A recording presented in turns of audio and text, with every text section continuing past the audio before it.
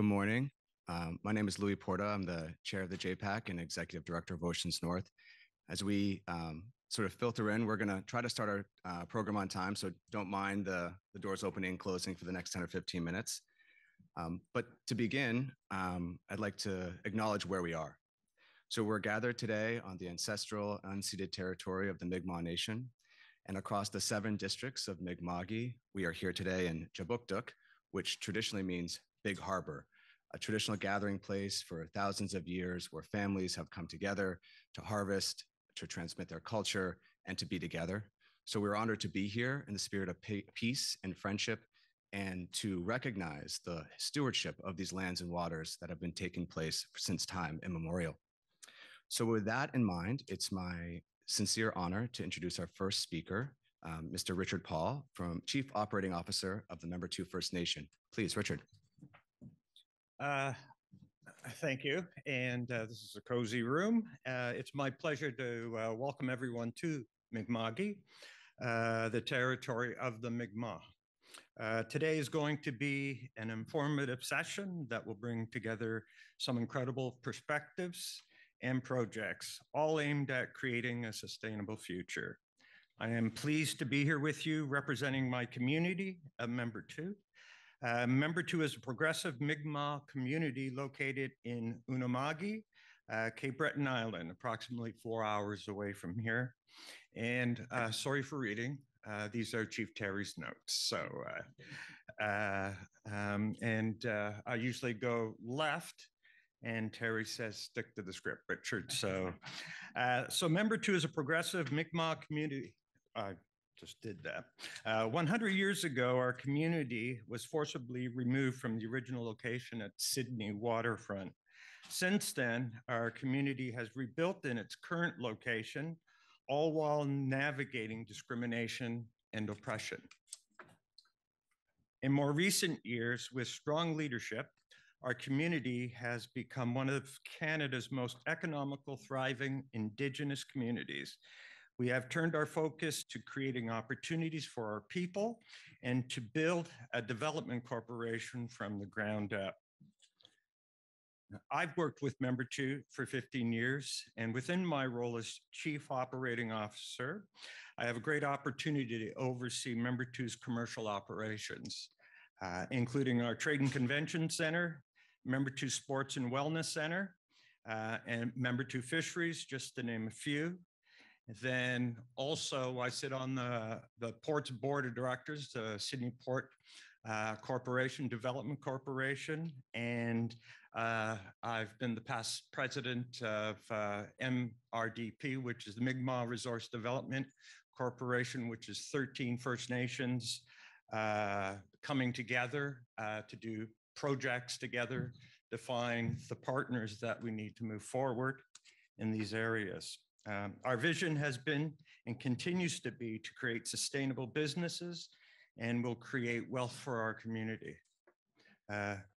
In following our vision, we also take a close look at the impact that we will have on the environment as we develop it. The Mi'kmaq and Indigenous people were this land's very first environmentalists. We take the role of being stewards of the land very seriously.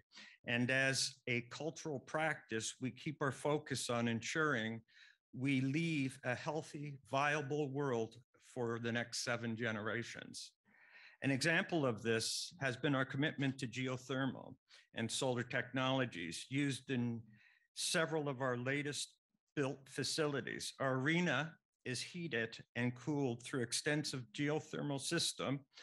Not only does this reduce the emissions annually, it also has been a cost-effective way to ensure our arena is generating more revenue for our community. We are also in the process of investing more solar panels for that facility. We finished an install about 2 years ago, and we have another install going on the same roof that will be probably 7 times greater than what we currently have. The Member 2 school also utilizes geothermal and solar capabilities. We're instilling in the young generation our young learners in the community the importance of being thoughtful in energy consumption. And it's interesting because I think it's the young people that are driving us and moving us forward. In the past, you say you're going to do something. Today, our youth are saying, so how are you going to cut less trees? How are you going to do this? How are you going to that? So they've been a part of everything we do. You're not supposed to say. In our mission to be leaders of the land, our most recent project is understanding how we can reduce emissions through our commercial fisheries. It's interesting because as Mi'kmaq, our tradition in fishing dates back thousands of years, but as commercial fishers, we're relatively new to the industry over the past 20 years. Prior to that, we didn't have access to the commercial fishery, and now we do because of the post-Marshall decision. Always with a lens on the environment, we're now working on a project with Oceans North to understand how we can electrify our fishing vessels. We're also exploring how we can be part of the greater solution and build electric boats within our fishing facility. In the long term, we see this as an incredible opportunity to reduce the fuel and current emission heavy output of fishing vessels and move to a greener solution.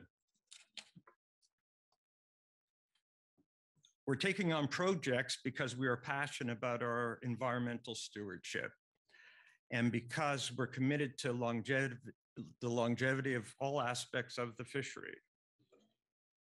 It's our traditional practice to only take what we need from the earth and be conservative of resources for future generations. On behalf of Chief Terry Paul, who wasn't able to be here with us today, myself and the entire team of Member 2, we are grateful to be here with you today and to learn and share. I wish you all a productive day ahead, and I look forward to speaking with many of you throughout the day.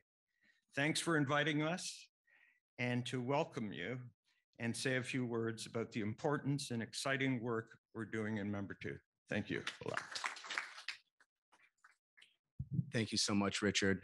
Very inspiring work that's happening in your nation, and we're excited to hear about it. Because we want to keep everybody excited, we're going to actually shift the program slightly, and we have two virtual addresses, one a federal address and then a provincial address, which because we're supposed to be in person and they're virtual, we don't want to lose our elected officials of time and attention. So we're going to shift that, and I will re-welcome you in a few minutes. So are we good with Andy? Okay, so now I'm very pleased to introduce Halifax's Member of Parliament, my good friend, and the Parliamentary Secretary to the Minister of Innovation, Science and Industry for Canada, Andy Fillmore. Andy, good morning. Really great to be with you, and Louis, lovely to see you. So as Louis said, my name is Andy Fillmore. I'm the Member of Parliament for Halifax. I also have the great joy of being the Parliamentary Secretary for Innovation, Science and Industry here in Canada. And I would have loved to have been with you all in person today, but my parliamentary duties are keeping me here in the capital.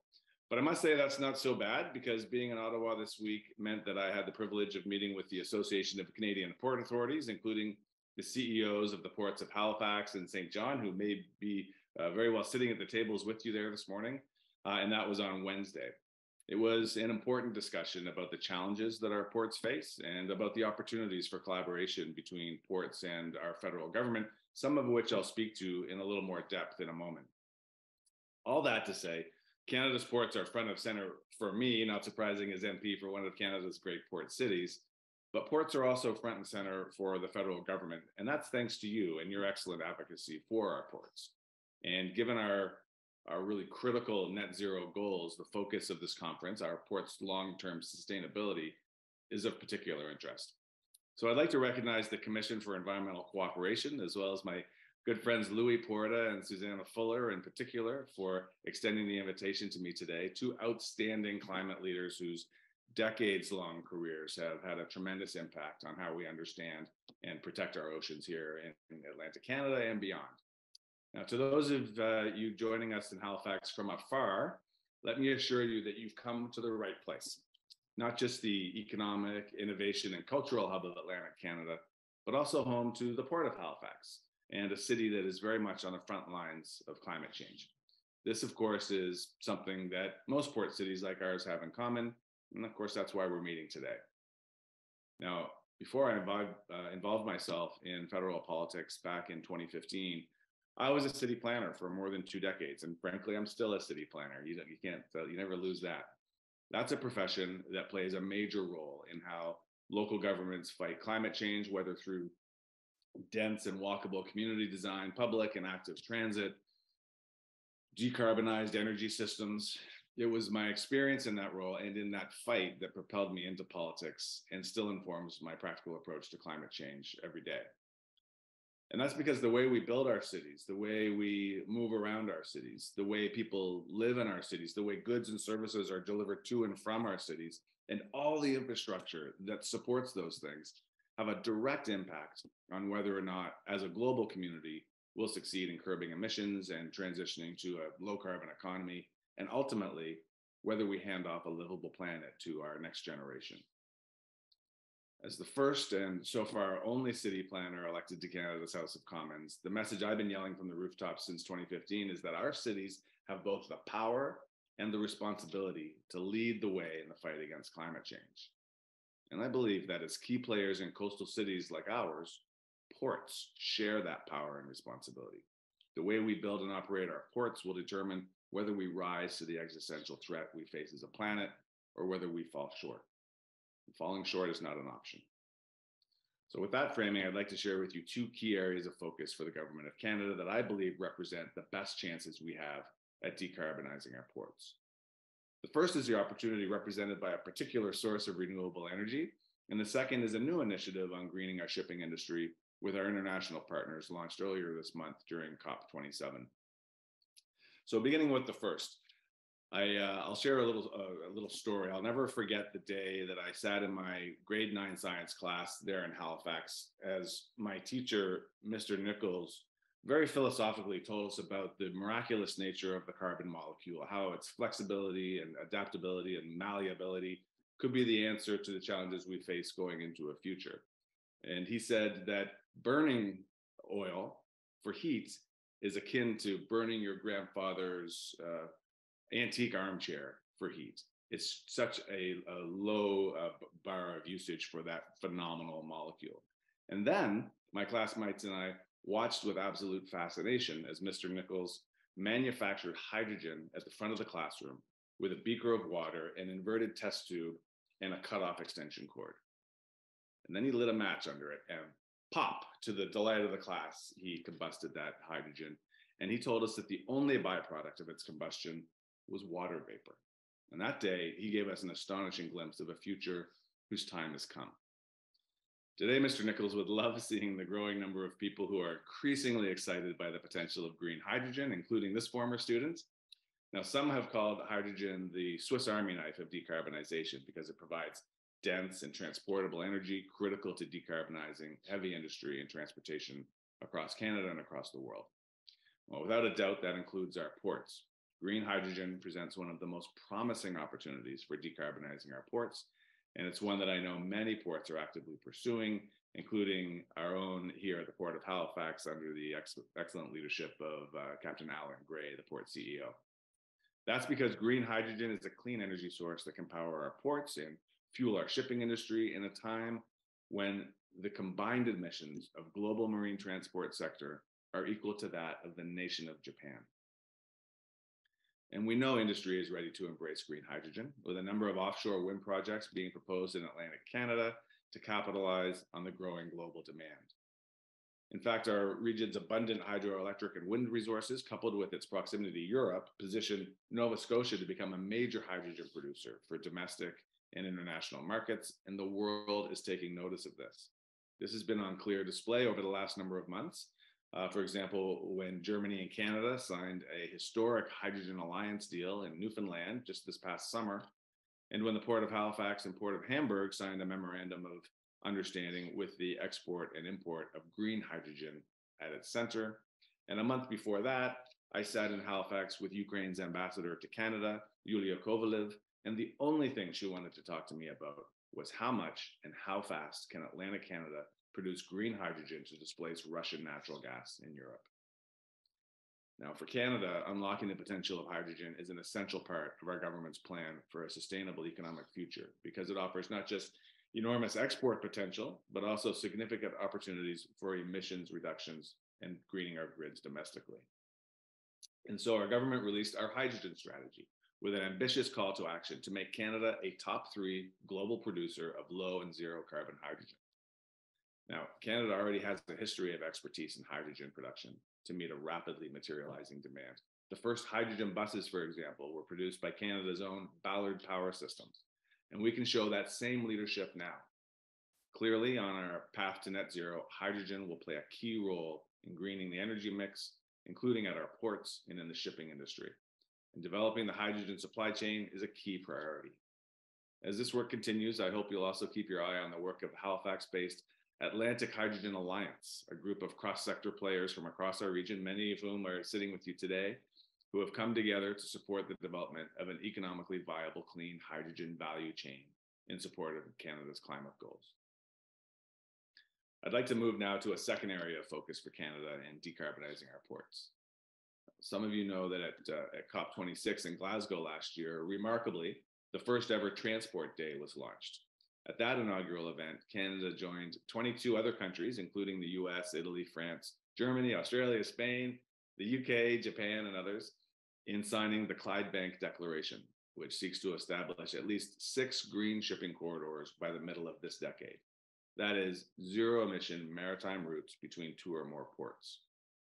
Participation of ports was central to the declaration. Y esto fue central para esta declaración por este papel tan importante. Y para el sector de barcos son muchísimas emisiones y esta declaración fue muy importante. Después en la COP27, Canadá tomó un paso hacia adelante al crear el marco de corredores verdes de Canadá.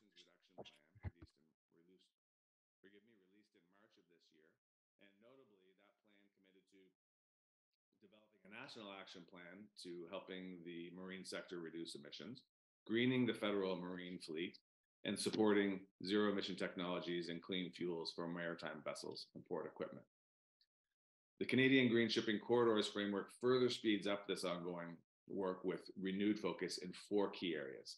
The first is providing a path to net zero for Canadian maritime and marine transportation sector by 2050 through the support for actions, technologies, clean fuels, and infrastructure that can be implemented at scale at ports, harbors, or on vessels. The second was reaching net zero by implementing global commitments at a local level by involving and integrating all parties in the development of the green shipping corridor ideas, including all levels of government, ports, harbors, terminal operators, ship owners, energy producers, and civil society organizations, and indigenous groups. The third was empowering industry to lead the move to net zero by bringing key stakeholders together, supporting innovation, and managing the regulatory burden to provide certainty to the sector. And finally, ensuring effective measurement and communications on progress through data collection and sharing information, because as we know, you can't manage what you can't measure. Now, with a tight timeline, the Clydebank Declaration seeks to create those 6 green shipping corridors by mid-decade. We're already moving fast to do our part. In fact, Canada and the US have already announced our partnership to facilitate the establishment of a green shipping corridors network in the Great Lakes St. Lawrence Seaway system. That's a major deal for 3,700 kilometers of route that contains more than 110 ports and through which more than 200 million tons of cargo travel every year. But we know we can't stop there. The Clydebank Declaration has a laudable goal, but the reality is that we need to go even further and as fast as we can to decarbonize shipping in North America and around the world. And that brings us back to why we're here today, for this incredibly timely discussion about decarbonizing our ports. I don't need to tell this group that there's a lot happening and that there's a lot more still to be done. But I do want to commend you all for putting your efforts into this work and for bringing together international partners to address these challenges together. Because after all, no one nation can do it alone. Thank you for your kind attention this morning. I look forward to hearing more about the outcomes of your discussions today. And please, while you're here, be sure to enjoy the beautiful city of Halifax. Thank you so much. Thank you so much, Andy. Good luck finishing the session, and we look forward to seeing you back home soon. Wonderful. So we've just heard a federal perspective from a local member of parliament from this side of the harbor. And now we're going to get an important provincial perspective from Minister Tim Hallman, Minister of Environment and Climate Change, who actually is probably looking right at us from the other side of the harbor over in Dartmouth right now. So it is my sincere honor to welcome Minister Hallman with us today. Minister, good morning. Well, good morning, everyone, and thank you so much for having me. And on behalf of the Premier of Nova Scotia, Tim Houston, he's asked me to extend his regrets and best wishes for a very productive forum. It's my absolute honor to be with you here this morning, to be able to serve as Environment and Climate Change Minister for the province of Nova Scotia. It is a huge responsibility, and it's such an honor to join with you in this conversation today on climate change, on decarbonization, and your role in helping us shift to our new energy future. So before I speak to climate change and the opportunities for ports, I wanted to spend a few moments to outline for you the Government of Nova Scotia's vision as it relates to climate change and sustainable prosperity. We're focused in this province on creating opportunities for everyone in harmony with our environment. And a key part of how we will succeed, it's through collaboration, including working with each and every one of you. I've had the pleasure of meeting with many organizations and leaders from across the province over the past year to hear their thoughts and ideas. And that's why opportunities like this today are so critically important. It's another chance to have those open conversations, to hear your feedback, and to discuss how we can work together. As a government, we are focused on attracting and growing innovative, sustainable, and clean businesses across our province. Businesses that are already here, businesses looking to relocate here, and the startups of tomorrow. When government, business, community partners, and our ports and the marine sector all pull in the same direction, we can fundamentally change the future of our province, and most importantly, the lives of people who live and work here. But to succeed, we must all recognize that our environment and our economy go hand in hand. One cannot succeed without the other, and the Government of Nova Scotia is committed to succeeding on both fronts. As you're all well aware, our ports are not only a critical part of our provincial economy, but our national and global economies as well. Every day, the activity that you are responsible for drives economic growth, brings goods to markets, and supplies Nova Scotians with the goods they depend on. Your role in global trade, the blue economy, our supply chain, fisheries, security, tourism, and many other areas cannot be understated. You are also, due to the nature and location of your operations and businesses, on the front lines of climate change. Your ability to adapt to and mitigate the impacts of climate change, as well as decarbonize your operations, is therefore essential to the national and international efforts on the climate crisis. Enhancing your climate resiliency is essential, not only from an economic standpoint, but for the quality of life, the people who live here and depend on you for. Too much is at stake for our ports not to address the issue of climate change and have robust strategies and plans in place to adapt to and reduce the impacts of climate change. Transportation represents about a third of Nova Scotia's total emissions. Decarbonizing your operations is also essential as Nova Scotia and the world transitions from fossil fuels to clean renewable energy with a goal of achieving net zero emissions by 2050. So look, your discussions today here are critical, not just to your sustainability and success, but to the province of Nova Scotia, to our planet as a whole. Accelerating action on this front is an opportunity for you to lead and create a strategic advantage for the future. As the Minister of Environment and Climate Change for the province of Nova Scotia, my mandate is to ensure my province has a plan to fight climate change. And it's my job to help to ensure we're ready. That's why, shortly after forming a government in the summer of 2021, we passed new legislation, the Environmental Goals and Climate Change Reduction Act. It has some of the most ambitious climate change goals in Canada. By 2030, we'll be generating 80% of our electricity from renewables. We have the strongest greenhouse gas emission reduction target in the country, 53% below 2005 levels by 2030 and net zero by 2050. This is an example of some of the bold action we need to take to ensure a sustainable future for Nova Scotia. But there's no single silver bullet for this. It'll take a suite of different solutions, all working in concert to achieve our goals and secure a bright, prosperous, clean future for Nova Scotians. So how will we get there? Well, we'll get there with you, our province's economic leaders, who also recognize the need and the urgency to adapt to today's climate challenges. The fact that you're here today tells me that you recognize that for every problem, there's a solution. And in every challenge, there's opportunity. That's the kind of thinking that fuels the creativity and innovation we need to overcome our climate challenges. And we know that when innovation and sustainability are at the forefront of our work, we can achieve great things together. Before the end of December, the Government of Nova Scotia will release a new climate risk assessment and climate plan for Nova Scotia, which will provide further actions and details on the current and anticipated risks, as well as the solutions we must all embrace moving forward. If you can find the time in the coming weeks to review these documents, I would appreciate your thoughts and ideas as to how we can further support your actions to reduce emissions, pursue new business opportunities, and become more sustainable. And that, after all, is the job of government, to support you and help you seize these new opportunities that are emerging.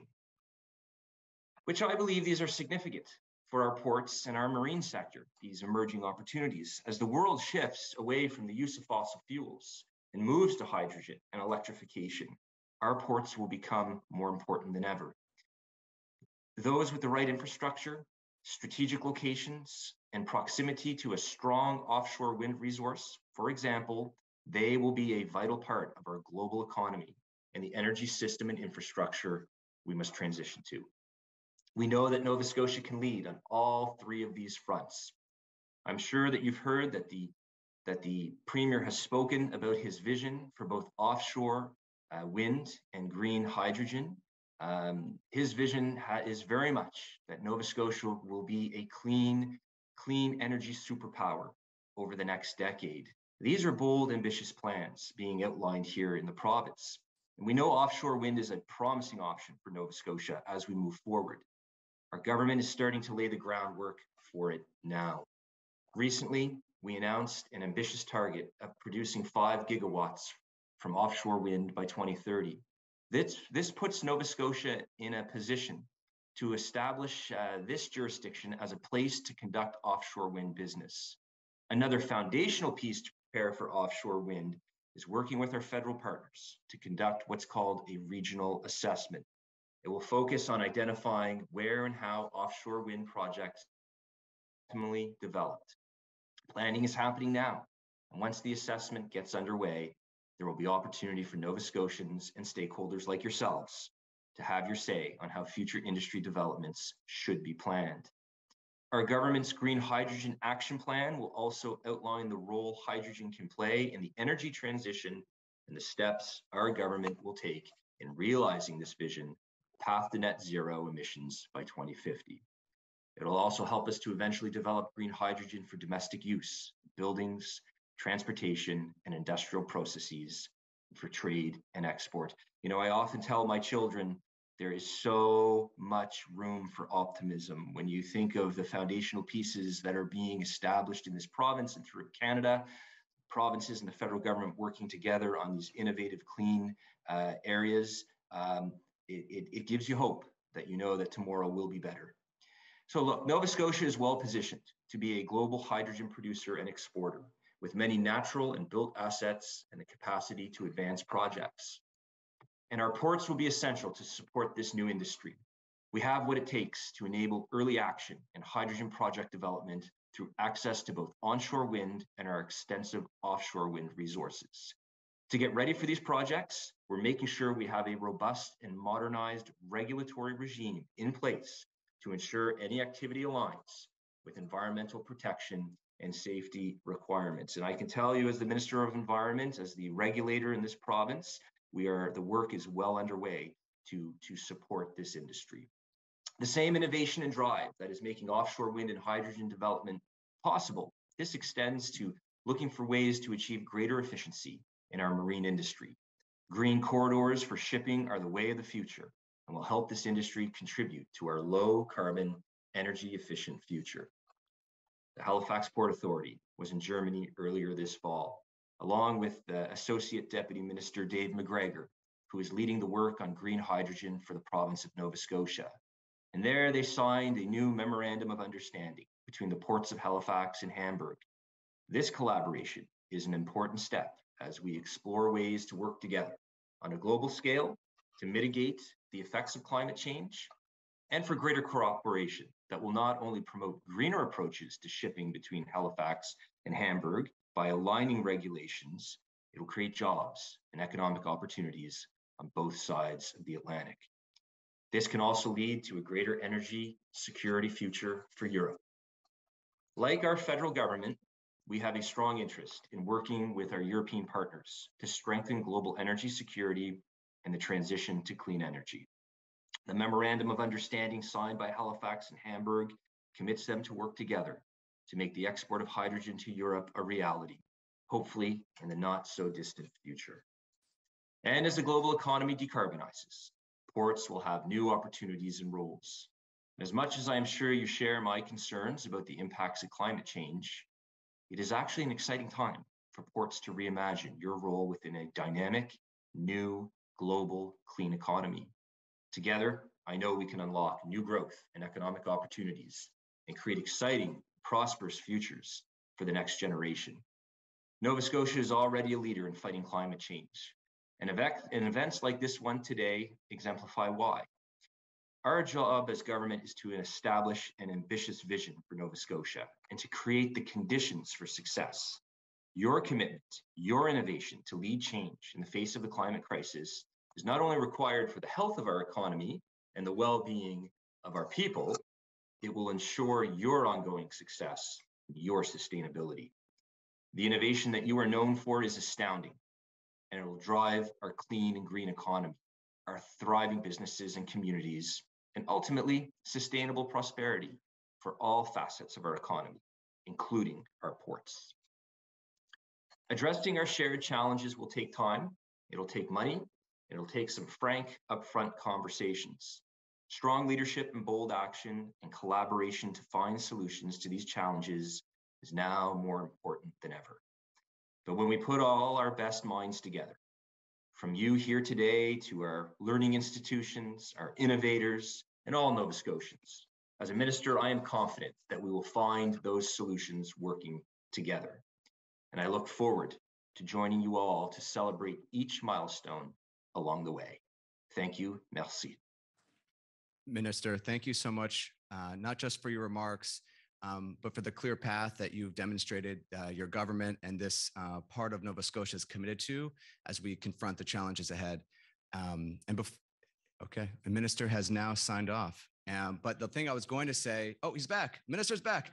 All right, he's back. That's great. Welcome back. The thing I was going to conclude on before thanking you and knowing that you've got a busy day ahead of you is to highlight something that in the fight for our future, it's not always common where you have different parties coming together at different levels of government to highlight the same outcomes and to be able to hold hands and support each other towards those aims. And so what I take from Minister Hallman and Parliamentary Secretary Fillmore's addresses is that we can do this, and there are many issues that we can work together on. And this is a great example of how right here in Halifax, Halifax Harbor is showing and leading by example. So I'd like to applaud you, Minister.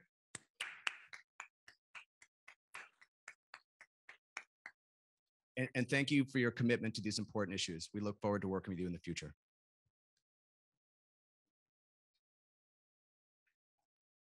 Okay, now the minister has gone again, and we'll see if he comes back, but I don't think he will. So we've sort of shuffled our program a little bit. So I'm going to amend my comments slightly because I feel like you've all been sufficiently welcomed. So welcome. And I'm going to begin by just saying a few things. First, this whole forum is designed to maximize engagement with people in the room, with people across Canada, the United States, and Mexico, people online, so that we can come together and we can listen as a body who have been appointed by Canada, the United States, and Mexico, the Joint Public Advisory Committee. We're supposed to listen, to be the eyes and the ears of our governments, of our ministers, so that we can bring forward what is happening, what we're hearing, and solutions that our countries can independently advance and can collectively realize. So to begin with, I would just like to have each member of the Joint Public Advisory Committee just stand up and introduce themselves so that you can each see who they are and can find them throughout the day and the days to come. So I'm going to begin with Esteban. Esteban? Muy buenos días.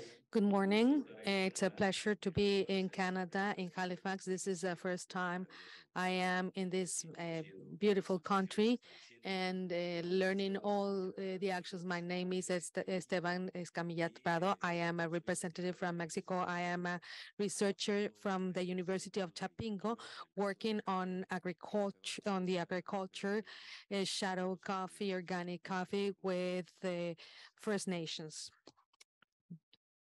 Thank you, Esteban. My name is Bob Varney. I'm a U.S. JPAC member and am president of an environmental science consulting firm that does a lot of work in the energy industry, things like onshore and offshore wind and solar and hydro and the greening of our economy. Prior to being in the private sector, I was a EPA regional administrator for EPA New England, covering the 6 New England states. And before that, I was environmental commissioner for 3 governors in the state of New Hampshire. And during that time frame, I worked very closely with Nova Scotia and the other eastern provinces through the New England Governors, Eastern Canadian Premiers Environment Committee, where we developed a climate change action plan and also worked on a number of other environmental issues that resulted in action among our states and provinces, but also affected nationally. And also worked as an original member of the Gulf of Maine Council on the Marine Environment. So I have a long history and fondness of Nova Scotia, appreciate the hospitality here. It's always wonderful to be in Halifax and in the province of Nova Scotia. And we have many, many great memories and things that we're very proud of and working together on. Thank you. Thank you, Bob. Pedro. Pedro Moctezuma de México. My name is Pedro Moctezuma from Mexico. It is a great honor for me to be here. I learned to love Canada in 1966. I lived in Saskatchewan for a year. I lived in Vancouver as well, and then in Quebec. But I had never been to this east section. I am very happy to be in Halifax. I'm the coordinator for the program of sustainability from the University of the Metropolitan University with a sustainability project at the toe of the volcanoes Iztaccíhuatl and Popocatépetl, we've been working on biodiversity, solid waste, agroecology, sustainable economy, animal production, everything linked to processes where the communities play a major role. If we do not build on sustainability individuals and policies, then we will not be able to enforce any policies. I am here to learn, and I'm very honored and happy to be in this event. Thank you, Pedro. And then we have Alfonso is joining us online from Mexico as well. Alfonso, welcome.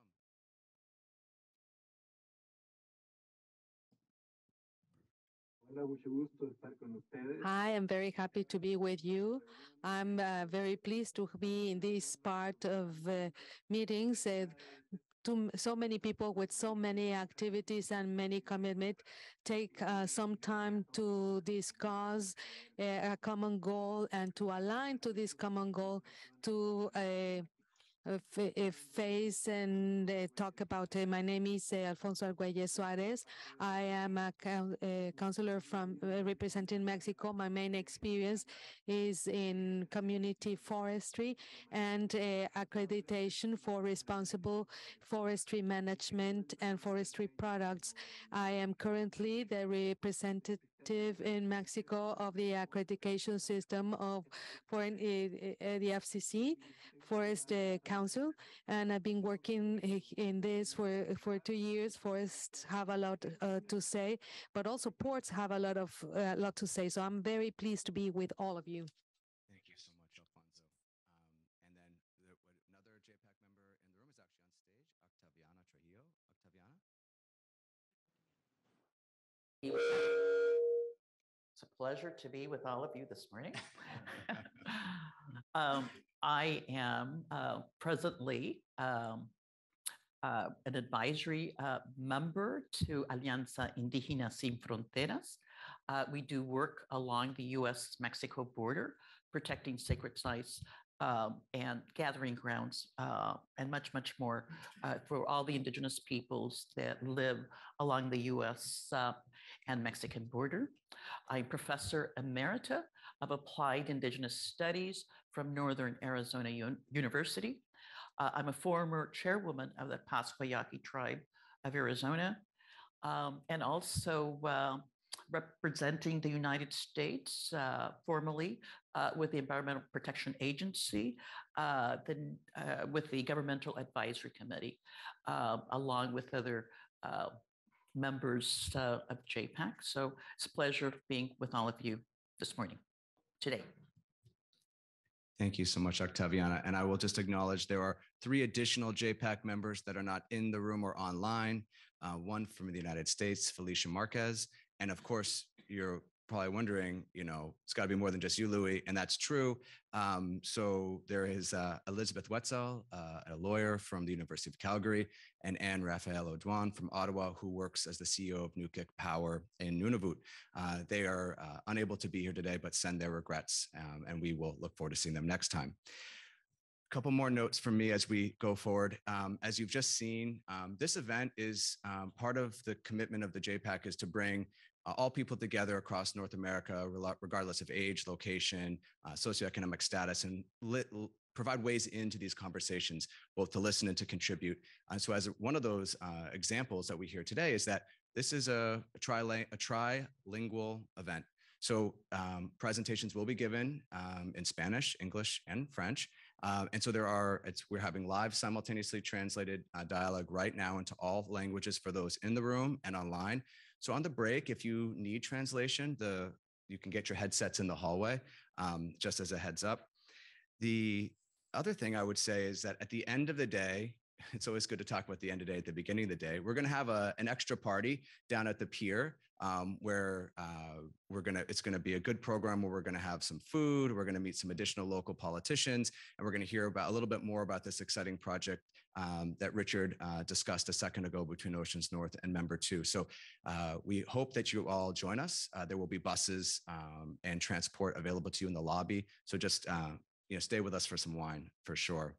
And I guess the last thing I would leave you with is that,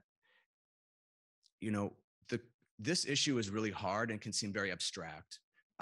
And so my hope is that today, as experts in the room and around the world, that we work hard to let people in to this conversation in simple ways, and to make these solutions real for one another so that they can engage and change people's lives in the way we've heard our both members of parliament describe earlier. And my last hope is that we work hard to, at this balance, the intensity of the issues facing us, which are real and need acute political action, alongside the fact that at a day-to-day level, we also have to inspire hopefulness in each other so that we have what it takes to meet the moment that we find ourselves in. And so I think with that, I'm going to move on and welcome, hopefully a good East Coast welcome, to the newly minted Executive Director of the CEC, Danielle Taliant. Danielle, please welcome. Thank you, everyone. It's a pleasure to be here in Halifax. Thanks for hosting us, Louis. Thank you all for coming. The JPAC members, the traditional ecological knowledge experts that are present today, private sector groups, civil society. I'm the new executive director of the CEC. Just started about 2 or 3 months ago. And I'm going to start with just a single question for everyone. I want you to think about this question and how you relate to this issue, which is, how far back can you imagine how life was? Is it your grandparents that have told you a little bit about what it was like when they were active, or your great-grandparents, or even the indigenous leaders that are here that have a different perspective than most of us? How far back can you imagine what life was like? Well, the reality is that about 20,000 years ago, there was about a mile of ice over most of Canada. Think about that. Think about how the Earth was 20,000 years ago. Well, I am sure you can't imagine that. You cannot imagine what life was like 10, 20,000 years ago. I just came from COP27 in Egypt, where we all of a sudden have an enormous anxiety about this changing global environment. The Earth goes through natural cycles of change. Ice ages are about 100,000 years long, far beyond our imagination.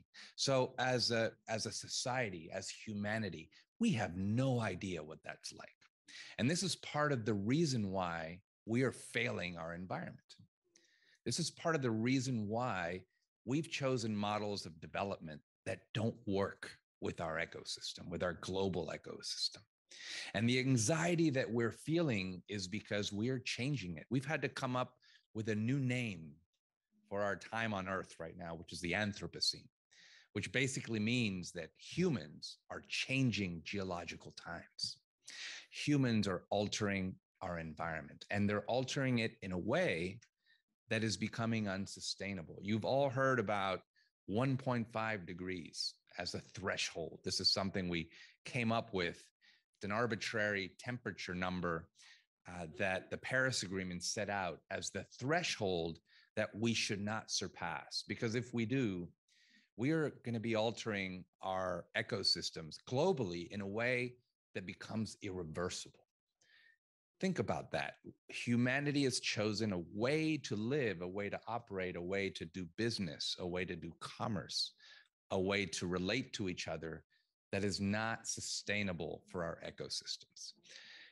It's always been a surprise to me that if you look at a map, Canada and this part of the world is, very similar in latitude to parts of Europe that are not used to dealing with 30, 40 degrees below zero. And as we alter our ecosystems, we create environments that are no longer tolerable for a large part of our communities. This is what we are sensing. And if I noticed something at COP27 in Egypt, it's the collective realization that we're on the wrong path. We're not doing things correctly. We're not on a pathway to keep to 1.5 to avoid those irreversible tipping points. Irreversible tipping points means that we can no longer fix the problem that we've created. Places become too hot. Storms become too strong and too frequent. Droughts become too intense. Our forests are collapsing. because we're not stewarding our environment in the way that we should. So this is the question we face today. How do we change? How do we find a different pathway? Decarbonization alone isn't enough. We can get rid of all CO2 emissions right now, and the planet continues to warm. And it does so because CO2 remains in the atmosphere for hundreds of years. So decarbonization is necessary in the long term. It's a marathon that we have to run because carbon dioxide emissions are not sustainable in the long term at the rate that we're emitting. But we have to do other things as well.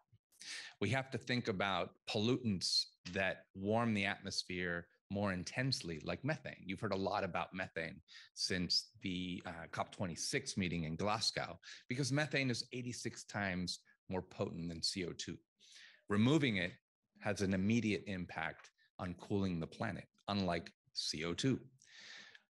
Black carbon emissions, very important to the northern parts of the world, to this part of the world, to the Arctic. Black carbon emissions are terrible for glaciers. They accelerate glacier melt as soot is deposited on glaciers. The Arctic is warming 4 times faster than the rest of the planet. And so we need to stop the emission of black carbon. And this also has an enormous impact on human health. So this is, addressing black carbon emissions are going to be very important to addressing air quality, quality of life, and health. Refrigerants, something important to ports also. Refrigerants can be thousands of times more polluting than CO2. So we have to think about more than just CO2. We have to think about the relationship between emissions and air quality. I think that's an important linkage we need to think about. Oftentimes our governments and our ways of doing things are siloed into compartments or into ministries where one sector of society addresses industrial emissions or air quality, but is not addressing health and is not addressing other aspects of the complex nature of our lives. And so we need to think across ministries. We need to think more collectively. We need to act quickly. 2050 net zero, that's not fast enough. We are probably going to be surpassing 1.5 and tipping points in the next few years. So net zero by the end of century, not good enough. Net zero by 2050, not good enough. We need to think about more immediate emergencies that we have. We need to get to net zero by 2050, but there are things that we can do before that. The Commission for Environmental Cooperation is a place where we can share experiences. It's a place we bring 3 countries together, 3 important countries, important in terms of emissions, but also important in terms of solutions. So I think this place where we bring governments together with civil society, with indigenous leaders, is a place for discussion, but it's also a place where we can advance action. One of the other things that clearly comes out of recent global gatherings is the importance of indigenous approaches. I've said it earlier today, and I've repeated a lot. We finally figured out that indigenous communities, they had it right. They have a different approach to nature. And so bringing that perspective into the solutions that we're coming up with is very important.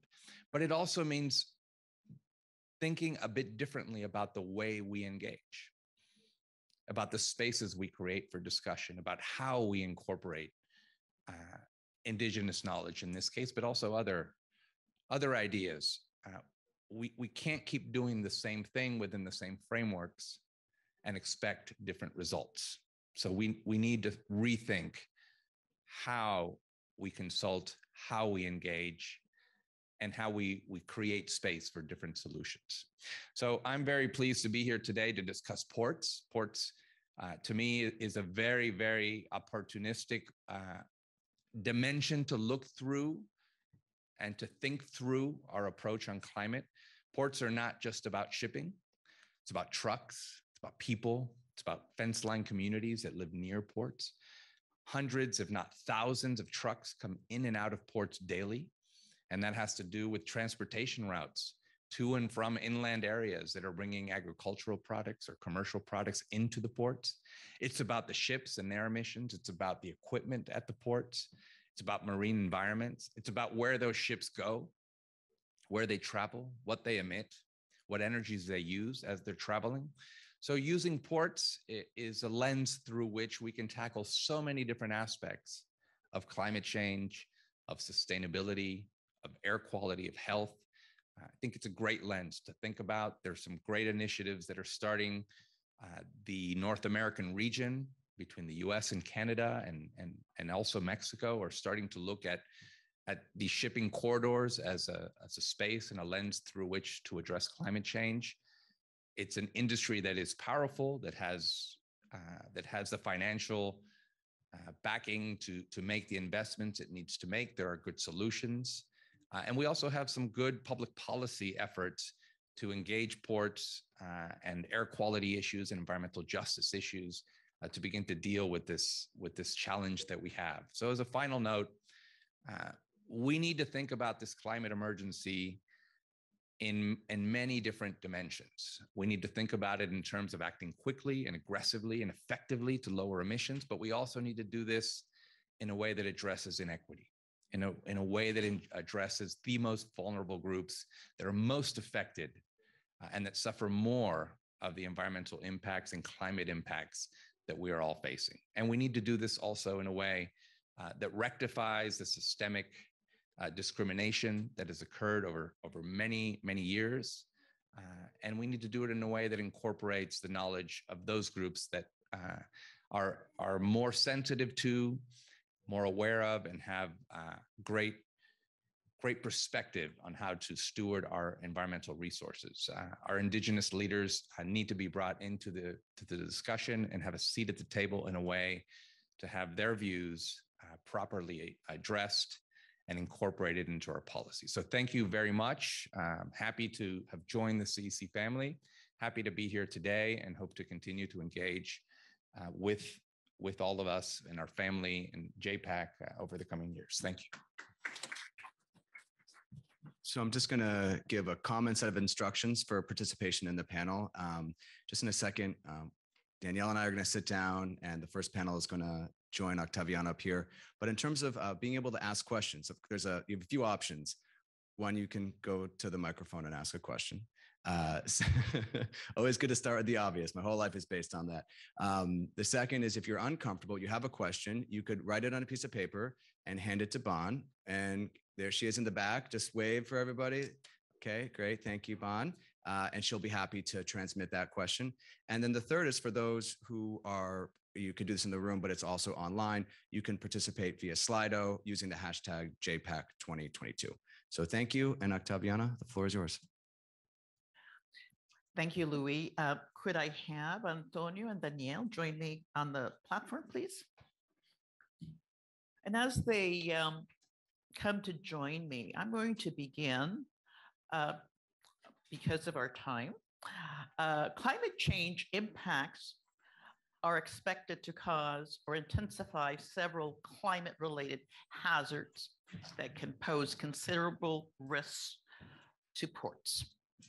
At the same time, ports themselves are a source of GHG emissions and local air pollution that impact not only the climate, but also near port communities, many of which suffer from multiple sources of pollution. During this session, invited speakers will discuss the many social and environmental facets of port activities, as well as their potential role in climate mitigation, whether linked to port operations themselves or how they can contribute to global emission reduction efforts. So we do have a very distinguished panel. I will begin by introducing them. Antonio Santos is the Federal Climate Policy Director. He's to my right at the Pacific Environment, based in Washington, D.C. He brings over 20 years of federal and state regulatory experience. Previously, he worked with the Manufacturers of Emission Controls Association a nonprofit trade association of the world's leading manufacturers of emission control and efficiency technologies for mobile sources, where he served as technical expert, convener, and advisor for industry stakeholders, government agencies, and environmental justice groups on federal and state air quality laws, regulations, and programs. Joining us also is Orlando Cabrera Rivera. He is with us, as you can see, he is in Montreal. He is head of the Environmental Quality Unit at the Secretariat of the Commission for the Environmental Cooperation. He oversees the development, planning, and implementation of North America-wide environmental quality projects and initiatives, and capacity building efforts under the CEC's cooperative work program related to air quality, climate, chemical management, pollutant releases and transfer register systems, and environmental health. Daniel Dejanay has been Vice President of Port Performance and Sustainable Development at the Port of Montreal since 2022, overseeing the following departments: environment, land use planning of port territory, business intelligence and innovation, marine operations, and port protection and operational continuity. He has over 30 years of shipping industry experience. At the heart of his vision, he aligns the pursuit of excellence, efficiency, and innovation with a commitment to sustainable development and active involvement in the community so as to maintain dialogue and popularize port activities. So I have a series of questions for the panelists, and I'm going to begin with a question to Antonio. Pacific Environment has been developing several initiatives and campaigns related to ports and maritime transportation. Could you share some of these and explain why Pacific Environment decided to focus on the sector? Hello. Thank you, Octaviana. It's great to be here. It's great to meet everyone. My name again is Antonio Santos. I am with Pacific Environment. They are Federal Climate Policy Director.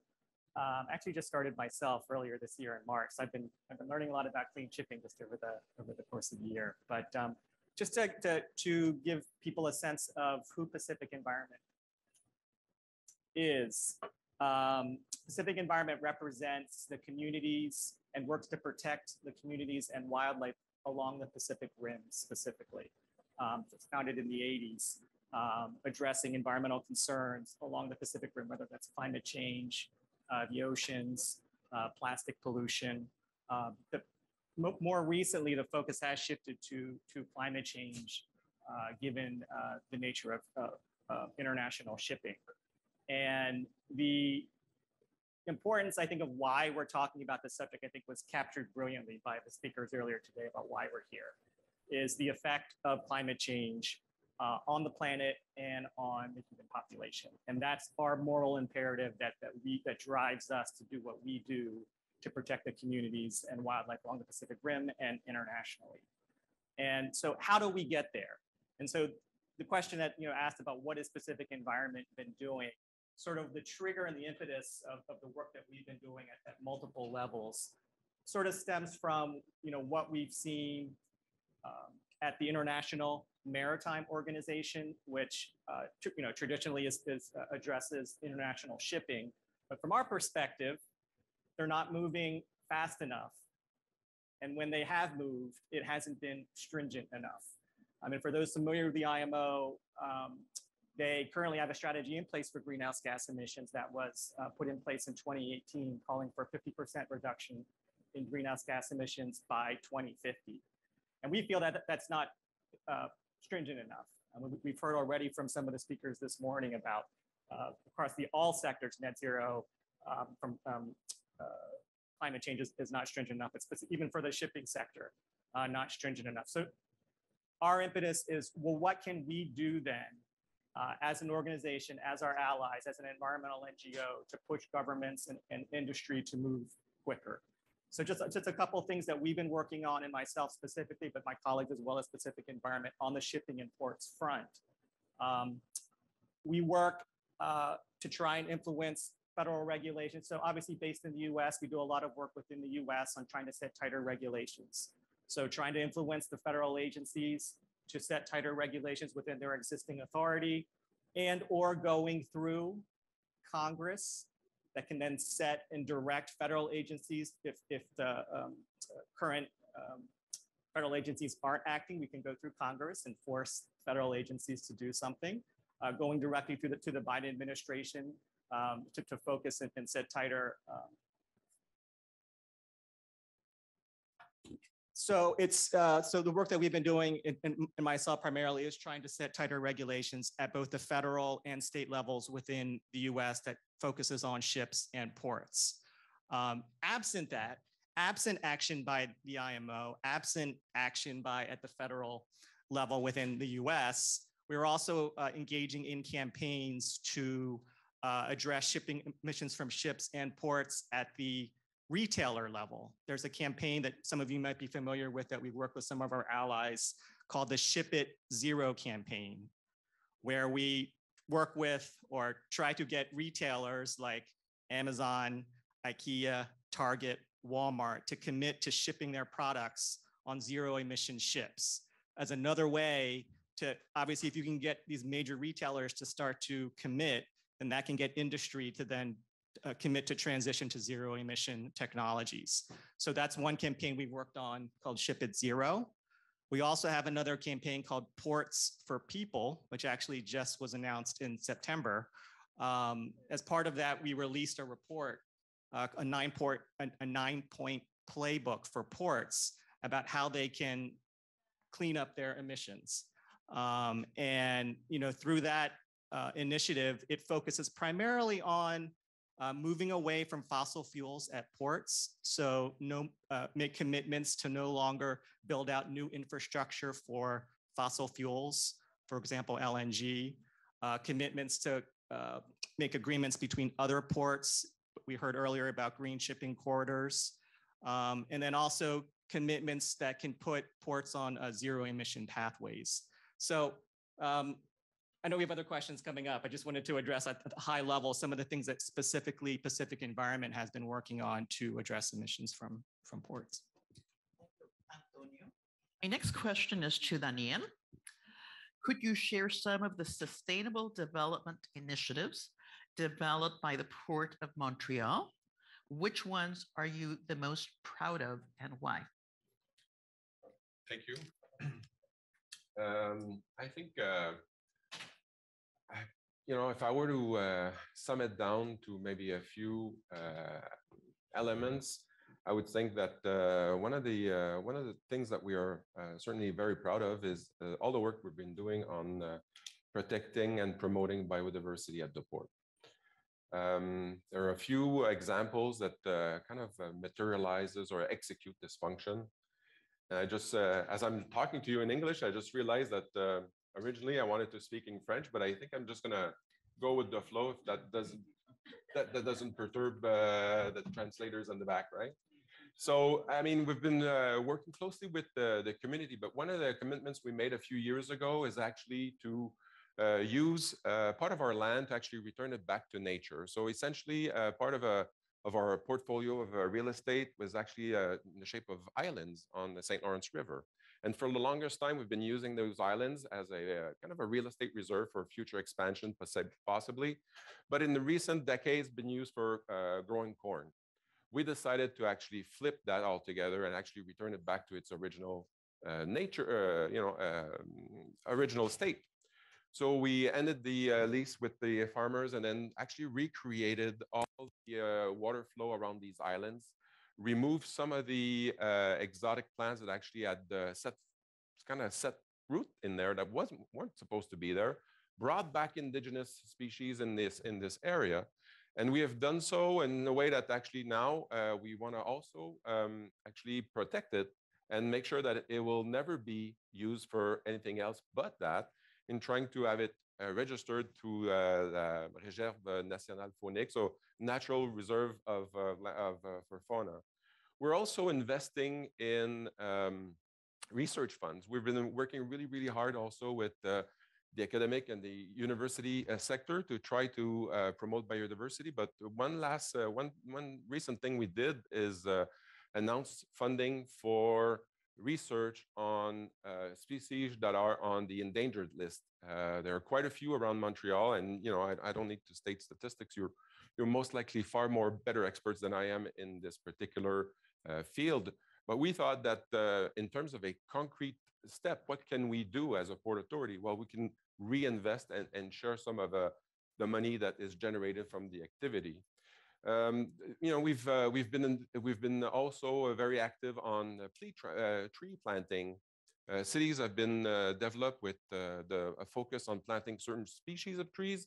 They are more susceptible to catch a disease, and then suddenly, 1/3 of your trees go out, and because they're affected by a specific bug or specific. So we've been planting trees. So we actually concluded this year 2,000 trees over the last planted 2,000 trees in and around the port. We're also very active with the social groups also on the St. Lawrence River, not just within the confine of the Port Authority, but we see ourselves extending all the way down to the St. Lawrence River, to the Gulf and the ocean. So for that, we're actually active with the Fonds d'Action Saint-Laurent, where we're investing, but we are also boots on the ground, working with them to actually restore shoreline, clean up shores, replant, return to its original state.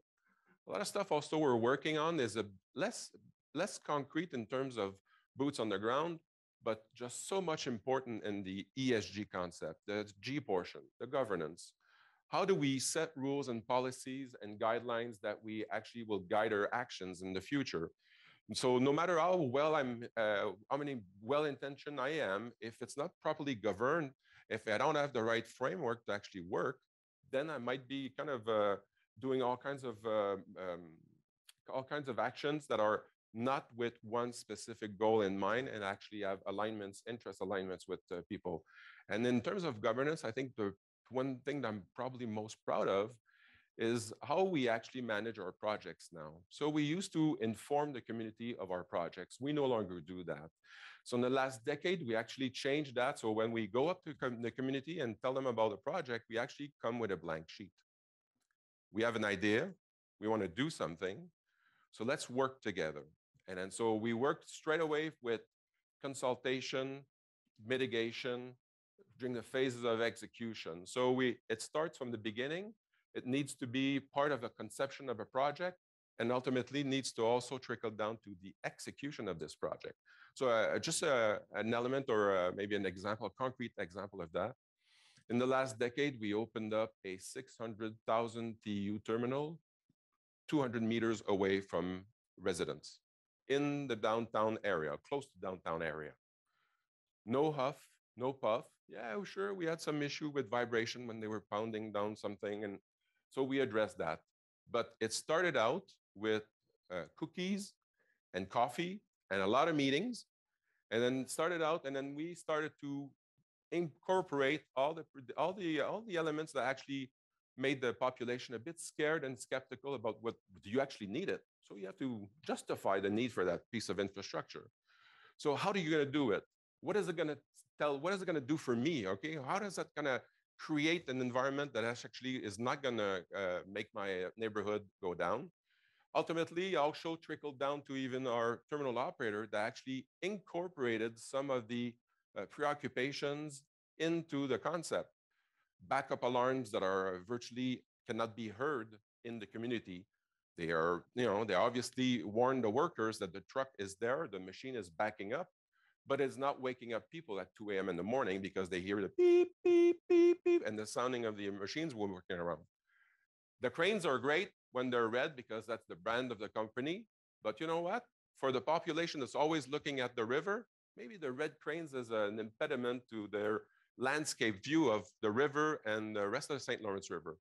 So the terminal operator actually decided to forego branding his own crane to painting them gray so that they kind of mellow out into the horizon. So those are some simple moves, but they actually go a long way in trying to really illustrate how you can actually cohabitate and co-create projects together. And that's really the challenge of the future, is co-creating. Gracias. Merci, Daniel. Thank you so much, Daniel. I'm going to now ask a question to Orlando. Orlando is joining us virtually. Orlando, can you provide an overview of previous CEC work on this topic? All right.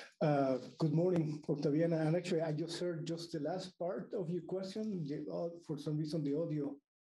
I can repeat it, yes. Please. Can you provide an overview of previous CEC work on the topic?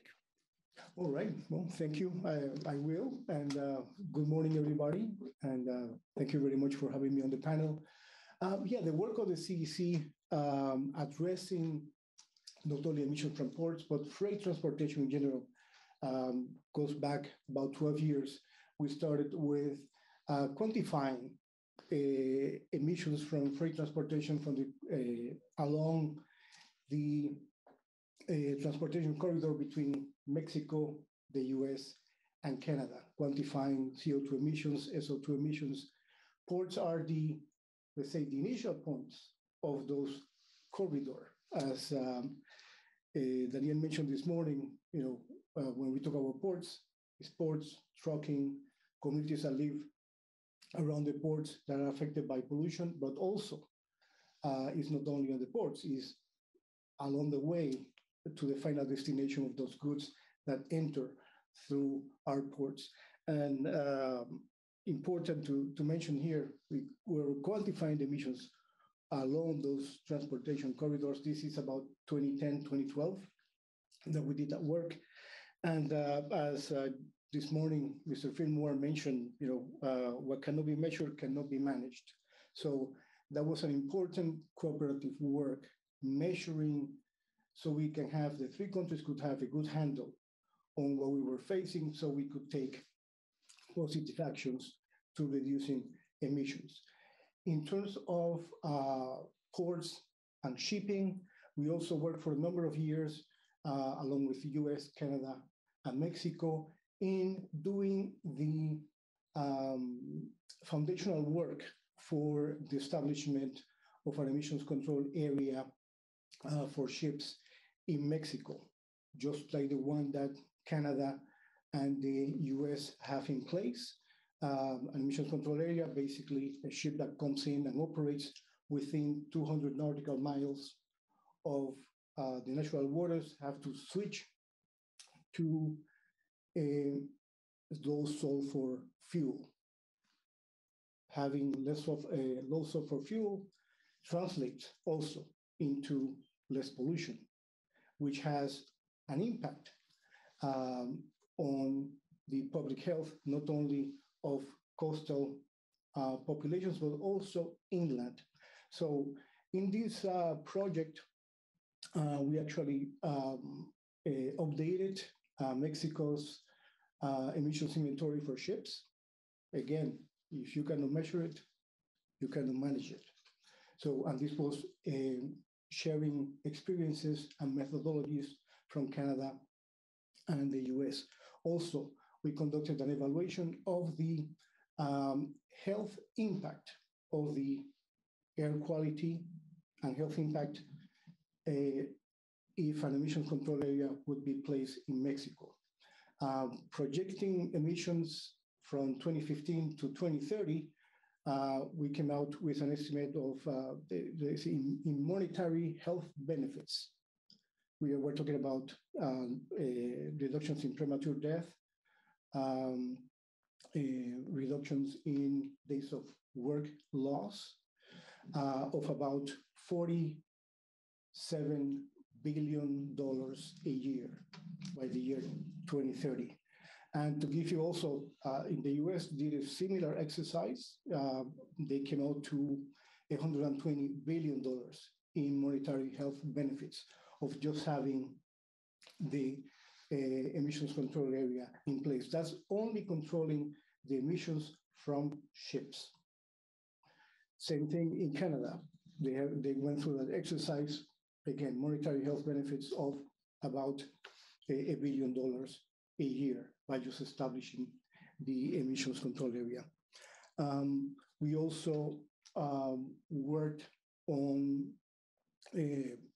well, we conducted consultations with shipping companies. They're very interested in this type of work because they operate in the 3 countries. So for them, it will be convenient to have a similar business framework, you can say, a regulatory framework in the 3 countries. We also, as part of this project, working exchanges best practices for port operations. So all this work has been documented. Reports are available on our CEC website, and I'm happy to say that the results of this work has been used as background documents for a number of ongoing activities in the 3 countries regarding emissions from ports. Gracias. Now, this question is directed to all of you, and try to keep your comments brief, because I would like to give the audience time for them to ask you questions. So this is to all of you. From your perspective, what role can ports play in climate mitigation? What are the biggest challenges and opportunities? So I'm going to begin with Daniel. Les ports jouent un rôle, donc vous me demandez de put your headphones if you don't understand French. Donc, les ports jouent un rôle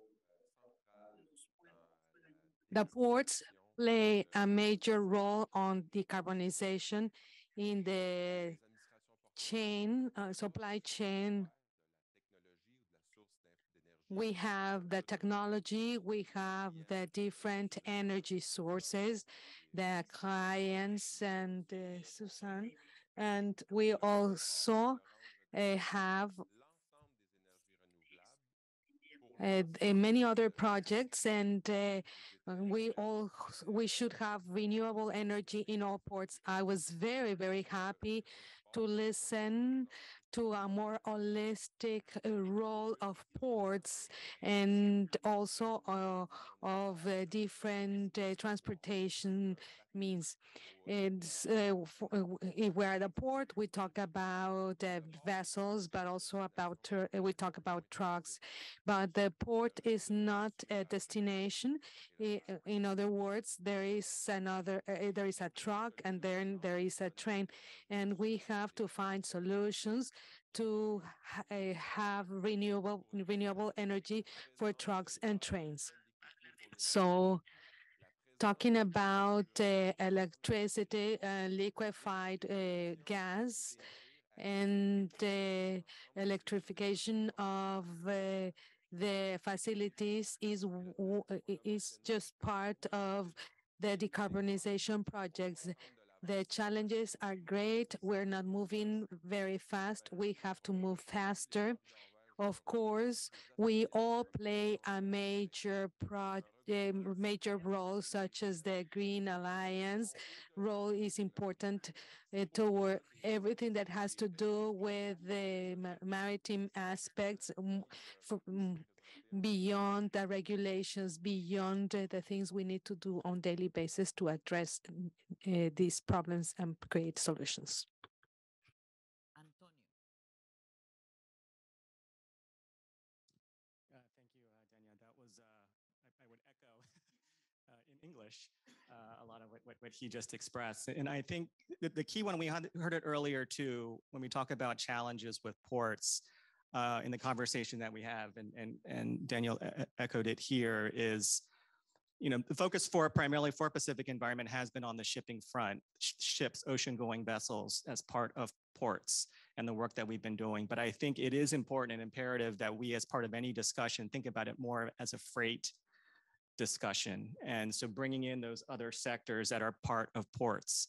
So the cargo handling equipment that is on the port itself, the diesel cargo handling equipment, and to talk about transitioning that to zero emission, whether that's electrifying the cargo handling equipment or using some sort of fuel cell technology, important. But then, of course, there are challenges anytime you start talking about this transition, is not just the vehicles themselves, the ships, but the infrastructure that comes with it. So both from shipping, the bunkering of zero emission fuels, moving away from bunkering of fossil fuels at ports, but investing in zero emission infrastructure for ships. But as well, when you're talking about cargo handling equipment, you can't just have an electric cargo handling equipment or drayage trucks. You have to have the infrastructure in place as well. And so that's something that we've heard as Pacific Environment when we've talked to ports, when we talk about potential tighter standards and policies is, we understand the potential pathways, but what about the funding mechanisms that can allow us to purchase these technologies or build out the infrastructure? So some of the conversations we've had, not just with the ports themselves, but with federal officials is about the public funding side. So when we talk about the challenges again, I think in concert with any type of technology forcing policy, which I think is the most important as part of what can affect the most change, is having in parallel some sort of funding mechanisms, whether that's through existing federal programs.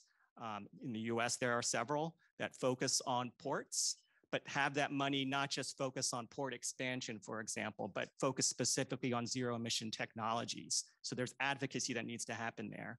Or even at the congressional level, going back to Congress and having them create a whole new fund, a dedicated fund that gets funded every year through appropriations that can be specifically directed, for example, towards zero emission vessels. So I think funding is a big part as well, Octaviano, when we talk about these challenges for ports moving forward, but tied into the greater narrative of it's all about, freight that all meet at this one hub that create this hotspot. So not just for ships, but trucks, cargo handling equipment, aviation, locomotives. So there's certainly a challenge. Orlando. All right, thank you. And my perspective is more on the cooperative side of things amongst the three countries. And as actually Mr. Fillmore said this morning, a lot is going on and we cannot do it alone. And Daniel just mentioned a lot of the work that he's been doing on renewable energy in ports. And this is information that also we heard during our work on the emissions control area, working in Mexico, US and Canada. For example, in the port of Los Angeles, you have the Toyota terminal that had a demonstration project basically electrifying the whole operations using hydrogen cells, using renewable natural gas. And those experiences and those types of projects need to be also shared with the other ports, with the other countries. And I think that we need to create the space to be able to exchange those success stories and approaches to decarbonization of the port operations. Question is, again, for all of you. Where do you see opportunities for collaboration at the North American scale? Who needs to be involved? I'm going to go to Antonio.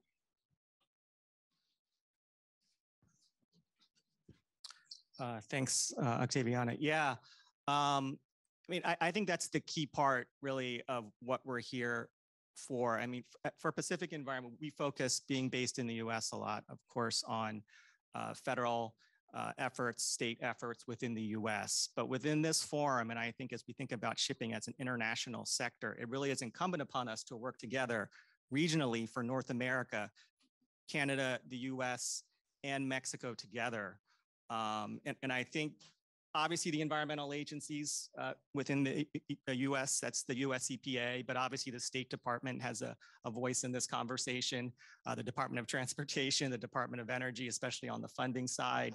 I think I'll use this opportunity now really just to make quick 3 points in terms of where I see in terms of an alignment amongst the 3 countries, in terms of what we see is what really most important to have the 3 countries, the 3 environmental agencies to be aligned. And one is, as we've talked about earlier, is about moving away from federal funding and for fossil fuels at ports in terms of bunkering. So shifting away from the use of LNG or no new fossil fuel projects. So either funded by the federal government or if there was an environmental plan within a port to put in place new bunkering for fuels to move away from the use of fossil fuels. So in a commitment where we align as 3 countries to recognize the importance of, super pollutants, methane, black carbon, and specifically LNG, and move away from the use of LNG at ports, 1. 2, to have a commitment from the 3 countries that recognize that we heard earlier about the 1.5C pathway and the importance of that, and how we align as 3 countries on this issue, that equates to setting a specific target in the future where ports will be 0 emission, 100% reduction from where we are now in the future, a commitment amongst the 3 countries, amongst the 3 agencies. We feel that specific environment, that's in the 2040 timeframe, even more stringent than what we've heard at the international level where we've talked about 2050. And then last, and this I think really is the most critical for this audience and what we're talking about, is a commitment at the port level that when ships are at berth in ports, that they be 0 emission effectively. So either dock with shore power while they're at berth, or be already a 0 emission vessel, getting a commitment amongst the 3 countries, the importance of that. And I want to highlight that especially because that provision I think is very important because it really goes after the effects of ship pollution on port adjacent communities while ships are at berth. And as we know, and we'll hear a lot more later today about the environmental justice angle, but the people of color, working class communities that are near ports. So if we can get the 3 governments to align, to commit, to set some standard, ideally, and this is something that has already been covered within California with their at-berth regulation. So it's already in existence.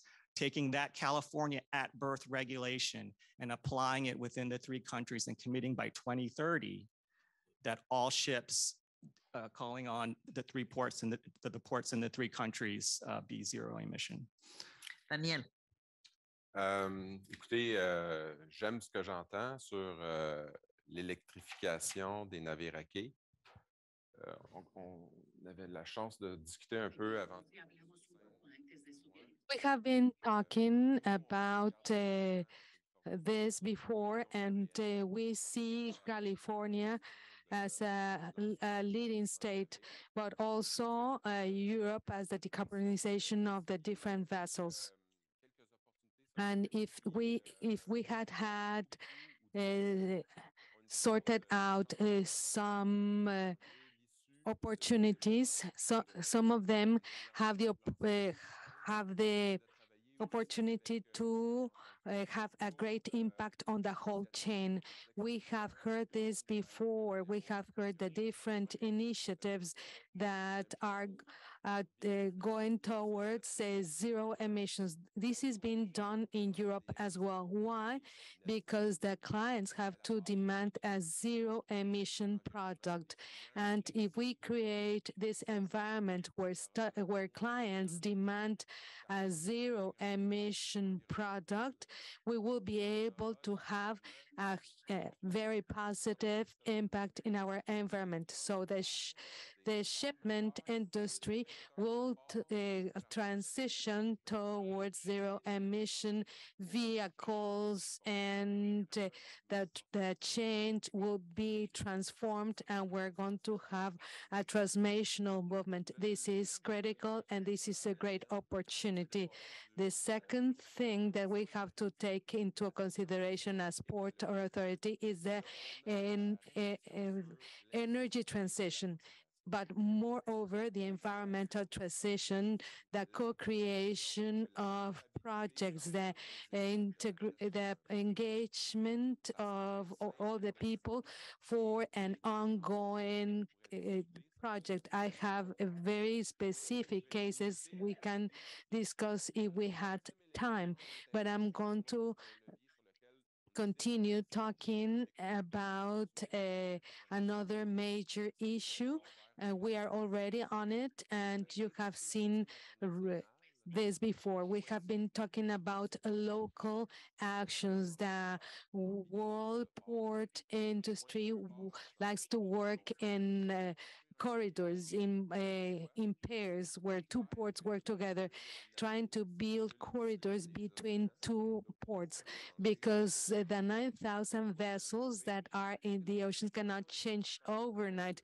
We can regroup them because if there is a fossil fuel available, they will continue using these type of fuels. But if we start switching to other types of fuels, we will be able to continue working on green corridors. For instance, in Montreal, this is just an example because we want to have the availability of these products. We have to start somewhere. We just enter into an agreement regarding green ports. And we can also enter into agreements that are focused on domestic corridors, domestic green corridors.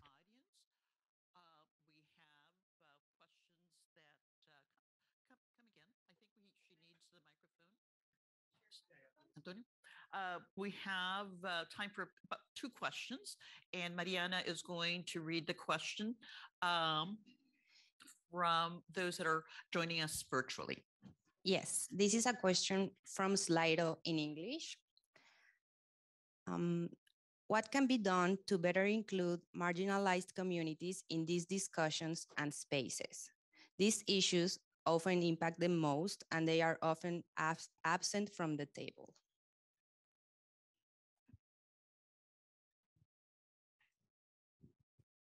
Yeah, thank you so much. That's a great question. And I know we'll be covering that this afternoon a little bit with the environmental justice panel. I don't want to take too much from that, but this is something that's near and dear to Pacific Environment SARS, and I think to many in the audience about getting the involvement from local communities that are directly impacted by emissions from ports and ships, or indigenous communities like along the coastlines or in small developed countries. But I totally agree that being involved in whatever process that a government agency puts in place to develop a plan or a policy, that these communities need to be involved at every step along the way. And I'll even get very specific. It's when you hold a public hearing, you need to give enough advance notice so that people have the time, to actually attend that hearing. You need to have one, should have one during the day, but you should probably also have one in the evening so that people can actually attend the session. So that's just a very simple one. But I think there's also more of a general, I think, mindset that needs to come about from when we think about involving communities in these conversations, that there's the informed and academic and experience that goes into the development of the rule makings and the technologies. But let's not forget about the lived experience for those who actually have to live, through the pollution that's being in their communities. And that is just equally as valuable of experience that can be conveyed in a collaborative setting between the communities and the federal governments and industry and other stakeholders. So I think there's that recognition as well. But it's very important, I think, at every step in the process, whenever a federal government is considering a policy, especially in this case for ports, that they involve the local community at every step along the way, and make it as easy as possible for them to be able to put in their comments. If there's anyone in the audience, please come to the mic. We're going to go, while you go to the mic, for anyone that wants to do this, ask a question, Mariana will read the next question. Sure.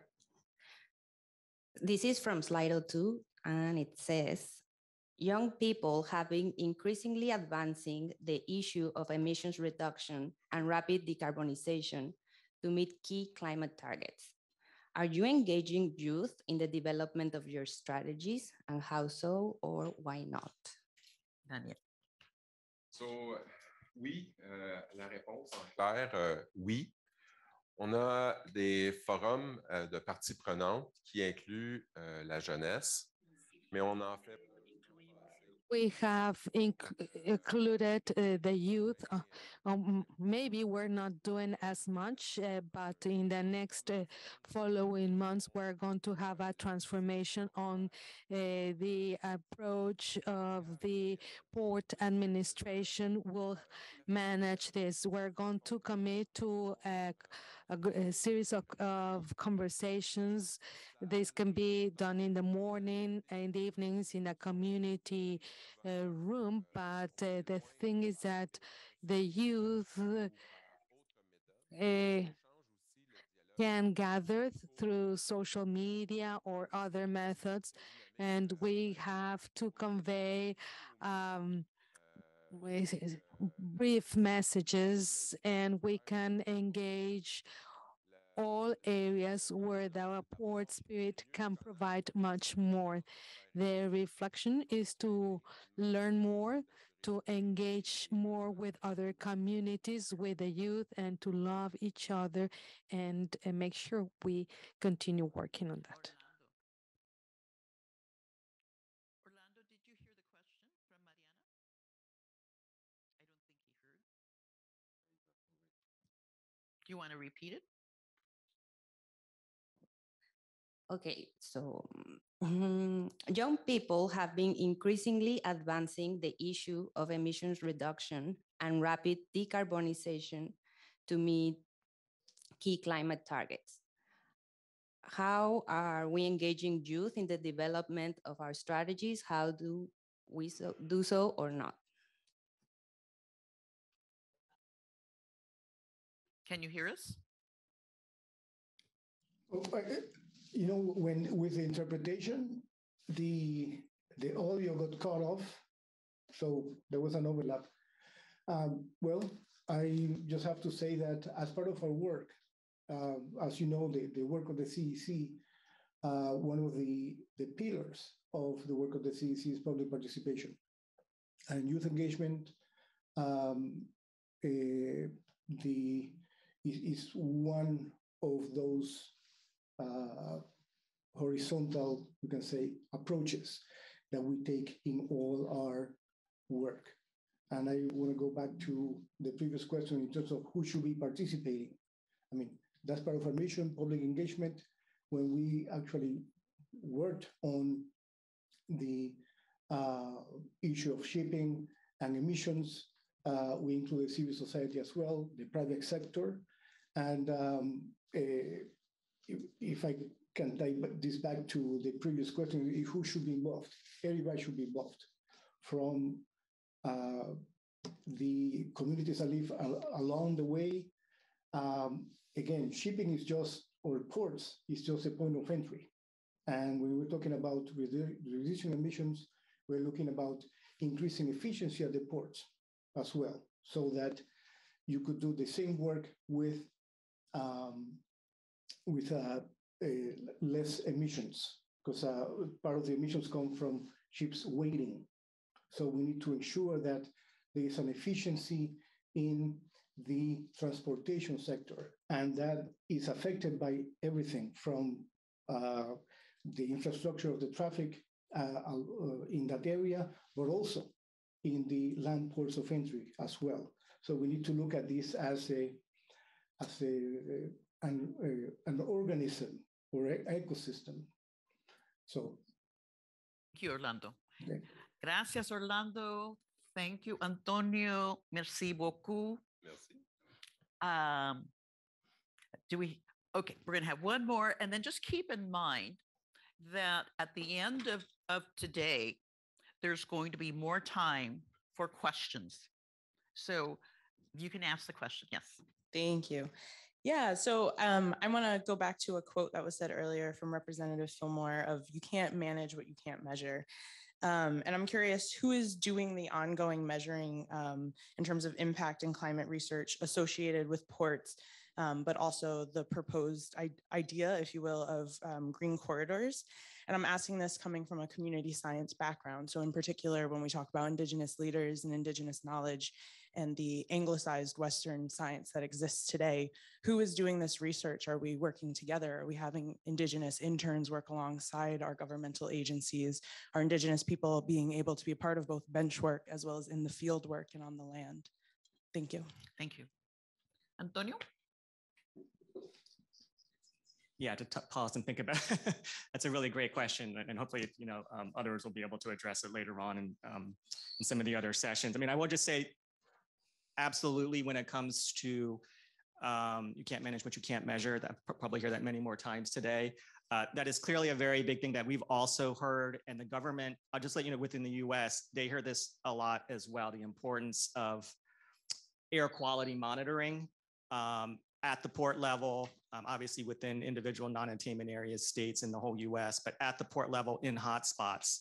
And a lot of funding, just in fact, for example, for many familiar with the Inflation Reduction Act that was passed earlier this year, $370 billion towards climate change efforts in the US. One of them, a big pot of money is being directed, recognizing the concerns about air quality monitoring.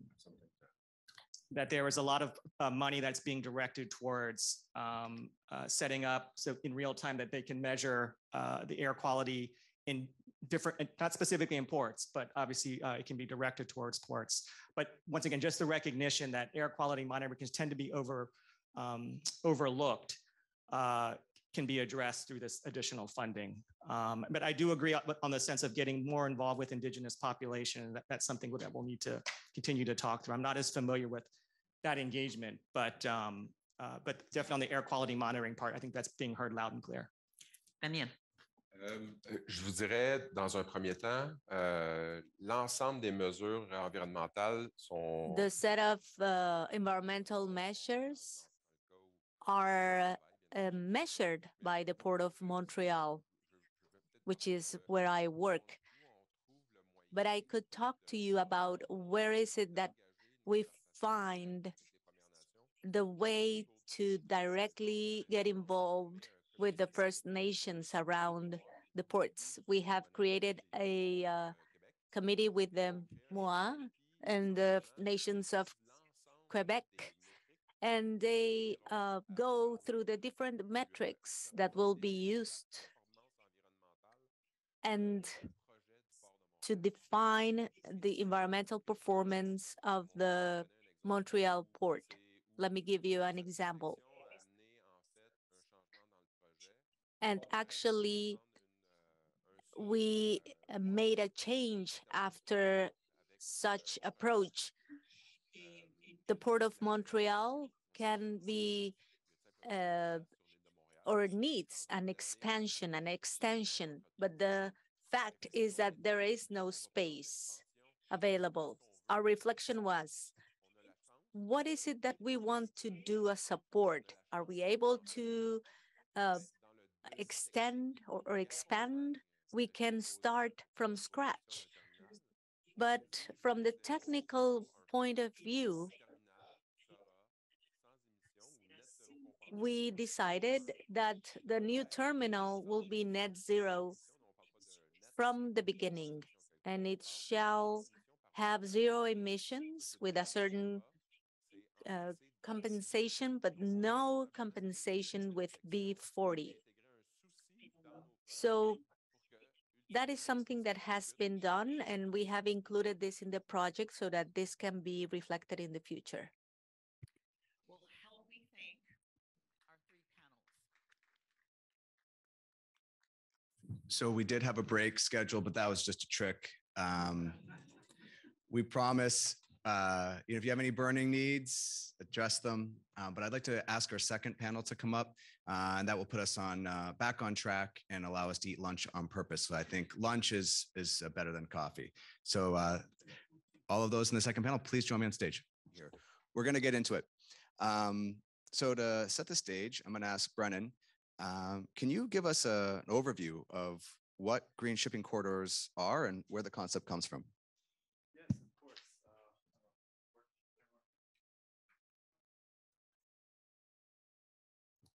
Sure. Oh, okay. I think that's working now. Yes. Okay. Okay. Fantastic. So yeah, a little bit of context for this discussion.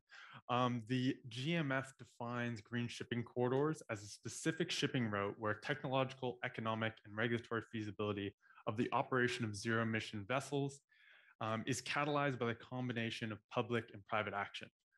So what this is generally going to look like is a relatively high volume shipping route that has a relatively high feasibility to be decarbonized, especially with support from local regulatory environment and stakeholders throughout the value chain that will help close the gap of the green premium. So what we see from a lot of these stakeholders is that the OPEX related to these green shipping corridors is really the sticking point. So reducing that green cost premium between existing kind of fossil fuels and some decarbonization technologies that we'll look at, just reducing that gap as much as possible. For decarbonization, a little bit of additional context I'm sure everyone's aware of is a large 200,000 ton container ship. We can't just slap a couple sails to this and sail across the Atlantic. There really is a technological shift that is needed. So for container ships specifically, this probably looks like an alternative fuel. This could be in the form of green ammonia, which everyone is talking about, and has some of the best potential in terms of proper scalability, a pathway to reduce operating costs, and there are some alternatives. This would be a synthetic e-methanol, which we already have ships that can run on methanol. That's fantastic. But when we look at scalability of this technology, there really are some limitations, especially when we look at technologies like direct air capture, which really are CapEx and OpEx limited. There are some additional technologies that people will speak to. This could be advanced renewable biofuels. These would be fantastic. They're a drop-in replacement for existing fossil fuels, but there really is a limited bandwidth to the global scalability, especially when we look at even harder to decarbonize transportation sectors like aviation, which have really earmarked all of the available biomass for sustainable aviation fuels. And then there are, for certain applications, maybe short sea, short haul shipping and ferries are battery electric. But I'm sure everyone can attest, looking at battery electric vehicles and how difficult those have been to adopt, that a high degree of power infrastructure is required, sometimes in very remote locations, and then a large amount of weight on these shipping vessels, and therefore reduced utility to these businesses would just be taken up by very expensive and very heavy batteries. So as people will say kind of all day, there is no one silver bullet. And it's a great cliche because it really is applicable here. Generally, we are going to need an array of technologies through an array of sectors for green shipping really to get whole. A little bit on the origin of this term. This kind of came into limelight in 2021 as a way to really catalyze on the climate action that we're seeing in shipping. And it was really brought into the mainstream at COP26. Here, 24 signatory nations looked at committing to 6 green shipping corridors by 2025. So this is an absolutely insane goal, but I think it's something that's very warranted in this situation. And 3 years from now, having 6 corridors, an amazing goal. And this would really move towards the tipping point in the industry, which would be a 5% uptake of alternative low carbon fuels by 2030. And this would build towards net zero by 2050. A little bit of progress, recent COP27 in Egypt, the GMF was able to summarize some of this fantastic progress. The announcement of over 20 green shipping corridors around the world. Some of these highlights are very close to home, and I think it's been mentioned already. The Halifax to Hamburg green shipping corridor. We have LA to Shanghai, as well as various Europe to Singapore routes, and some manufacturing specific ones, which are very interesting, including the Asian Australia iron ore corridor, which shows a high degree of feasibility. These have involved over 100 stakeholders across the value chain, looking at everything from the end consumer to energy production and regulatory agencies on each side of the corridors. And there has been a high level of public-private partnerships, which has been fantastic to see. So in conclusion, last 12 months, absolutely fantastic progress on this mission of green shipping corridors and net zero by 2050. But there is a lot that needs to be done to get to our kind of incremental goals, 2025, 2030, and beyond. Thank you. Yeah, thank you so much. And let's build on that a little bit and go to and bring Michael into the conversation. So the U.S. we heard earlier, and it's many other people I'm sure aware of this, that signed the Clydebank Declaration and has been participating in a number of initiatives such as the Mission Innovation Zero Emission Shipping Action Plan. Would you be able to tell us more about the U.S.'s efforts and vision for green shipping corridors? Absolutely. And thank you very much for having me here today and being able to join you. Sorry I could not be there in person. As a native of the state of Maine in the U.S., I'm not that far from where you are, at least geographically. It would be nice to head up there. Let me talk a little bit about the zero emission shipping mission. So under global agreement called Mission Innovation, countries around the world now for a number of years have been identifying critical challenges to how do we get to net zero. And mission innovation areas are ones where there is a huge leap needed in the technology, but it's something that needs global coordination to happen. And that's, I think, as we were just talking about, exactly describes what we need to do to get to zero emission shipping. So the U.S. co-leads this with Denmark currently. We have currently 14 member countries that are participating, and collectively, we have set three key goals here that all tie into the whole idea of getting to a zero emission shipping corridors. First, that by 2030, at least 5% of the global deep sea fleet, measured by fuel consumption, is made up of ships that are capable of running well-to-weight zero emission fuels. So 5% of those global deep sea fleet running on those. That could be hydrogen, ammonia, methanol, or advanced biofuels as examples. Then by 2030, at least 200 of these ships are primarily using those fuels. So first you got to get ships capable, but then you need the fuel and the bunkering on both sides. So at least 200 of those ships are primarily using those fuels in their main shipping routes. And then by 2030, also having 10 large trade ports that cover at least 3 continents supplying that zero emission shipping fuels. Those are ambitious, right? When you look at where we are today, the end of 2022 by 2030, but it is also what we need to get to if we're ultimately then going to get to where we need to by 2040 and ultimately 2050 to hit net zero across all of shipping, including maritime, but all modes of transportation.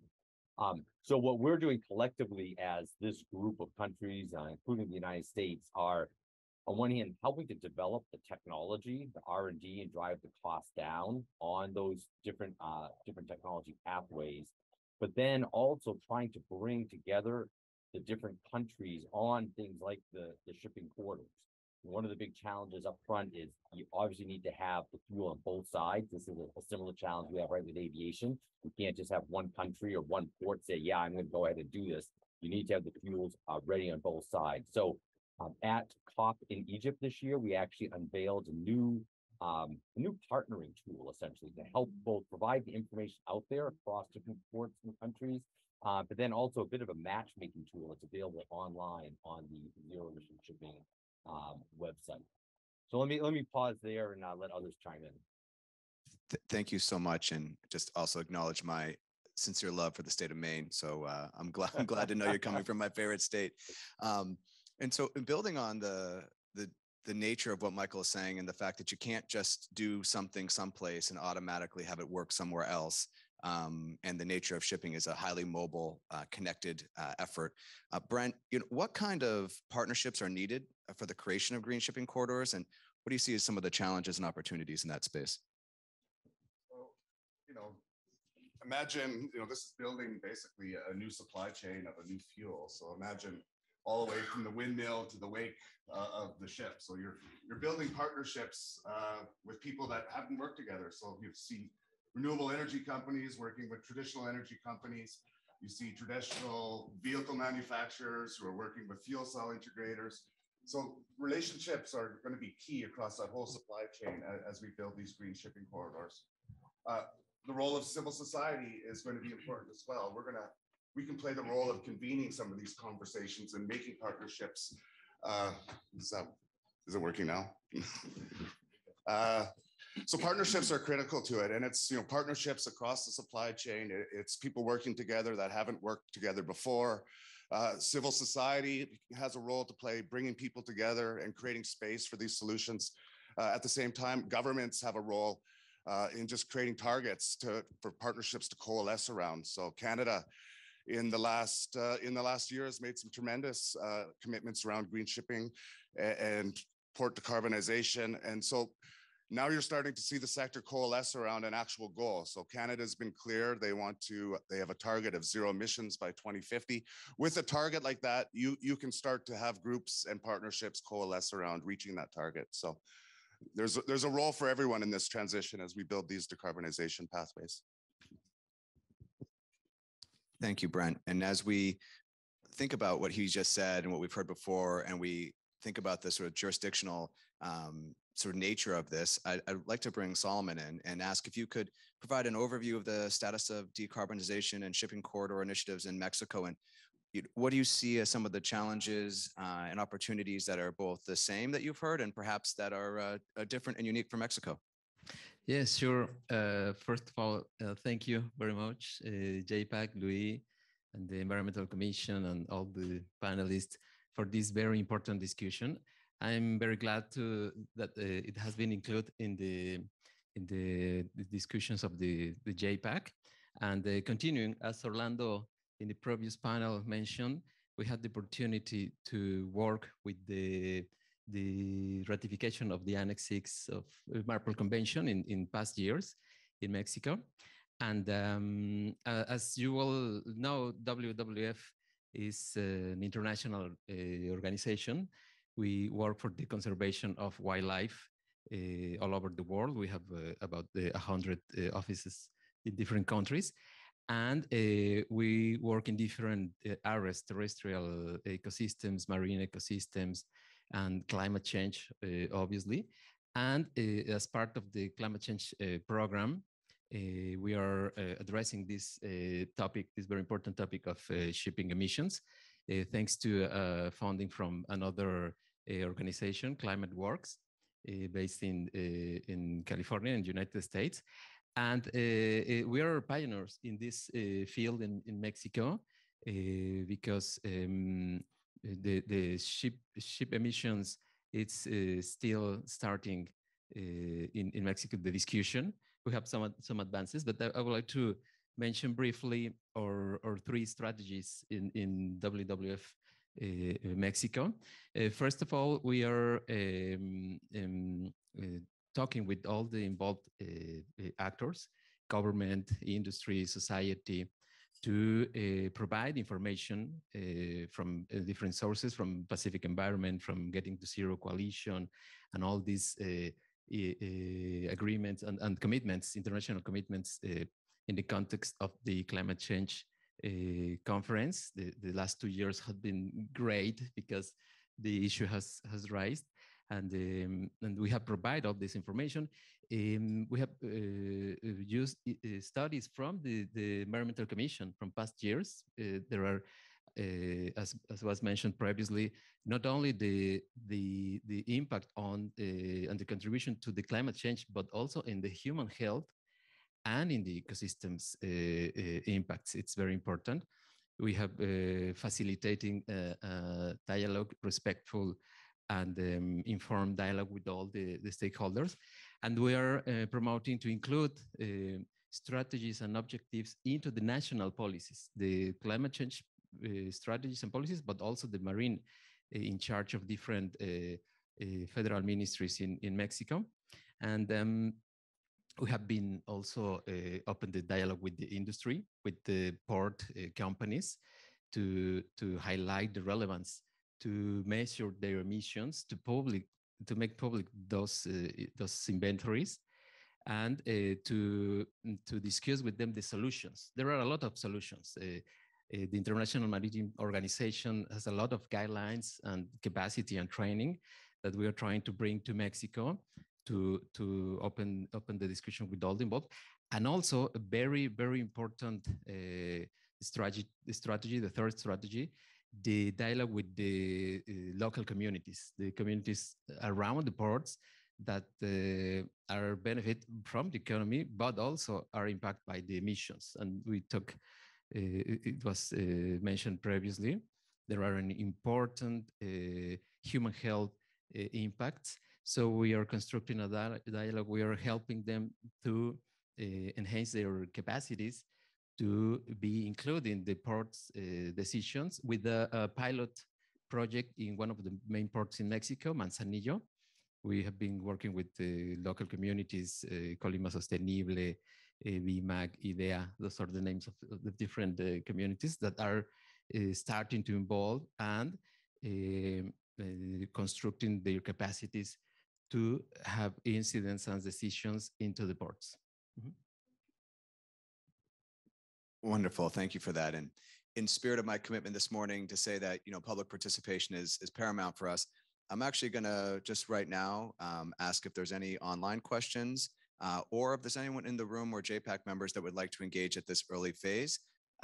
Don't worry, I'll come back in 15 minutes if that's not the case, but I'd rather give too much opportunity for public engagement than too little. So maybe I'll pause here and see if anybody in the room or online is interested in engaging.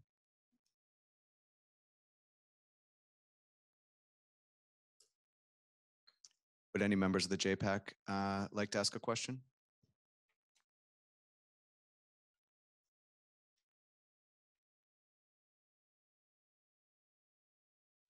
All right, everyone is completely content.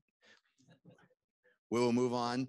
And I'm going to bring Michael back into this question about sort of first movers and those who are able to kind of see an opportunity first and realize it. So in this context, how do you feel that the green shipping corridor concept helps reward those who embrace it first? This is always a tough question with new technology, right? There's a risk-reward trade-off there. Oftentimes the risk is more immediate and obvious than the reward. I think we have to recognize that. But I think we can look at other industry sectors where those companies, entities, ports, countries that have taken a first mover, if you will, that they've ultimately been rewarded by being at that forefront and be able to capitalize then on that movement when, again, assuming you're here in the right movement, when the market is moving overall. So I'll take electric vehicles as an example. I think those companies that have really embraced it early have found themselves, they're further down the development pipeline. They're further down the experimentation pipeline. They're not having to catch up. I do believe that you're going to start seeing the companies that are ships are shipping goods for companies ultimately who are buying it, that those companies, if they're trying to decarbonize their overall upstream value chain, are going to be demanding, looking and rewarding, right, low emission technologies. And to the degree that you have the ports, the corridors, the ships, those companies that are involved in low emission technology, they will have that upper hand on the economic side. I do think that as we make this move overall, in whether it be in maritime shipping or in other forms of shipping or in other forms of transportation overall, we do have to recognize that the scale of change that we want to drive requires that we have a combination of market pull solutions as well as policy that support it. The scope of change that we're trying to drive overall probably cannot be driven just purely by policy, right? You need that market force to come along, but you also need policies. I think having things at the global countries getting together and setting clear direction, putting R&D in place, putting in the United States, we just had very significant passage of new legislation with significant tax credits for many green energy technologies, including a number of the core fuels that we believe will be the fuels for the future green shipping corridors. So that combination in there. Awesome. Thank you so much for that response. And maybe I'm going to ask Brent to come into this conversation. And, in a previous life, he helped do a lot of this same work for the province of Alberta under the Rachel Notley government, who was a leader in Canada developing our approach to a meaningful climate plan. And so although it's a different context, the value is the same. And I don't know, Brent, what are your thoughts on this topic? Well, these commitments are great. And I mean, we've heard the urgency of this problem that we need to solve. So, as governments make commitments and set targets and set goals, it's important that there's budget lines to support those commitments and goals. And, it's not really about recreating the wheel when it comes to creating new programs. It's taking the existing budgets, the existing programs you have, and shaping them and putting them towards solving this new problem. So, over the next this green shipping corridor commitment needs to be supported with a really strong commitment to solve domestic shipping issues and reducing emissions. And you got to do, these aren't easy. So that same goal of 5% of the fuel needs to be zero emission fuel by 2030 in a domestic context to keep that momentum going and to find that tipping point. It's 15% of domestic shipping fuels need to be zero emissions by 2030. So that's a big challenge. And that solving these international problems aren't going to be solved without budget lines in provincial governments and budget lines and supporting policy at the federal level. So, and it's implementing the things that we have, like it's, we're still developing the fuels and building the infrastructure on each end of the port, but at the same time, we need to be investing in shore power and all of the solutions that exist to us today and take those as far as we can. So. Thanks, Brent. Does Brennan or Solomon, do you have anything you'd like to add here, or should we go on to the next topic? Yeah, I can weigh in on that. So first movers, yeah, as Michael was saying, they really are taking the financial risk, and there is really that opportunity that they invest in the wrong technology and they have these stranded assets.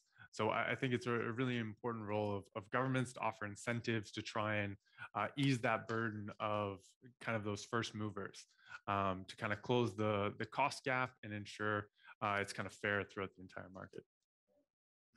I think that's an important point. And this is another question, and it's a bit of a difficult one. So not everybody has to respond, but, I'll look to whoever puts their hand up first to begin. But as these types of outcomes are financed and realized and connect jurisdictions, having meaningful standards and metrics are important to ensure that what we think we're doing is what we're doing across the entire shipping chain and value proposition. So, what are your feelings on the need and approach to creating standards for this issue? Maybe I could start with Solomon.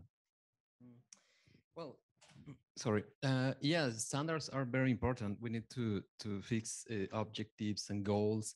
And I will recall what Antonio said previously about some goals to the 2030, 2050 related with the ports at berths, the electrification, and we need a monitoring system that we are all in the same vision and standards. I will recall also, for example, the standards of the Annex 6 of Marpol Convention, which are related with the fuels, but also with the emission. It is important to have that in mind.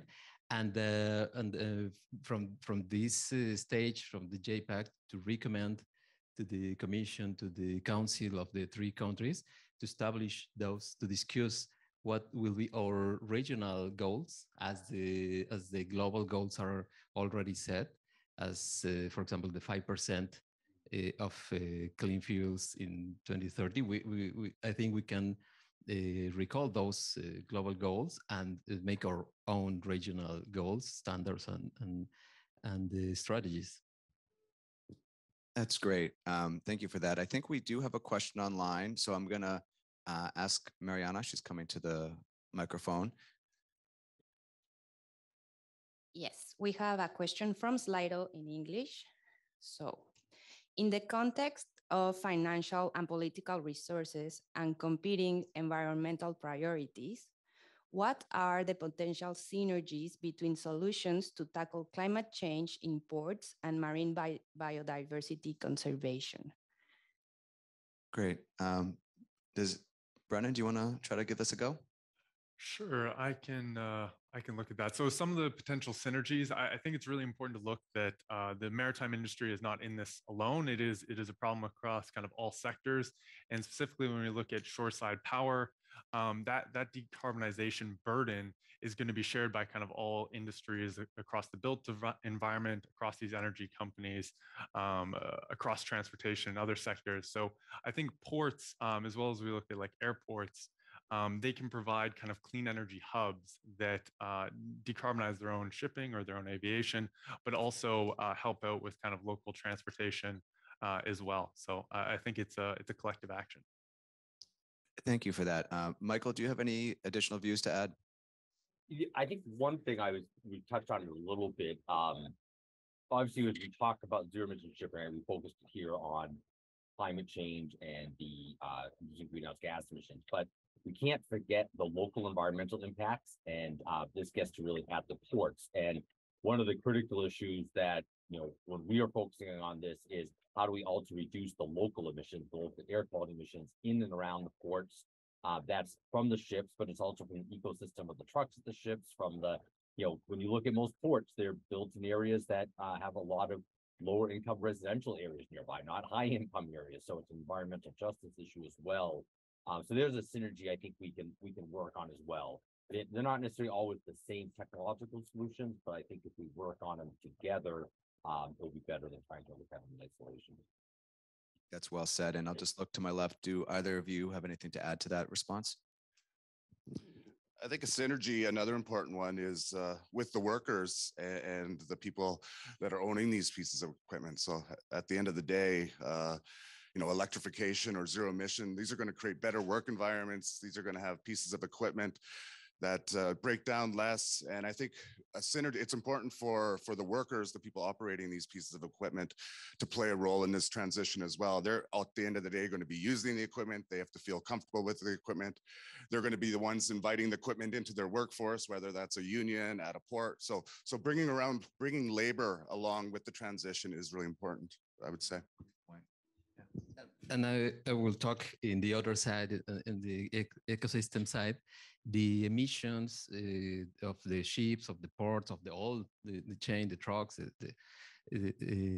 contributes not only to the impact health of humans, but also the ecosystem's health, because that emissions contribute to greenhouse gases, to the climate change, and that affects other ecosystems that is related with acidification of the ocean, which affect vulnerable ecosystems such as coral reefs that are decreasing all over the world, and these emissions, these pollutants, are contributing to that. Mm-hmm.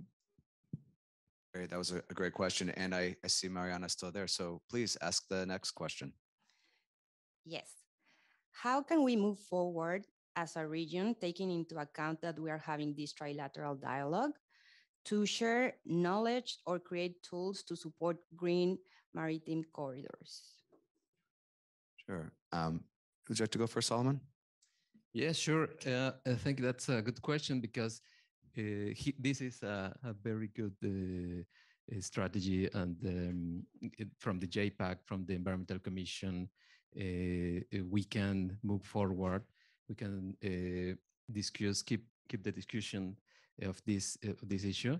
We have, as Orlando in the previous panel mentioned, there are other background, and in the past we have collaborated together, the three countries, to address these shipping emissions, and also the agreement between the recently updated agreement between the three countries, the economic trade agreement. It contains a chapter, the chapter number 24 of environment, and a specific article, 24.10 article. It is related with the protection of the marine environment from the ships, specifically from the ships, and there the countries are agree to tackle the problems related with ships. That's a very good opportunity we can recall, and also the local experiences such as Montreal, Los Angeles, Long Beach, and the other initiatives such as Ports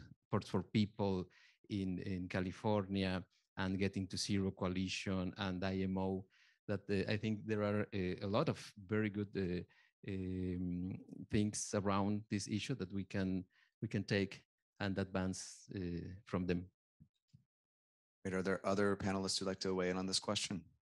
Sure, yeah. So on the topic of collaboration, I think green shipping corridors follow this theme really well. So one of the key targets for these corridors is to provide kind of spillover effects. So if we are going to look at Halifax to Hamburg, the lessons learned of that green shipping corridor, how is that applicable and helpful to other corridors that are looking to do the same thing? So I think it's really important for these first movers to kind of share lessons learned in a forum like this. And really be the tide that raises all ships. Pun not intended, I'm sure. I'll just add in there. Jump in here, Michael. Yeah, I mentioned before the mission innovation, encourage people to look at go to the mission innovation and then look at zero emission shipping. You can just Google that. We recently published a detailed action plan of what steps we think we need to happen in the next 3 years, and the next 3 years after that, the next 3 years after that. There's a very detailed action plan. There's obviously a lot of things that have to happen. When I, just going through and looking at this morning, preparing for this, there's so much of that has to do with collaboration and sharing. So I think across North America here, with different countries, it's important that we lead by example in doing that and be sharing that, the knowledge, the information, the experiences. As the experiments start to go, and you mentioned earlier, the first movers, right? One of the advantages of being a first mover is getting to share that information with other first movers early. I think the 3 countries and the governmental level, but also NGOs can help really support to make that happen. That's a really great point. And I think we have another question from an anonymous question from in the room. So Mariana, please. Yes. So regarding the Green Corridor concept, is this generally about creating a sort of centralized highway for the sea? In addition, how can we ensure the protection of species along these green corridors? Example, vessel strikes. Sorry. Okay. Well, yes. What was that? Like concerning all the biodiversity. Okay, like whale strikes, etc. Okay. Who'd like to go first?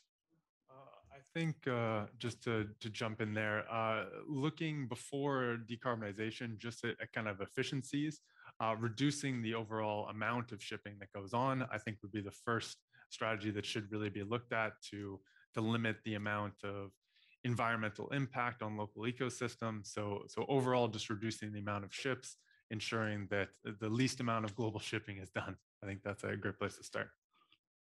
Thank you for that. And then maybe we can build on Michael. You want in? Yeah, I was just going to say, I think just to clarify, the core idea of zero emission shipping corridors is not to concentrate ships or to change actually where the ships are currently going. The reality is there are currently essentially shipping corridors and fuel highways, right, on the sea that are the primary shipping corridors. So that exists. I don't think this effort's going to change that. The key goal here is, how do you identify really common, zero emission fuels at the ports, at the end of those, and in the ships that are running on those? And in a lot of ways, it's a matching question, right? If you say, look, I really want to focus on low carbon methanol, you need to have the combination of ships that run on particular corridors that go back and forth, and then the fueling at those corridors and the distribution of fuels to get to the port at the end of the corridor. I think that's a good add-on, and I think Solomon wants to build on your answer. Yes, that's also interesting because our focus now is on decarbonization, which is one source of pollution, but there are other sources of pollution and impacts from the maritime transport, such as ballast waters, wastewaters, invasive species, underwater noise, and also, as mentioned, the strikes of the ships and boats with the whales and other marine mammals. So for a real green or ecological marine corridor, we have to see all those aspects of shipping, and also one very important, the marine sources of energy, because by now everything it's concentrated in solar and wind on land, but offshore there are a lot of potential and possibilities to obtain clean energy, renewable energy. I think that's very important to include in the agenda also. There's no question, really understanding what we're designing and what it's designed to do is a critical thing for us to have a common understanding of. Brent, do you have anything to add to this? Okay.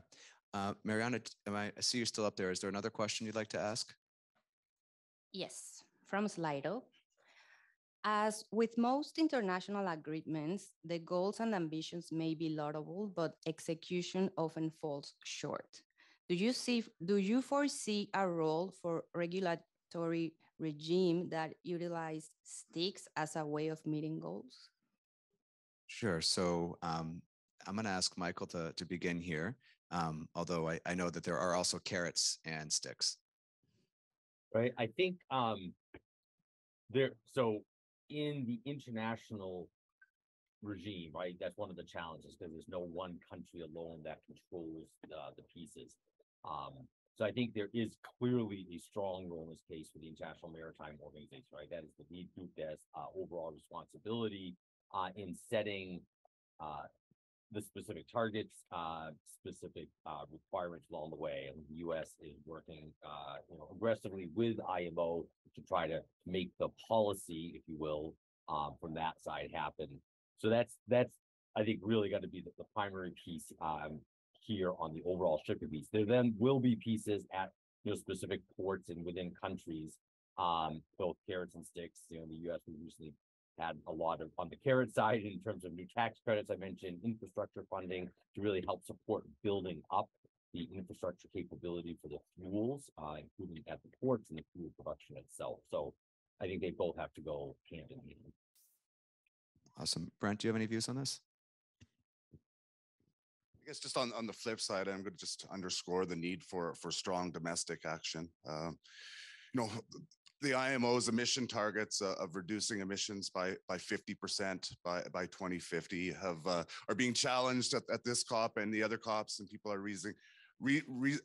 realizing now that to reach our net zero goal by 2050, we're going to have to be more ambitious than that.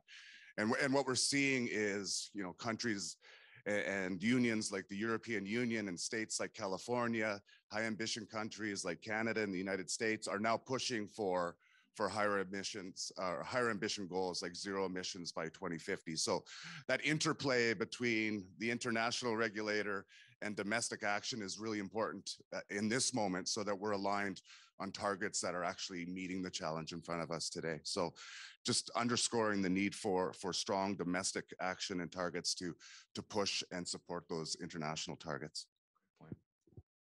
Brendan, would you like to build here? Sure, yeah. In terms of regulation, I'm much more a proponent of the carrot over the stick. So I think there's been great success with the low carbon fuel standard in California and in Canada and Vancouver, incentivizing the production and use of low and no carbon fuels, which will really go a long way to close the green cost premium and ensure that these ambitious targets can be met. Great. And Solomon, final word to you. Yes, just to mention our collaboration with the Mexican Chamber of Shipping, which is the national fleet. We established a dialogue with them and to provide them information, and we are moving through strategies to reduce emissions from the national in Mexico, the national fleet, the domestic fleet. Great. Mariana, please continue on. What kind of support do you need from CEC or from anywhere to enhance your engagement of traditional ecological knowledge and indigenous innovation in your strategies? It's a great question. I'll just let all the panelists off the hook that there is not one right answer to this. But let's go in reverse order this time. Solomon, you begin, and we'll go the other way. Okay, thank you. I can tell you the experience in our project with the communities of Manzanillo. As I mentioned previously, we established a dialogue with them, and we have been working collectively from their local point of view. What are the kind of strategies? And around the port of Manzanillo, there are a lot of communities, and also in the upper part of the state of Colima and on the highlands, there are local and indigenous people that are affected by the pollution.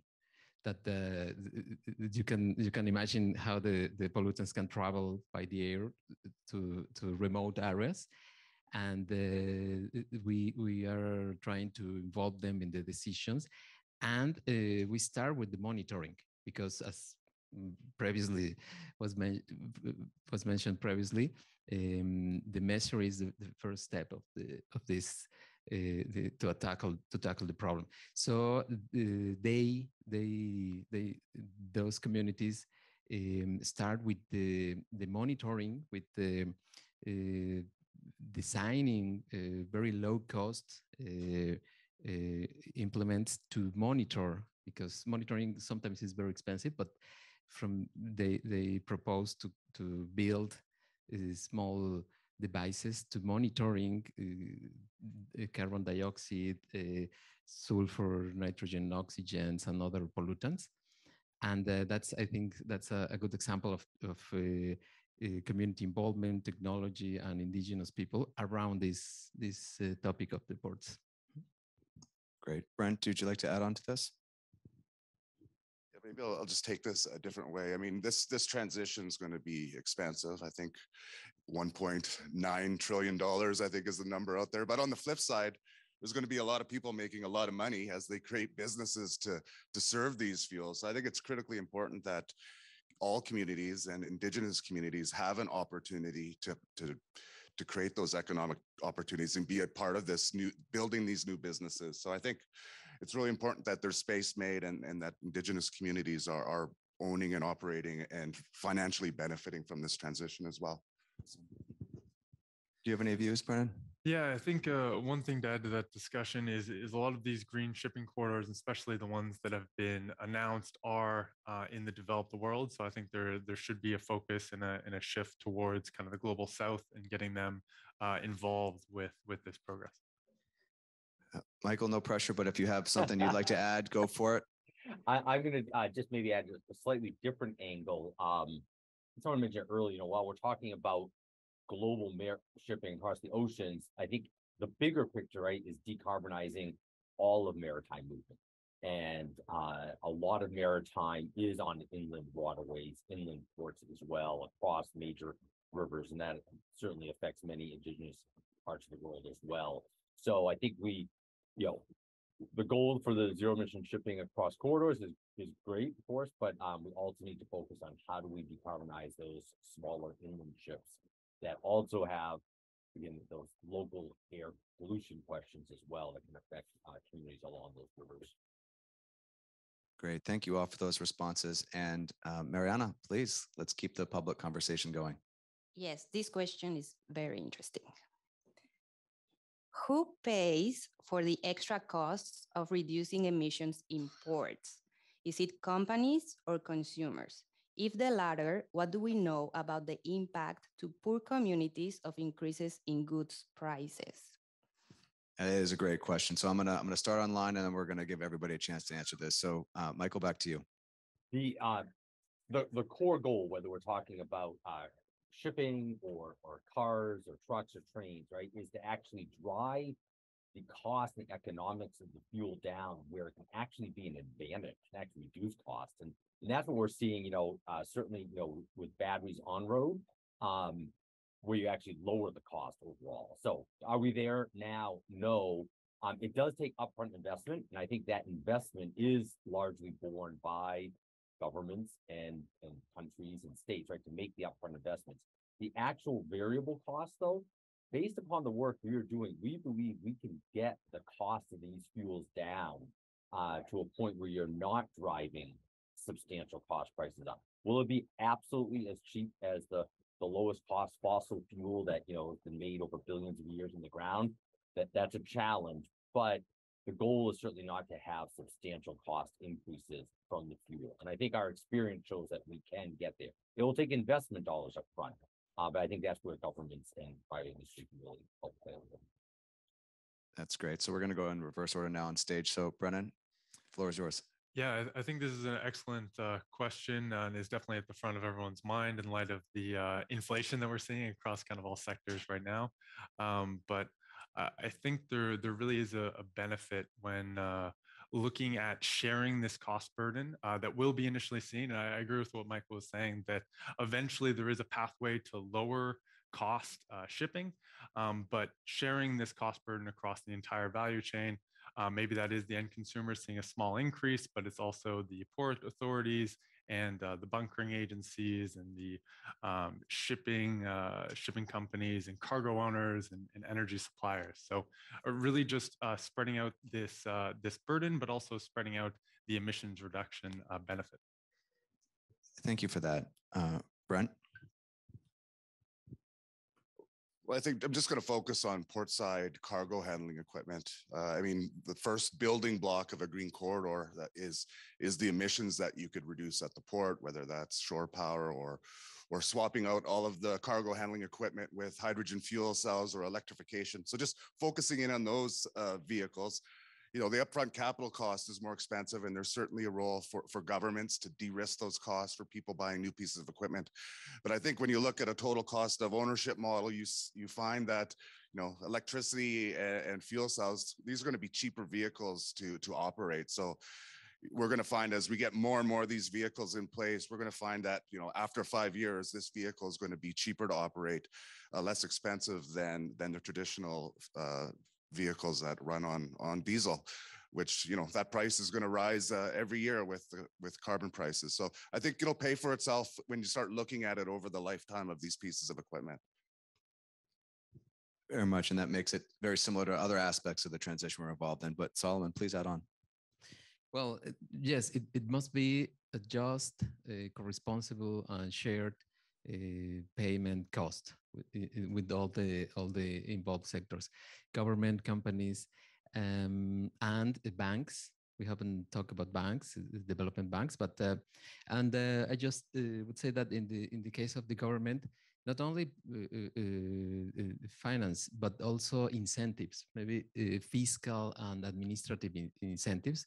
I've heard some examples in the New York port that when the ship demonstrates that is reducing their emissions through the navigation, they gave them a discount on some payments and administrative benefits also. I think that we need to explore that and know from other examples what are those experiences. And in the development banks, for example, in Mexico, in the Port of Manzanillo, the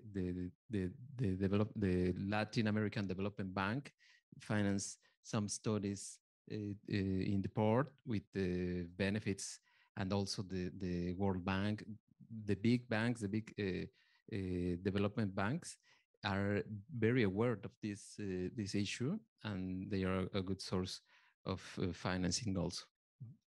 Great. So we are coming close to the end of our panel, and dangerously close to lunch, given that I denied a break. So we're going to do one more question. And Mariana, please read it. How binding is it that this topic is part of the TMEC, or known as COSMA, USMCA? I understand that the regulations are not equally developed between the three countries. So that is a good question, quite technical. I'm not sure which one of you would like to try to go first. Michael, are you prepared to give it a shot? I don't think I know enough to actually answer that, to be honest. Okay. Understand. All right. Yeah. Anybody else on stage want to try? Yeah, maybe I'll defer to the expertise of the panel. Well, Yeah. Okay. All right. So yeah, well, it's very interesting, but I just will recall that the actual trade agreement includes the Article 24.10, which is related with protection of environment, marine environment. And that's a good starting point where we can continue the discussion between the three countries. That is one of the things that made the new trade agreement unique, is that had an explicit chapter on environment, and that was, I think, pioneering in a global trade agreement. So definitely part of the answer is familiarizing yourself with that agreement, and the other part of the answer is holding our governments to account in real time for the practices that we engage in bilaterally and trilaterally. Because that question was such a stumper, I think I'm just going to end in a bit of a different way, which is a quick rapid fire round, one or two sentences. What would you each like to leave the room with? You can pick any aspect of this. So I think we'll defer to my friend from Maine, Michael. We need to start. The technology is here, but there's a lot of learnings to be had. But if we study it forever, we'll never get there. So we need to start one corridor, one fuel, then keep going, and not let get to an analysis paralysis or kind of try to find the perfect solution. There may not be one perfect solution. There's probably a number of decent solutions. So I would that'd be my request, my Christmas request for Santa. Wonderful. Brennan. Yeah, I would say the one thing I'd really wish for in this sense is to come back to a session like this, or maybe COP28, and see all the fantastic progress from individuals in this room towards these collective goals. Great. And Solomon? Yeah, thank you. Well, first of all, thank you to the JPAC, this opportunity to talk about this topic. Please, let's continue talking about it in next events. It is very important. And WWF Mexico is here to support all the efforts. We have a very good contact with other organizations. We can collaborate, we can facilitate dialogue, we can provide information. And by the way, this our project, if you want to learn more about it, you can go to the webpage of WWF Mexico. There we have all the studies I mentioned and that was previously mentioned. You can consult them there. It's in the climate change section. And we will release next year, early next year, our diagnostic and recommendations for different audiences in Mexico. And we're here to support this effort to continue the collaboration in this and other topics. WWF is working in different, for example, the monarch butterfly between in the three countries. And thank you very much for this opportunity. Thank you, Solomon. And Brent, what's the last word here? Start implementing all the technologies that work today. I mean, it's built, these new fuels and building the infrastructure. This is a big challenge, but at the same time, we got to be doing the things that we're already doing and push those as far as possible to decarbonize. So we got to be doing two things at once: implementing all the technologies that are already invented while we're inventing the technologies that will be needed for the last 20 years of this transition. Very practical advice for us to end on. Please give this panel a warm welcome, a warm thank you.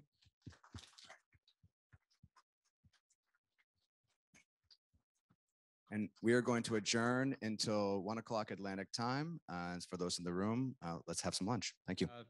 Thank you again to our hosts for a wonderful luncheon with lots of great conversation. My name is Bob Varney. I'm a member of the JPAC, and this is our third panel of the day.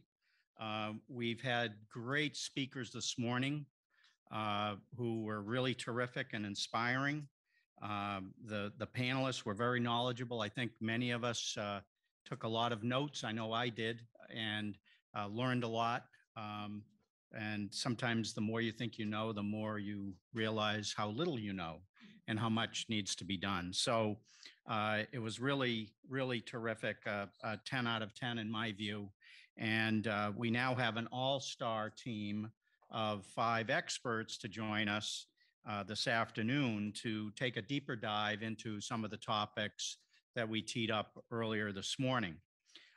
Our 5 members are three of whom are here with us in person, and the other 2 are here remotely.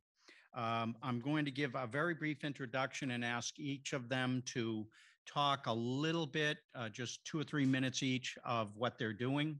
And then we'll move to a Q&A format as we've been doing throughout the morning.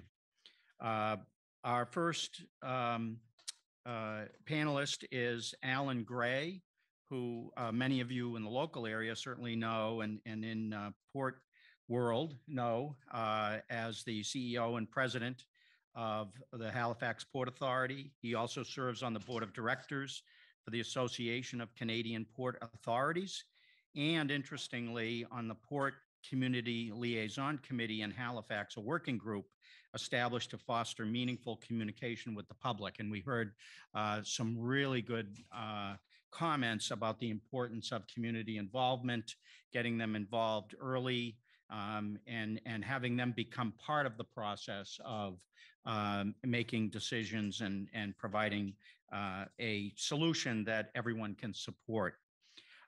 He also has I thought at first it might be a Boston accent, but it's an Australian accent.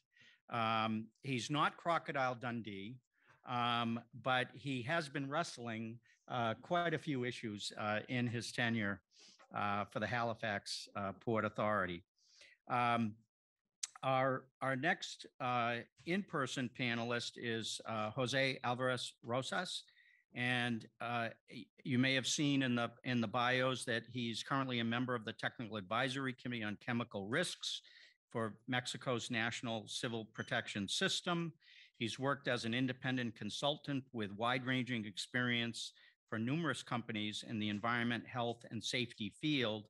And for over 30 years, his activities have taken place primarily in the Mexican public sector, where he's held many positions, including Director of Port Sustainability for the Ministry of Communications and Transportation in Mexico, along with several other positions, a wealth of knowledge and experience. Our third in-person presenter panelist is Jeff Grant, Vice President of Transportation Solutions, HTEC. Jeff has over 22 years of experience in business and project development. He's recognized internationally and nationally as an expert in the hydrogen sector. He was a principal and co-founder of the Zen Clean Energy Solutions, focusing on things like electrification of the transportation industry, developing hydrogen and fuel cell equipment deployments, and making it work throughout the entire delivery of services.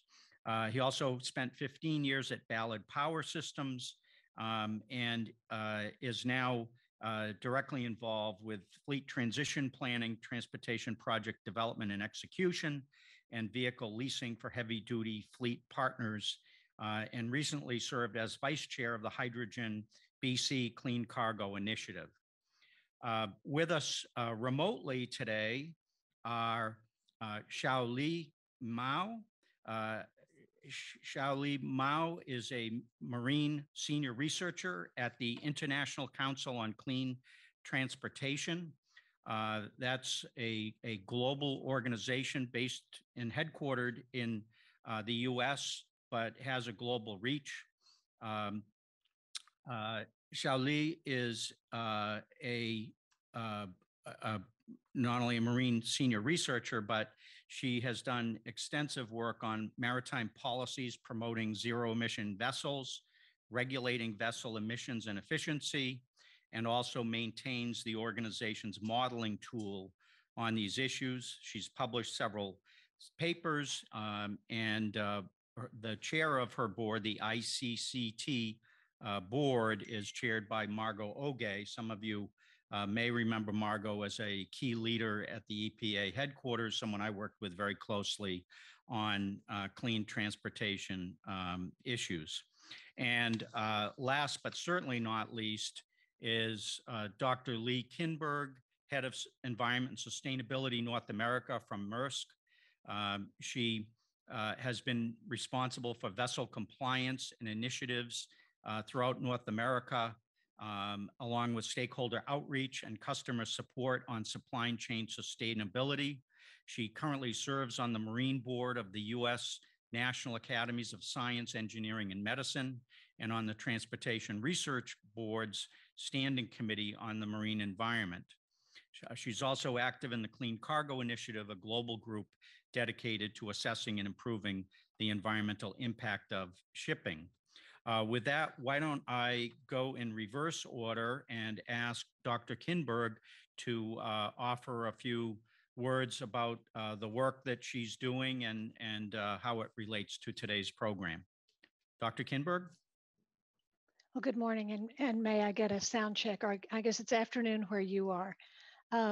Thanks for letting me join virtually, since I would not have been able to make the trip this week. As you probably know, Maersk is a global ocean shipping company. Many of you don't know that we are also in really the end-to-end supply chain business, so the total logistics, all the way from the loading dock to the living room. And that inland side of it is growing rapidly, but of course the ocean side is what's most familiar to folks in the maritime area. If we'll go to the next slide, we take the climate challenge very seriously. And rather than read you a bunch of statistics, let me just give you an example. Let's take one big vessel, sail it from Rotterdam to Shanghai and back. On that round trip, that vessel will use 7,000 tons of fuel oil, and that will generate 22,000 tons of greenhouse gases. Now that's one vessel on one voyage. That vessel probably makes 3 or 4 voyages like that a year, and we operate over 700 vessels. So just for the ocean fleet, our carbon footprint is on the order of 36 million tons. So we're part of the problem. We have to be part of the solution. And we've made a commitment to do that. Next slide, please. In 2018, we committed to net zero carbon shipping by 2050, but the good news is we didn't start this in 2018. Thanks to some very foresighted customers, we started working with them in the Clean Cargo Initiative back about 2003. And they developed methodologies for calculating and reporting the carbon footprint of shipping, verification systems. They do an annual benchmarking study with third-party verification. And so I'm able to tell you with confidence that since 2008, we've reduced the carbon footprint per container per kilometer by 42.6%. Now, the year before COVID, that was 47%, but then we all know what COVID did to supply chains. So a lot of work's been done on energy, on effective network design, even using big data. But you can't save your way to zero. And we have made a commitment. Originally, it was to 2050. This year, we accelerated that by 10 years to be zero carbon, not just across our ocean-going fleet, but across all of our operations by 2040. And this was very much driven by demand signals from major customers as well as other key stakeholders. So let's move to the next slide. This is our roadmap to deliver on that, and I will not read you this slide, but just point out a couple of key items. So we made the commitment in 2018. In 2019, we actually introduced a biofuel-based low carbon product so that customers that wanted to accelerate their reductions of carbon footprints for transportation could do so quickly. In 2020, we identified the 3 fuels we would be focusing on. In 2021, we decided to actually address the chicken and egg problem. Who's going to build a fuel production unit if you don't know if you're going to have customers? But who's going to build a vessel if you don't know if you'll have the fuel? And so we ordered and announced that we were ordering 13 vessels that will be powered by green methanol. We also announced that all of our vessels from that point forward would be capable of operating on at least one low carbon fuel. So that was the beginning of our fleet turnover. This year, we accelerated to 2040, and we actually ordered another 6 vessels. So by 2023, we will have the world's first container ship in operation on green methanol. By 2024 and 2025, we'll actually be up to 19 of them. And we are aligning our work with science-based targets initiatives 1.5 degree pathway. Now, I won't get into any of the rest of these details, but of course you have to have intermediate goals as well as that long range goal if you're going to succeed. Next slide, please. Now, shipping is the only industry with global decarbonization goals and metrics. And we operate under rules that are actually set by the International Maritime Organization, or IMO. And as we speak, IMO is working on improving and tightening those goals, making them clearer and raising the ambition levels for global shipping. Next slide, please.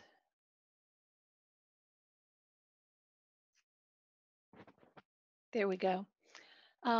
So having those new fuels is essential to having this work. Right now, there just is no green methanol out there at the kinds of volumes we require.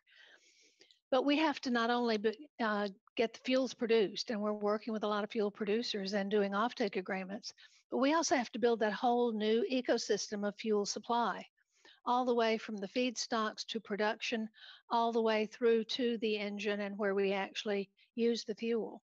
So you can't just pull up to a pump or a barge and have the vessel fueled.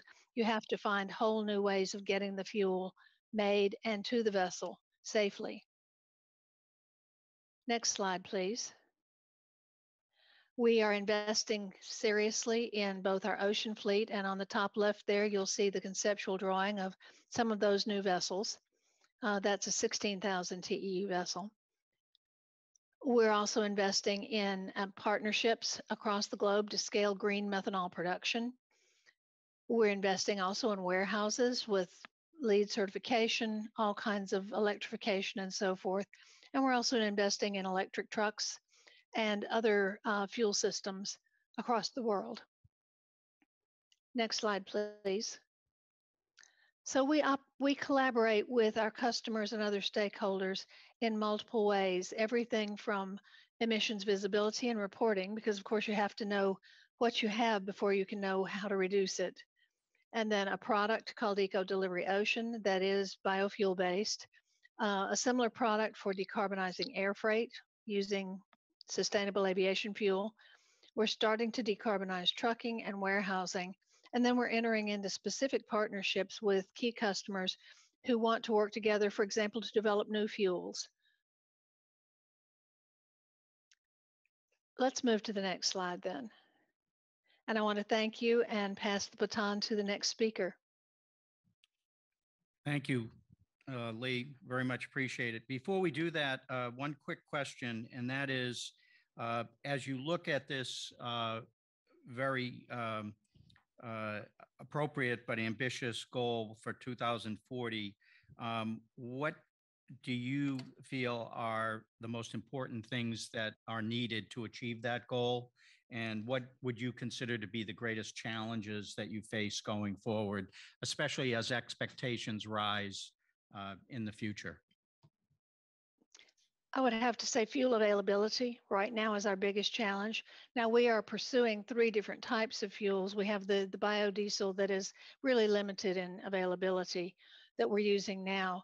We're going to green methanol and making a big commitment to that for the next 10 years. And then out into the 30s, we're looking at other fuels like hydrogen, looking at ammonia. Each of the fuels have real trade-offs and have different fueling and infrastructures. So we have to be working with the ports. We have to be working with others to put this whole jigsaw puzzle together, because this is that significant a change. It's as significant as the change from sail to steam to coal to diesel. It's just that big. Great point. Great point. Thank you. Next, I'd like to turn it over to Xiao Li. Xiao, can you give us a little more info about your organization and the work that you're doing there, which I know is obviously really important, and a lot of people are following what you've been doing. Sure, thanks. A sound check. first. Can everybody hear me okay? Okay, cool. Hi, everybody. My name is Xiaoli Mao. Again, I'm honored to be here today. I'd like to start with a little background of what we do here at the International Council on Clean Transportation, the ICCT. We are a nonprofit independent research institute providing data-driven policy analysis to improve the environmental and climate performance of the transportation sector. For the maritime sector, our main international policy venue is the IMO, and our work covers both the conventional criteria pollutants and greenhouse gases.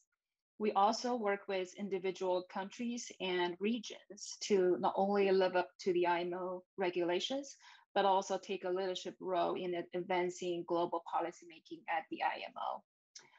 We interact with a wide range of shipping industry stakeholders at the policy venue I just mentioned. There, we usually present ourselves as a technical advisor. We present research findings based on data-driven analysis. We provide a couple of solutions to the problems in discussion and sometimes bring out their respective costs and benefits for stakeholders at the table to make an informed decision. We think that the future of sustainable marine fuels, which is the topic today, is not one solution, but a combination of different solutions. So for different shipping segments, different route networks, and at different timeframes, different solutions could be preferred over the others. Generally speaking, hydrogen and hydrogen-derived fuels like green ammonia, green methanol, etc., are considered more promising for long-distance deep-sea shipping. If possible, we think direct hydrogen fuel cells should be prioritized, since directly using hydrogen involves fewer energy conversion processes, which reduces efficiency, and generally fuel cells are more efficient than internal combustion engines. Small to medium ships engaging in regional and short sea shipping should prioritize battery electric propulsion if possible. Again, if energy requirement is challenging for specific application scenarios, a battery fuel cell hybrid could be helpful. And if refueling or fuel storage on board is challenging in some cases, then hydrogen-derived fuels may be helpful. Another point I would like to make upfront is we really have to make sure how to define a fuel as sustainable. At ICCT, we support evaluating the sustainability of a fuel based on 3 criteria. First is to evaluate CO2 equivalent instead of just CO2. So we know, the other greenhouse gases are more powerful, like methane, nitrous oxide, black carbon, etc. Secondly, we should use the 20-year global warming potential alongside with the 100-year global warming potential that's more sort of commonly used, just to show the climate urgency of those greenhouse gases. And third, we should evaluate well-to-wake emissions instead of tank-to-wake, which is something that Dr. Kimberg already mentioned. So these are the sort of the first comments that I would like to make today, and I'm interested to hear more about the other experts. Thanks. Thank you. Now, continuing our backwards momentum here, can we now turn to Jeff Grant to say a little bit about your work, which is a lot of work in the hydrogen sector, and specifically as it relates to ports. Jeff? Sure. Thank you very much. Thanks everybody for the opportunity today to speak. So I'm a little bit of an outlier in that I've been in the hydrogen sector for a long time, since 1999. I actually started working on the vehicle technology on the proton exchange membrane fuel cells, and worked for a company, Ballard Power Systems. It's a global leader in that area. One of the challenges working at Ballard was always the hydrogen infrastructure, and this, the poultry problem is, as we talk about the chicken and the egg, and getting the infrastructure developed to support the deployment of vehicles. So, I've had a little bit of a conversion, and now I'm working on the infrastructure side with HTEC, and it's quite interesting to see. There are a host of other challenges on the infrastructure side, but certainly it's nice to see both kind of developing at the same time. Just a little bit about HTEC. HTEC works across the value chain. So in terms of hydrogen infrastructure, we do production. We do fuel conditioning, so that would be something like liquefaction or compression. We do distribution, fueling stations, and now we're actually in the business of utilization too, where we're actually owning and leasing vehicles to fleet operators, so we can give them that full sort of turnkey solution. Probably what we're best known for is HTEC has deployed a network of stations in British Columbia. We have 5 stations. We have 3 in Metro Vancouver. We have 1 in Victoria, and we have 1 in Kelowna that are operational and working right now, supporting fleets of light-duty fuel cell electric vehicles, primarily Toyota, Hyundai vehicles. It's interesting, what we've seen in Metro Vancouver is a growth of some companies like Lyft and Uber, and some courier companies that are not able to satisfy sort of their requirements with battery electric, and they've made the switch over to hydrogen. So that's been interesting. On the fuel production side, we're working on several projects. We haven't announced these yet, but in British Columbia, in Alberta, in Quebec, and in Nova Scotia as well. So those will be coming. So stay tuned. That's it. Great. Thanks. Thanks, Jeff. Can you give a couple of examples for the audience of particular projects you've been working on that might help illustrate the kinds of things that you're doing?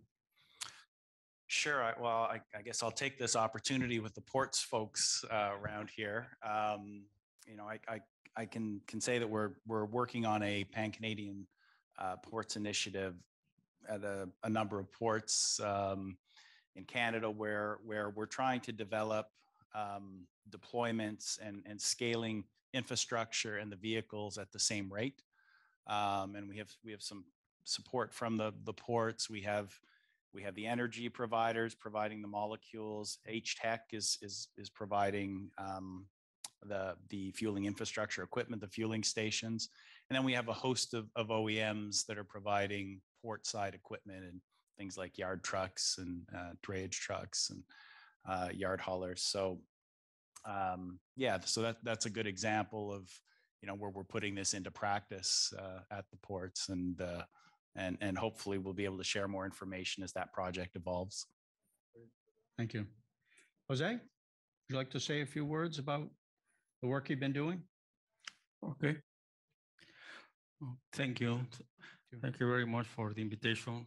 First of all, I'm going to talk in Spanish because this is a tri-national meeting and nobody is using Spanish. And I want to be sure to say what I'm trying to say.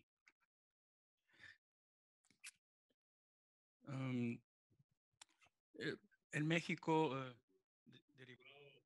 well, in Mexico, derived from this environmental crisis that we are facing globally, derived from global warming and the commitments adopted in the latest COP, where Mexico increased its goals.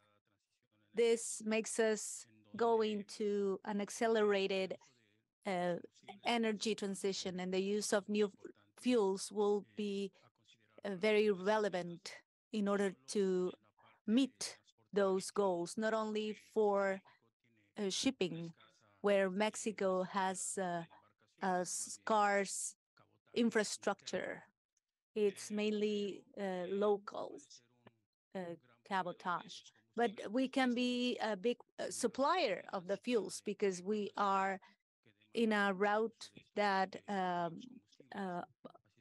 has many possible ships who will need this fuel. And also, as Dr. Lee, mentioned, the use of new fuels will not only help go into that transition and to reduce GHGs, but also in terms of port infrastructure, they will also need this fuel in order to have more friendly operation. In Mexico, we have a sea of opportunities in this regard for the production of the new fuels in terms of regulations that need to be adapted, and also in terms of safety in the use of the new fuels. This is something I'm really interested in, both in the use and production of the fuels. And these are risks that we're not used to in ports, because we have been using the same fuels for a long time. But even so, we've had major incidents with them. And the use of these new fuels will include the safety challenges. And as I said, this is something I'm really interested in. And I think that particularly in Mexico, we need to take this into serious consideration. Because the use of nitrogen and other fuels in Mexico are not familiar to us. So this is the first thing I'd like to contribute with for this panel. Thank you. Before I turn to Alan, I want to give everyone a friendly reminder to provide questions and ask questions, which are open to the public. We have a microphone here. If you've recently joined our meeting and want you to be aware of the fact that we do have some questions that are coming in, and also a reminder that you're welcome to use the microphone, to step up and use it, or to write questions on paper.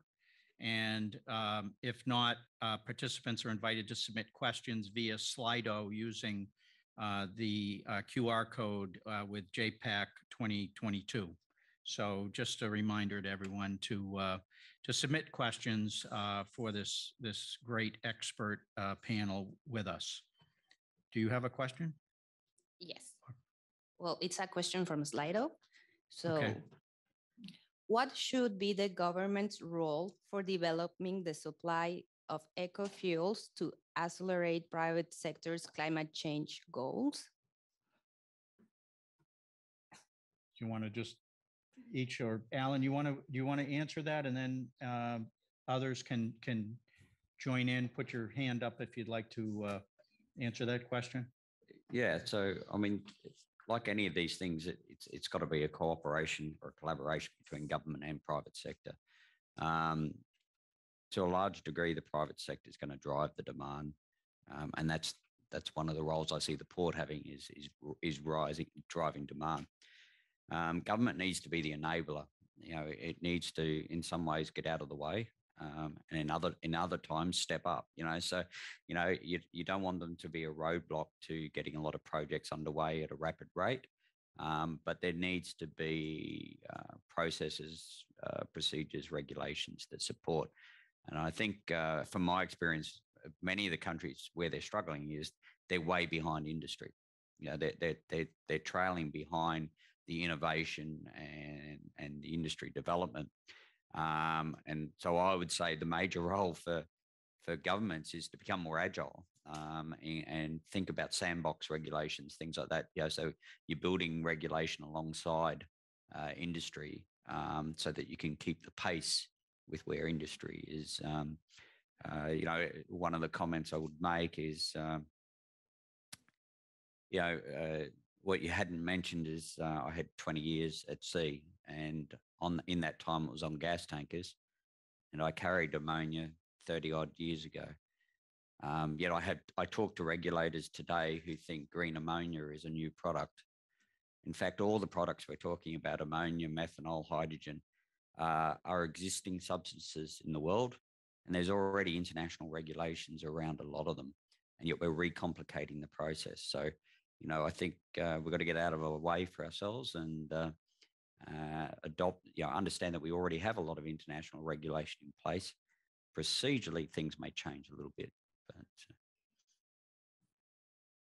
Jeff? Yeah, it's interesting because as I was listening to some of the speakers earlier this morning, I was thinking about the Port of LA and the Port of Los Angeles and what are the ingredients that they've used or had at their disposal, and why has that been successful? Why are there battery electric and fuel cell electric vehicles operating there today? Well, we're talking about it, that they're a little bit farther ahead. And I wrote down a couple of these ideas, but certainly regulation. So that having that zero emission mandate and that requires the port operators to procure equipment gives certainty not only to the operators but also to the OEMs and the technology providers that there's that's locked in, that market is certain. California also provided pilot program funding. So through the Air Resources Board, they provided some seed funding to get the market started, with the fleet operators some experience with the technology. That they had a nice conversion where it went from these large program funds to smaller subsidies to pay the incremental cost on the capital for the equipment. And they used something called a voucher program to do that on a first come, first served basis. It's been very successful. And then finally, and I think it was mentioned this morning by one of the panelists, the low carbon fuel standard. They have value for the carbon credits that's equalized the fuel payments. So, those are four ingredients that California has. That there are probably other ways to do it, but that's how they've been able to basically get farther ahead at the Port of LA and Port of Long Beach. Thank you. Jose, do you have anything? He trabajado por cerca de 25. I've worked for about 25 years in the government, and I know Mexican regulations very well. I know how everything works. And talking about this subject, I think that the role of the government is to become a facilitator. And for this, we require clear, practical regulations that will motivate and incentivize the use of these technologies.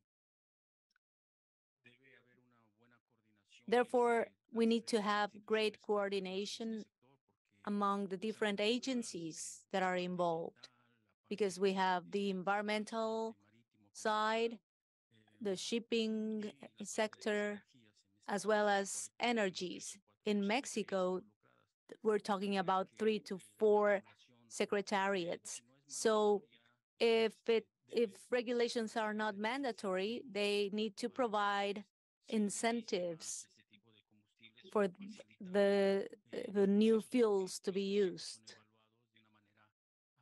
And projects need to be assessed in an agile way. Therefore, we need to have a clear set of rules that can be easily followed and approved fast enough. Because in our country, sometimes these processes are very long, which makes them unfeasible because of the time it takes to get all the permits. And I think that's where our government needs to be very agile, so those projects can be implemented rapidly with clear regulations and also sound regulations.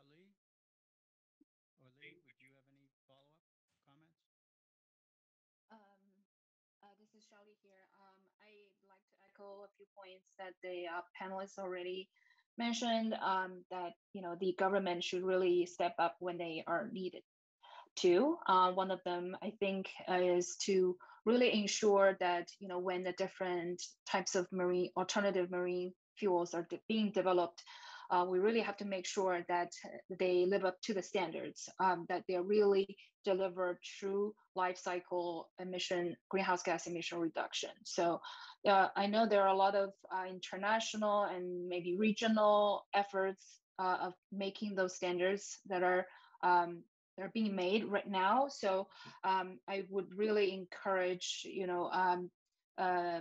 the North American stakeholders engage with those processes, or develop standards that are harmonized with those standards made at the international level, including the IMO, in order to make sure that whatever fuel that are being developed and supplied are really delivering climate benefits. Lee? Thank you. Well, so many of the remarks I would make align beautifully with the rest of the panel, but let me just highlight a couple of items. Our vessels travel the world, and so the rules set by IMO are very important. And all of these countries have places at the table at IMO and can assist in ensuring that IMO does set ambitious standards, does set consistent global metrics, perhaps even comes up with ways to measure green corridors. What is a green shipping corridor? How do we measure the progress? Is it real progress? Those are all key things that have to happen from outside of industry to ensure that we've got a consistent set of targets and a consistent set of goals across the world. I would also just mention a couple of other things. Early incentive funding and pilot funding can be so helpful. It certainly was to us in establishing some electric vehicles in Southern California and in other areas. But I would also, as you build your regulatory structures, the consistency with adjoining countries, and again, this is a great forum to be able to talk about those things, but that consistency is so important for those of us who move things. And I would also ask that you please avoid administrative complexity in reporting programs. In some regions, we have found great vision and concepts, but then when the rules actually come out, the complexity almost makes you want to go elsewhere. And so streamlining the permitting, coming up with assurances that this is real, but without greatly burdening those early actors, that's an interesting balance. And I encourage all of you to try to find it. Great. That's, as a former regulator, that's advice very well taken. In fact, early in my career, I changed the process for our regulatory rules development and brought affected communities as well as other stakeholders, environmental stakeholders and others, to participate on a committee to help us write the rules and avoid unintended consequences, low value added or confusing language that could be eliminated, so that when we did move forward, there would be a consensus among all the participants that this makes sense, and they would be there standing with me saying we support these new regulations that are being developed. So great point. Thank you, Lee. Alan, we didn't have a chance yet to hear about the great port of Halifax. It's a great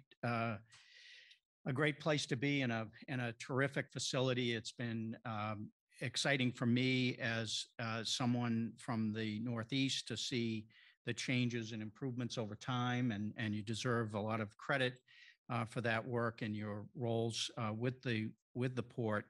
I'm wondering if you could just give us a quick overview of where things stand now, what you're most pleased with or proud of, and then also what challenges do you face going forward from your perspective, and what have you had to wrestle with that are things that, you know, it's easy to set a goal and lofty goals and now say go do it. The implementation, the devil's in the details. The implementation is always tougher than it seems. And what items were among the more difficult things that you faced as well? Yeah, thank you. And maybe I should start by just getting it out of the way. G'day. And the reference to me not being Crocodile Dundee, I'm not sure whether that was a reference to my star status or my physical physique, but we'll leave that alone. Ports have always been the critical hub in the supply chain. You know, it's always been that intermediary between the land-based part of the supply chain and the marine side of the supply chain. And Halifax is a gateway. It's the Atlantic gateway. We're the only port on the east coast of Canada that can take 16,000 plus TEU container vessels. So we're critical to connecting with the Asia trade, European trade, and even through connecting with vessels coming out of the Panama.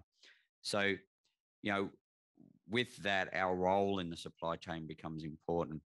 And ports have always had a function in the bunkering of deep sea vessels. So that's always been there. Interesting enough, though, that Halifax had actually ceased providing heavy fuel oil bunkering because the nature of the vessels, like Maersk has these much larger vessels, don't require to bunker as often as they used to. So Halifax had lost its position in that bunkering cycle. But now with these new renewable fuels, obviously, there's the indication that they have to refuel more often. And as a critical gateway, it's important for us to be there. The other point is where Nova Scotia is a wonderful place with renewable energy to produce hydrogen-based fuels, ammonia and methanol. So we expect to see those coming out of Port Hawkesbury. So close to us, we're in a great position to have green methanol, green ammonia, and hydrogen here. So that's there, but it's challenging. So when I first got here, one of the things was setting a platform of collaboration with both governments and community. You know, it was necessary for me to change the narrative of the port so that we could engage in a very meaningful way with them. Because when you start introducing, you know, and I can be quite blasé about it, having been a carrier of LPG products and ammonia in all my years at sea, but it's a different thing in the community space. So when you start saying, well, we're going to become a bunkering port, you know, it becomes a different conversation with your community. So our role is there to establish that meaningful collaboration with the community, and that way you can advance projects like this. So I probably, when you say what am I most pleased with, I'm most pleased with in the 3 years that we've changed the narrative here. We've changed the narrative. The Port of Halifax has a different narrative with the city, a different narrative with the province, and a different narrative with the community and our First Nations people, so that we can advance these sorts of things. The other side of it is we've heavily adopted into innovation. We established the PEER, which is a living lab, Port Innovation Engagement and Research. And decarbonisation is a critical component of that. And the port's function there is, once again, to be the demand driver, to find the ways that we can decarbonise and we can drive decarbonisation in ships that ultimately support the city's move to decarbonisation. If we can be the demand driver, and we're looking at a establishment of a green energy market hub here, which is less about the export of fuels and more about how do we get it into domestic use. And bunkering becomes the driver, the demand driver in that. If we're bunkering enough vessels, then we're going to have this extra fuel here, renewable fuels, which we can support the local community. We signed a MOU with the Port of Hamburg, which I think has been mentioned a few times, about accelerating the decarbonisation of the trade route between Hamburg and Halifax. And this wasn't about exporting hydrogen to Europe. That wasn't the driving factor. It's mentioned in the MOU as a, if applicable, if it happens, we'll be ready for it. The driver was between the two ports to say, how do we shift the dial? How do we get help? As Dr. Kingberg said, how do we get the fuels in place to support the ships? How do we accelerate that move? Then we have two services operating between Hamburg and Halifax. So it's easier for us to work with two services and talk about what fuels they're going to go to and what we can do to help facilitate that at each end. It's easier for us to work with our governments at each end. We have one terminal operator here, so it's easy for me to work with that terminal operator on what they're decarbonising. I have one rail operator, I can work with them. So we saw that we were in a practical position to make a meaningful step forward. And that's why we decided to sign the MOU, not for aspirational purposes, but only if we could do meaningful projects. The biggest challenge out there is Dr. Kimberg talked about the fuels they were going. The cynic in me thinks all the major shipping lines sat in a room one day and said, you take methanol, I'll take ammonia, you take LNG, and one day we'll work out which one it is and we'll all go there. Because for a port, there are so many fuels out there being discussed. If I move now and establish facilities, what am I establishing facilities for? I have CSL operating in the seaways on biofuels, Maersk coming to the ports on methanol. Somebody else is talking to me about direct ammonia. So, that's a real challenge. And here I am ready to go. I've signed an MOU with Hamburg. We're both saying, let's build the infrastructure. But what's the exact infrastructure we're going to build? Who's it going to be for? I've got services to Europe, services to Asia, services coastal. Maybe I am building facilities to fuel every one of those. But I'm not a high revenue port, even though I'm a gateway port, and therefore that's a lot of infrastructure and a lot of expense. Thank you. Incredible. We do have some questions, I believe, from the audience. Can you just introduce yourself, and then I don't know whether you want to direct it to one panelist or all of them, but please take it away. Yeah. Hello, Kulamasi. My name is Keisha Talking Waters DeFries. I'm Rampo Lenape Muncie, so my tribal territory is that of New York and New Jersey, parts of Western Connecticut, although some of us now exist in Morventown and out towards London, Ontario. So my question, coming from a political background and an international law background, relates to the responsibility to protect. And in particular, when we're talking about these different types of fuel sources and ultimately extractive techniques to use them, regardless of if they're green or not. What is the responsibility to protect, or has that been brought up with regards to the scientific technologies and capabilities we're talking about with regards to ports, the communities that they impact, conversations like the bunkering, but also just understanding that ecocide is more commonly understood as a form of a human rights violation nowadays, and especially within the Anthropocene. So yeah, coming from the US perspective of eminent domain being the main tool of essentially being used against Indigenous people, but also one of those tools that protects companies. I'm curious from your perspectives politically, but also in terms of your personal and professional work, how you do or don't view that reality with the communities that you're working with. Who would like to take that? Alan, do you want to start? I'm happy to start. I mean, yeah, what we're seeing, particularly in Nova Scotia, is engagement with First Nations on these productions of renewable fuels, and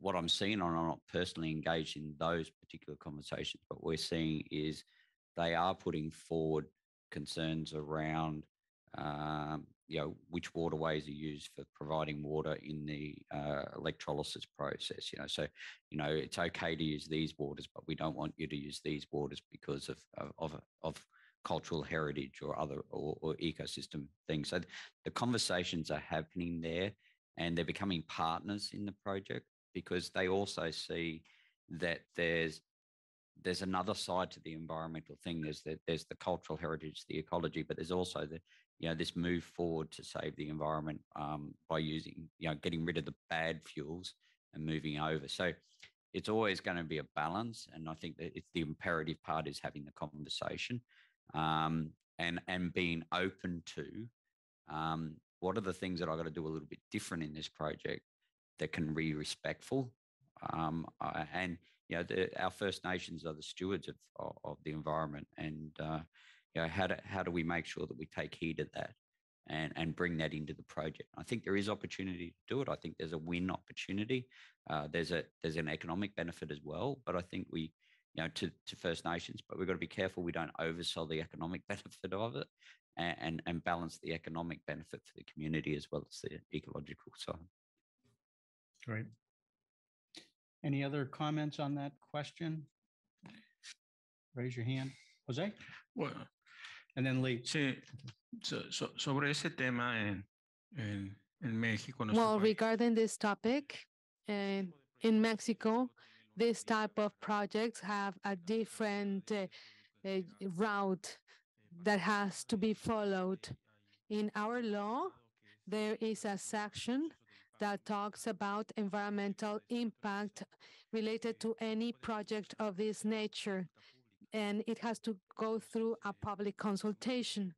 If there is a product for new fuels and that plant is located in a new port, it has to go through public consultation, and it has to be published in different media so that people can be aware that that project will take place, and a period of time is provided for the community to express themselves what measures will be taken to prevent, control, or mitigate any pollutants, and the community has the opportunity to participate and provide the opinion about these projects.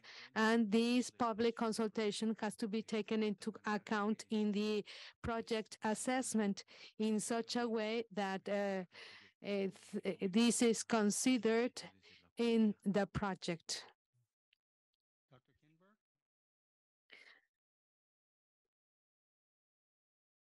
Thank you. Could you give me a sound check? Some of my colleagues on the panel have been fading a little in my microphone anyway. You're good. Okay, thanks.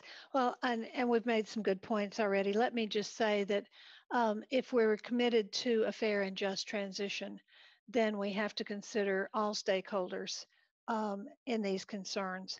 And I think we're all still learning how to do that.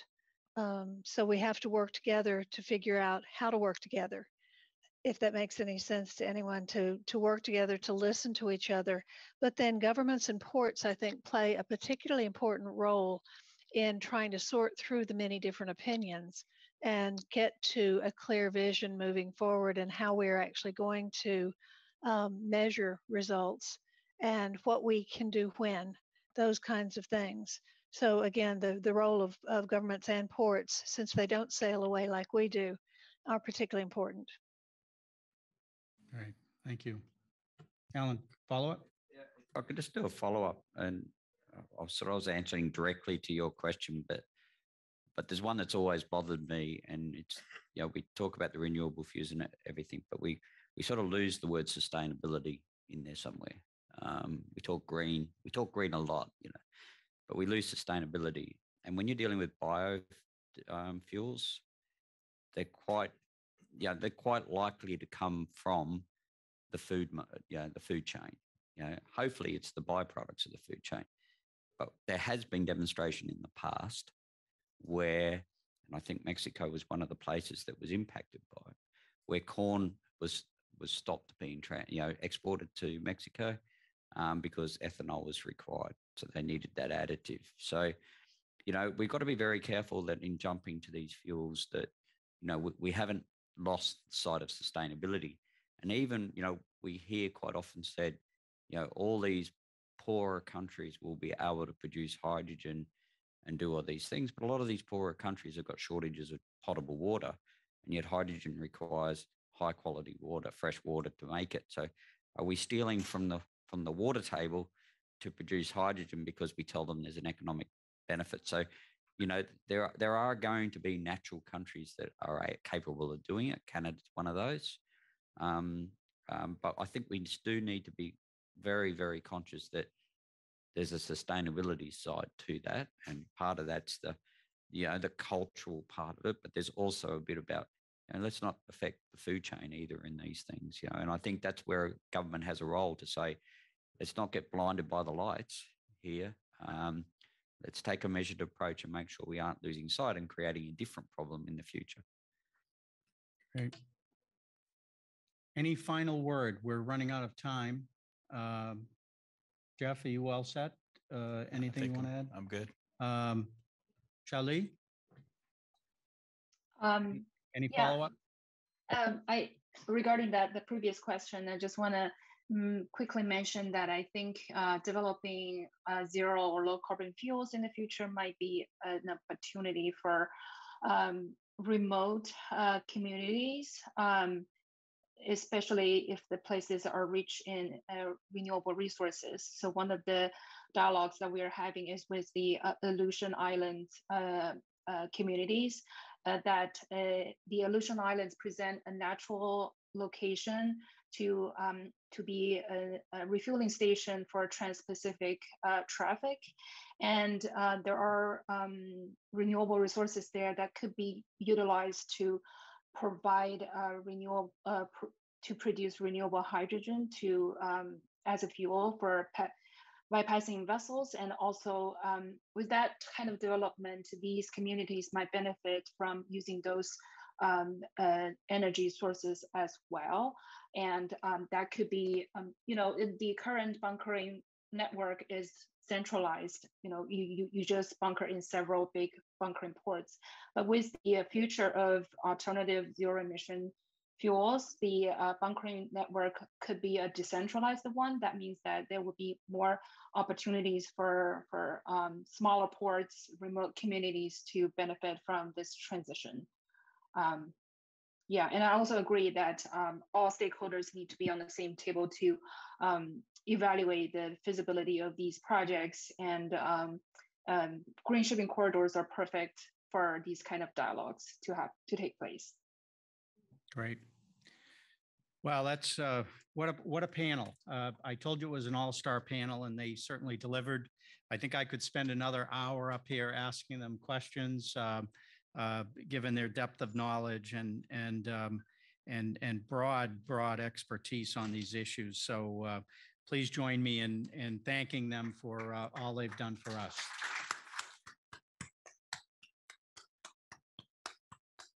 Great. With that, I believe we're moving next to Louis, who will speak and introduce, I believe, a report on the NAC and GAC.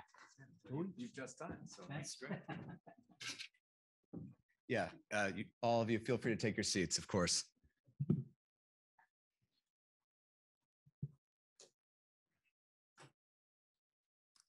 Okay, so I'm just gonna quickly introduce our next panel, or report rather, from the National and Governmental Advisory Committee representatives on the role of ports in fighting climate change. And we're going to welcome the National Advisory Chair, Marina Brock, and Andy Carey, and the National Advisory Chair, Marina Brock. I'm happy to see you both. Although Andy, you promised me you'd come to Halifax, and I don't see you here. We will get to Halifax for another day. Okay. Well, the floor is yours, so please.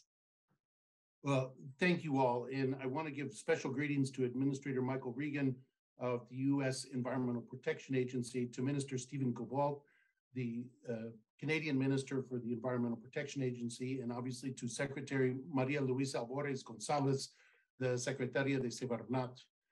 Thank you all for your kind invitation. I'd also like to give a special shout out to my friend and colleague, Deputy Administrator Jane Nishida, and obviously to our friends at the Commission for Environmental Cooperation, the Executive Director, Jorge Daniel Talan, and his entire team for the warm welcome and support to make today possible. Next slide, please. As I was introduced, my name is Andy Carey. I am the National Advisory Committee Chair. My colleague Marina Brock is unable to join us today, and she sends her regards. This is my fourth opportunity to join you at the annual Joint Public Advisory Committee, and I'm honored to receive your invitation. Today, I want to share with you some important efforts and developments around U.S.-Mexico border region issues, challenges, and opportunities as part of our presentation. Next slide, please.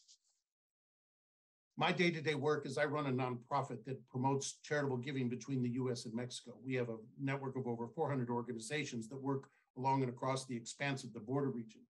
So in my day-to-day work, the environment is critical to everything that is happening along this expanse. There are 4 U.S. states, California, Arizona, New Mexico, and Texas, and 6 states for Mexico, Baja California, Sonora, Chihuahua, Coahuila, Nuevo León, and Tamaulipas. We share a 2,000-mile boundary spanning the 10 states, but we also share daily life. We share air and water that is critical to everything we are doing. Next slide, please. The challenges facing our region, and these are the top issues between the U.S.-Mexico relationship, and I think there is strong agreement amongst both countries that these are the critical challenges facing our two nations. We do share a water resource, and we have to work diligently and daily and collaboratively on conservation and management. And we believe in the borderlands that we are doing a very good job. When you live in the borderlands, you understand that the other side is also your side. So we are equally committed to the shared equitable response for both U.S. and Mexican citizens. We share the Tijuana River. We share the Rio Grande and the Rio Bravo and the Colorado River.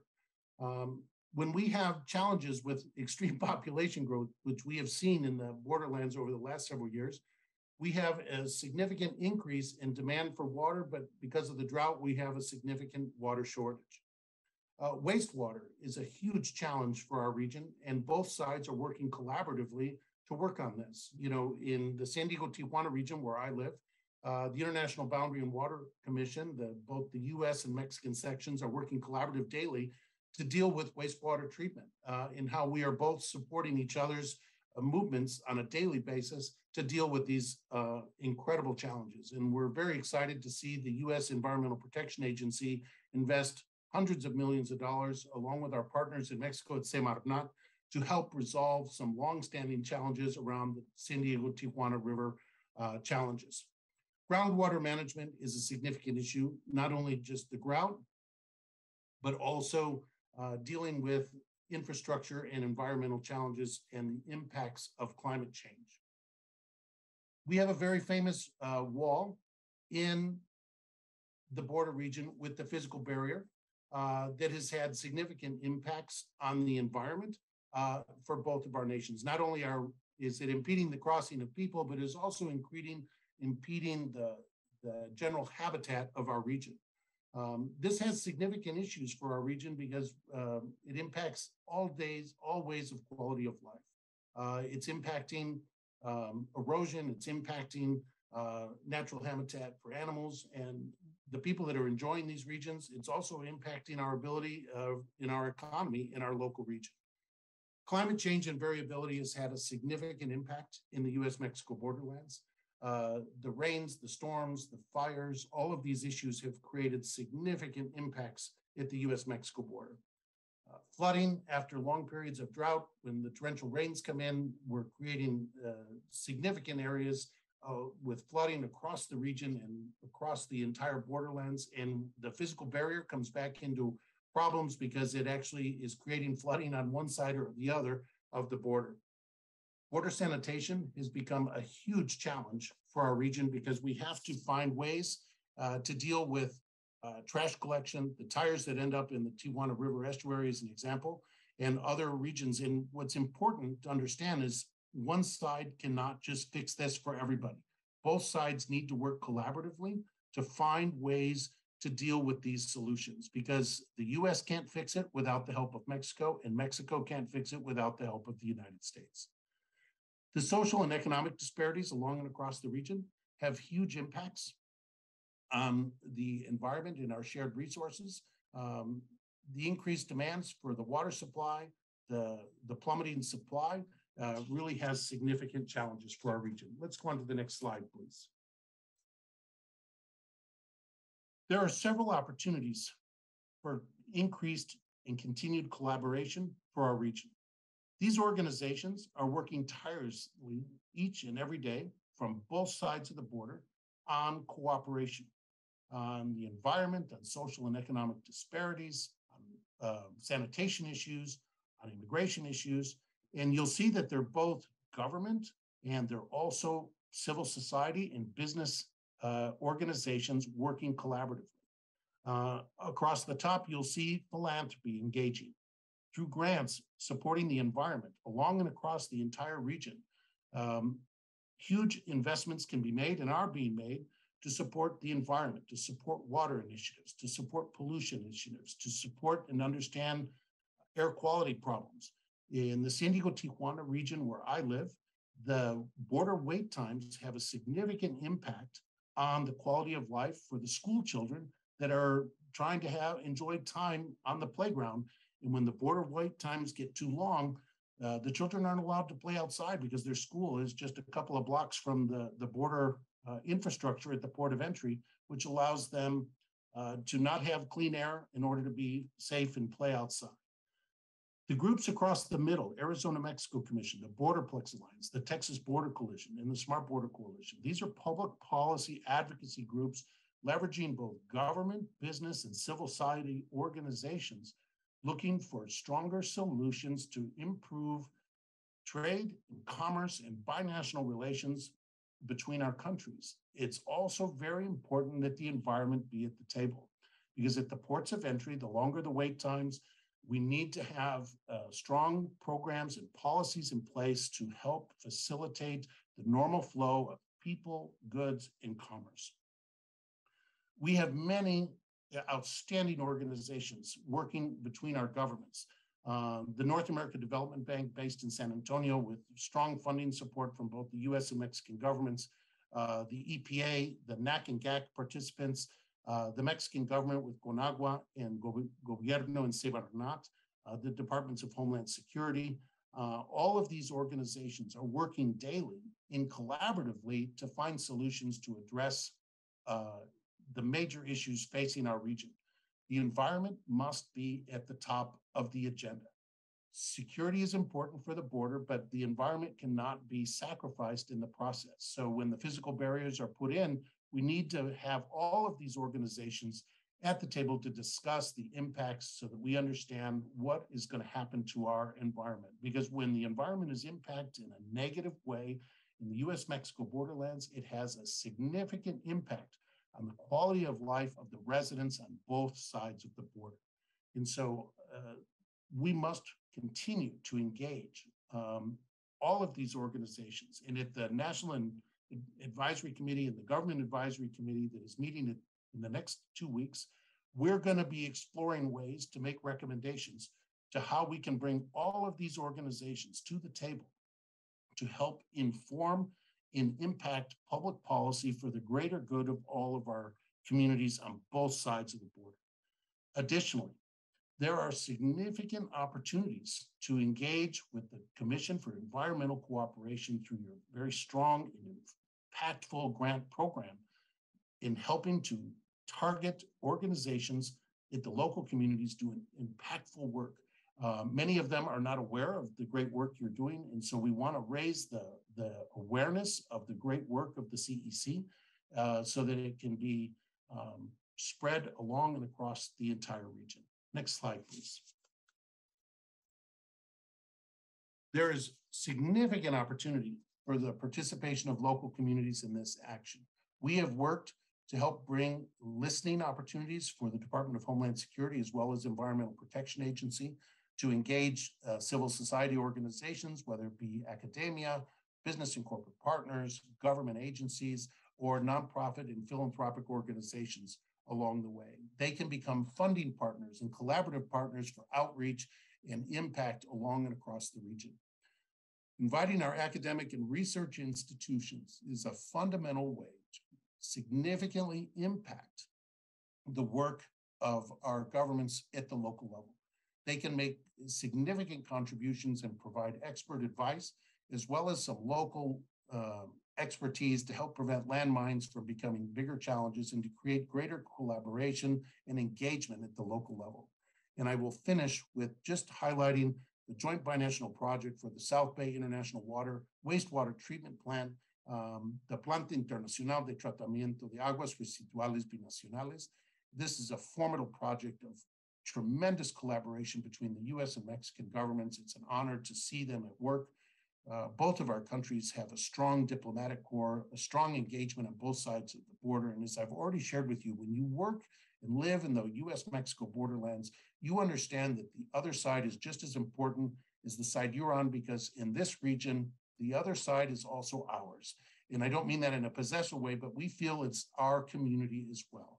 And so finding ways to continue to collaborate, to continue to engage, and to include is certainly going to help move the work of our countries together in a very prosperous and productive way. Thank you very much.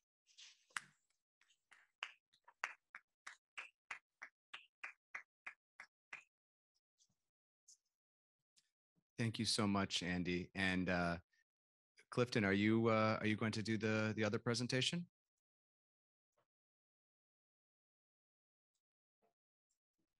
Good day, how are you? No, this was the only presentation that they were going to present today. As he had stated before, Marlena was not going to be able to participate today, but we are honored that we are able to give our vision and our viewpoint in regards to climate adaptation change. And we thank you for inviting us into this. And hopefully, as Andy was stating before, that we can all find a resolution or find a way to address these serious issues that are out here today. Thank you very much. And we're about to, if I have my notes right, we're going to move to a quick 15-minute coffee break. But as we go, I'd just like to underline that Andy's message of shared responsibility, not just for where we live, but places that connect to where we live. We are all in this together, and I really took that to heart. Thank you, Andy, and thank you, Clifton, for being here. We'll see you next time. Thank you. Appreciate it. Okay, so we have 15 minutes. Let's grab some coffee, and then we'll be back in here for our final panel of the day. Thank you.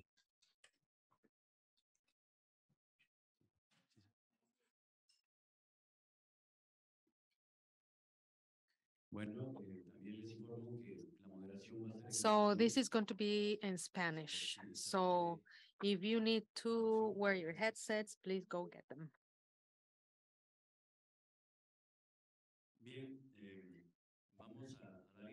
So we're going to start with this fourth panel. My name is Esteban Escamilla Prado. I am part of the council representing Mexico, and I have worked in agriculture, coffee specifically. Coffee is exported and has to be sent from the ports to different destinations.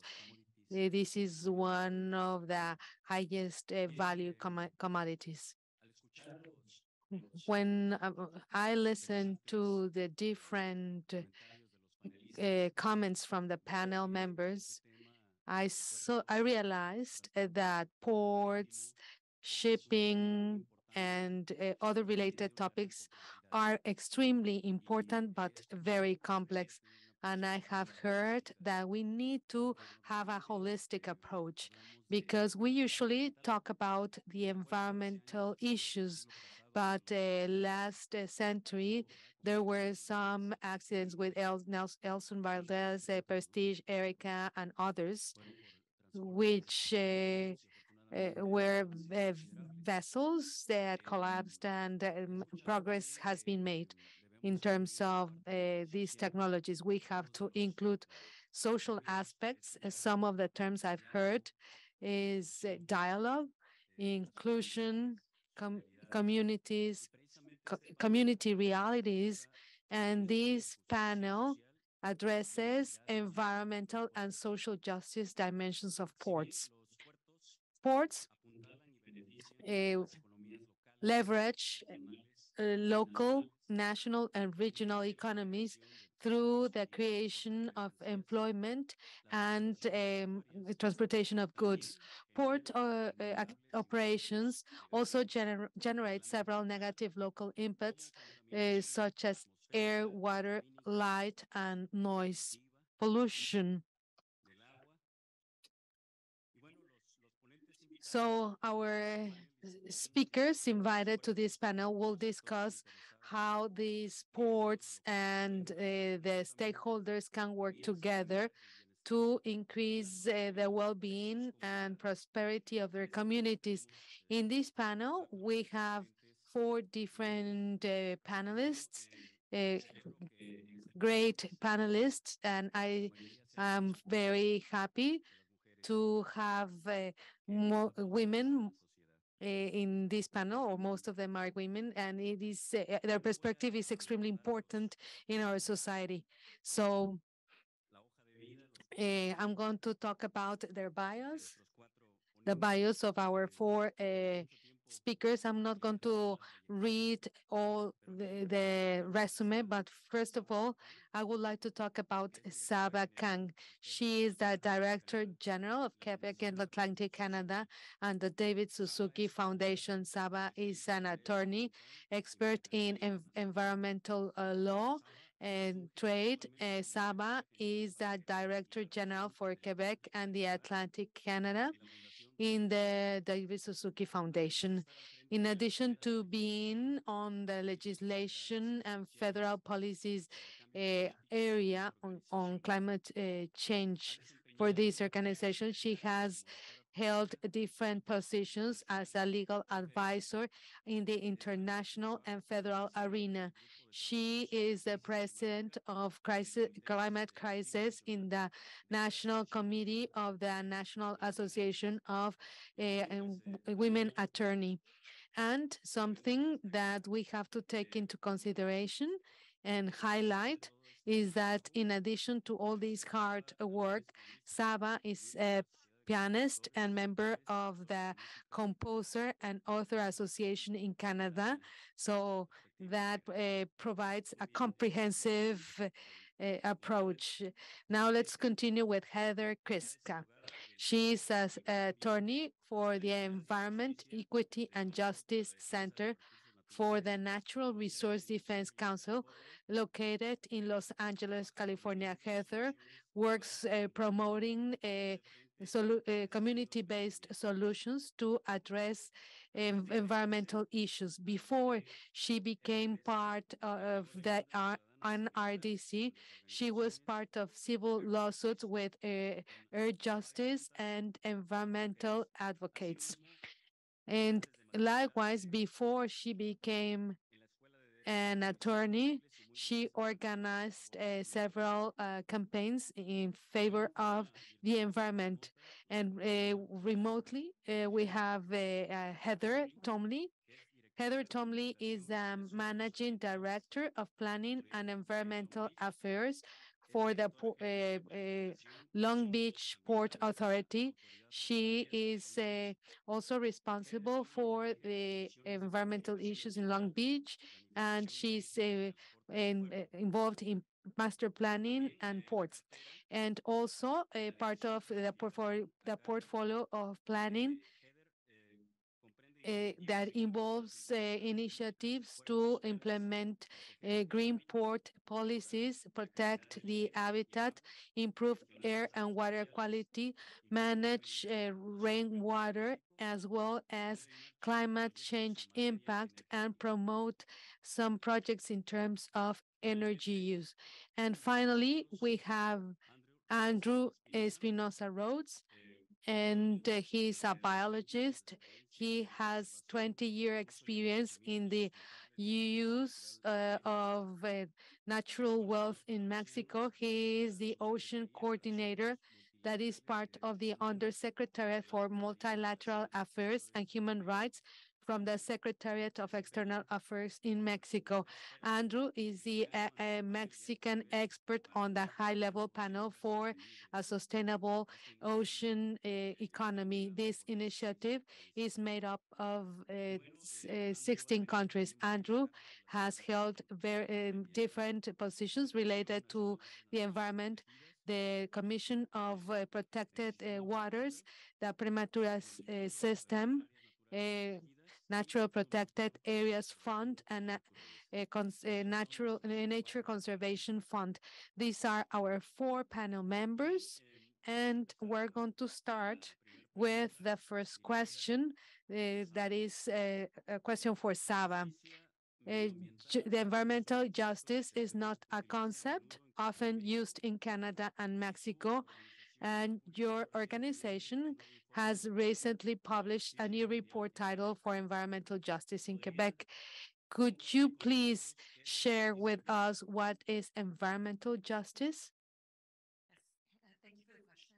First of all, it's a pleasure to be here, everyone, today. To begin, I just want to say a few words about the foundation for those of you that might not be familiar with it. So the David Suzuki Foundation is a science-based, non-governmental, nonprofit research and advocacy organization. And all our work on climate change, on biodiversity, on sustainable communities is based on this idea that this understanding that we humans are interconnected with nature and with each other. So the fact that it's the principle of interconnection and interdependence between peoples and between life systems that animates all our work means that environmental equity, or this idea of environmental health for all, is very deeply embedded in all our research and advocacy, and that includes environmental justice. So the question is, what is the definition? I think that we have to recognize the early work of scholars and activists like Dr. Robert Bullard, who's one of the pioneers of the EJ movement. And to quote him, environmental justice embraces the principle that all peoples and communities have a right to equal protection and equal enforcement of environmental laws and regulations. So essentially for the foundation, integrating environmental justice foci into our work means paying attention to how laws, not just environmental laws, but economic laws, investment laws, how our legal structures today and historically have always had, or not always today, but I mean, we have this history of negative environmental conditions on vulnerable and sociopolitically marginalized groups. So this is a very important concern for the foundation because of the historical evidence and because of emerging evidence today. Indigenous communities, a lot of urban, highly racialized communities in Canada, as well as historically Black Nova Scotian communities have suffered unequal impacts from industrial siting, toxic pollution as well. So we're seeing also in our work that these questions about equity and vulnerability, vulnerable populations, are not being substantively addressed in climate change law or policy, whether it be municipal climate plans or even at higher levels. So the foundation has advocated for a very long time for a right to a healthy environment to be enshrined in Canadian law. In other words, to recognize that everyone in Canada has a right to live in a healthy environment. And today, there are finally legal reforms under the Canadian Environmental Protection Act that are being considered to integrate this right into federal law. Another bill that's moving forward in Parliament right now is Bill C-226, which would oblige the federal government to adopt a national strategy to assess, prevent, and address environmental racism and advance environmental justice. So we're seeing these amazing legal developments happening. Hopefully they're both going to pass through, and they'll enable us to break the well-documented pattern of environmental inequities that have been linked to natural resource exploitation, toxic industrial production, and waste management. So seeing these developments move forward at the national level, we realize that we really need to address these concerns provincially as well. Because of the separation of powers between the federal and provincial governments, it's really necessary to ensure that environmental justice concerns are addressed at all these different levels of governance so that there are no loopholes when it comes to provincial or federal jurisdictions and the protection of people's health. And this is essentially what led to our report on environmental justice in Quebec. Now, why did we produce it? We're seeing in our law and policy work there, we're observing that vulnerable, marginalized, and poor communities are not being considered meaningfully. We have to work on our gender responsive, elements of our climate plans, also child responsiveness. So when we think about decarbonization, it's not just about electrifying the future. We need to see humanity in this and bring it closer to our communities. So there is this need to educate and mobilize people in Quebec, in Canada, amongst our own supporters on what environmental justice is. And the report is a first educational resource on that. And just to share a couple of recommendations that we laid out in the report, the first is to adopt a law. There's been a lot of movement in the US. Environmental justice is institutionalized. And so we can draw a lot on what is happening there to inform our own institutionalization, adopt perhaps an environmental justice advisory committee at the cabinet level. Secondly, recognizing a right to a healthy environment at the provincial level. We already have this right recognized, but it's not a fundamental right, and there's no way to actually implement it, to enforce it. We also have an office called the Bureau d'audience publique en environnement, the Office for Public Hearings on Environment. But there's no way for a citizen to trigger a complaint for an alleged violation of a right to healthy environment. So on many levels, both procedurally and substantively, there's room for evolution. And then finally, I have to mention the United Nations Declaration on the Rights of Indigenous Peoples. We need that to become law in Quebec. It has been legislated at the federal level. So this is very important as well, ensuring that the free, prior, and informed consent of Indigenous peoples is also leading our decarbonization agenda and ecological transformation. Thanks. Sí. Gracias, Saba. Continuamos con nuestra segunda panelista. So let's continue with our second speaker, Heather Kriska.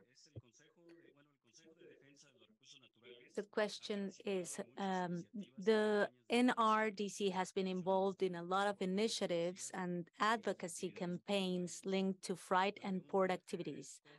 Have you noticed a difference in how community concerns have been received or addressed over the years? Thank you for the question. So my name is Heather Kriska, and I'm an attorney with the Natural Resources Defense Council, or NRDC. And NRDC is a large environmental nonprofit organization that is based in the United States. We have over 800 staff, including attorneys, policy experts, and scientists, along with many others who work to safeguard the earth, including its people, animals, plants, and natural systems. Our work on ports and goods movement started over 20 years ago when residents living near the Port of Los Angeles came to us with concerns about how the port was expanding in their community and concerns about the traffic, noise, light pollution, and emissions associated with that expansion. And so we got involved in a lawsuit and achieved a landmark settlement through that lawsuit that showed that port terminals need to undergo extensive environmental review, disclosure of impacts, and mitigation of their impacts on the community. And since then, our work on goods movement and freight has really continued to focus on lifting up the local concerns of residents and centering community-led solutions. And so to give you all some context about the Port of LA and Long Beach, together, they bring in 40% of goods that enter the US by sea. And so this involves a massive infrastructure of ports, rail yards, and warehouses that work together to move these goods from the port to the rest of the country. And that involves the ships, the trains, the trucks, and the cargo handling equipment, the majority of which run on diesel engines. And so recognizing that this places a disproportionate burden of diesel exhaust on the communities that live near the freight corridors and the facilities that serve the ports of LA and Long Beach. There is a large body of scientific literature that's been developed about the impacts of diesel pollution on public health. We know that diesel pollution is a known carcinogen. It contributes to respiratory issues. And in Southern California, some of our communities have been coined diesel death zones because of the high rates of asthma, cancer, and premature death associated with the diesel pollution in these communities. So for the last several decades, our community, we've been working together with community organizers, academics, and others to shift the goods movement industry towards cleaner operations in Southern California and have made a lot of really exciting progress. At the local level, we've worked together with the ports of LA and Long Beach to push them to adopt some strong, ambitious zero emission goals, committing to achieve 100% zero emission cargo handling equipment by 2030 and 100% zero emission trucks by 2035. We have also worked at the regional level and are working to develop some rules to address facilities associated with goods movement, including warehouses, rail yards, and the ports. And we've worked at the state level to push the California Air Resources Board to adopt really landmark regulations requiring zero emission transitions for trucks, for locomotives, for plugging into shore power. And in addition to that, we've also employed litigation when necessary, either to back up the regulations that the state has taken when they've been challenged by industry, or when port expansions threaten our communities who are already overburdened. We're making a lot of progress towards cleaner technologies, and I think that is a really exciting and hopeful thing. And at the same time, I think something that we've seen is that the inequitable and disproportionate burdens on communities of color and low-income communities, who are most often the communities where these freight facilities are sited, these are still ongoing. And particularly as the e-commerce industry is expanding, and during the COVID-19 pandemic, we've seen a lot of growth in goods movement in Southern California. In 2021, there was an unprecedented backup of ships off the coast that were spewing diesel pollution into the air rather than being able to plug in. We had sometimes over 100 ships off the coast. And so this added an additional burden of pollution to our communities who have been impacted by these air pollution impacts for too long. And so I think one takeaway that I have is that, you know, as we see this industry expanding, it's really critical that we address the current inequities first and ensure that any expansion in goods movement is coming together with the zero emission solutions that we know are necessary to ensure communities do not continue to be more overburdened by this industry. Muchas gracias, Heather. Y bueno, thank you very much, Heather. And now, Heather Tomley, she's with us virtually, and we have a question.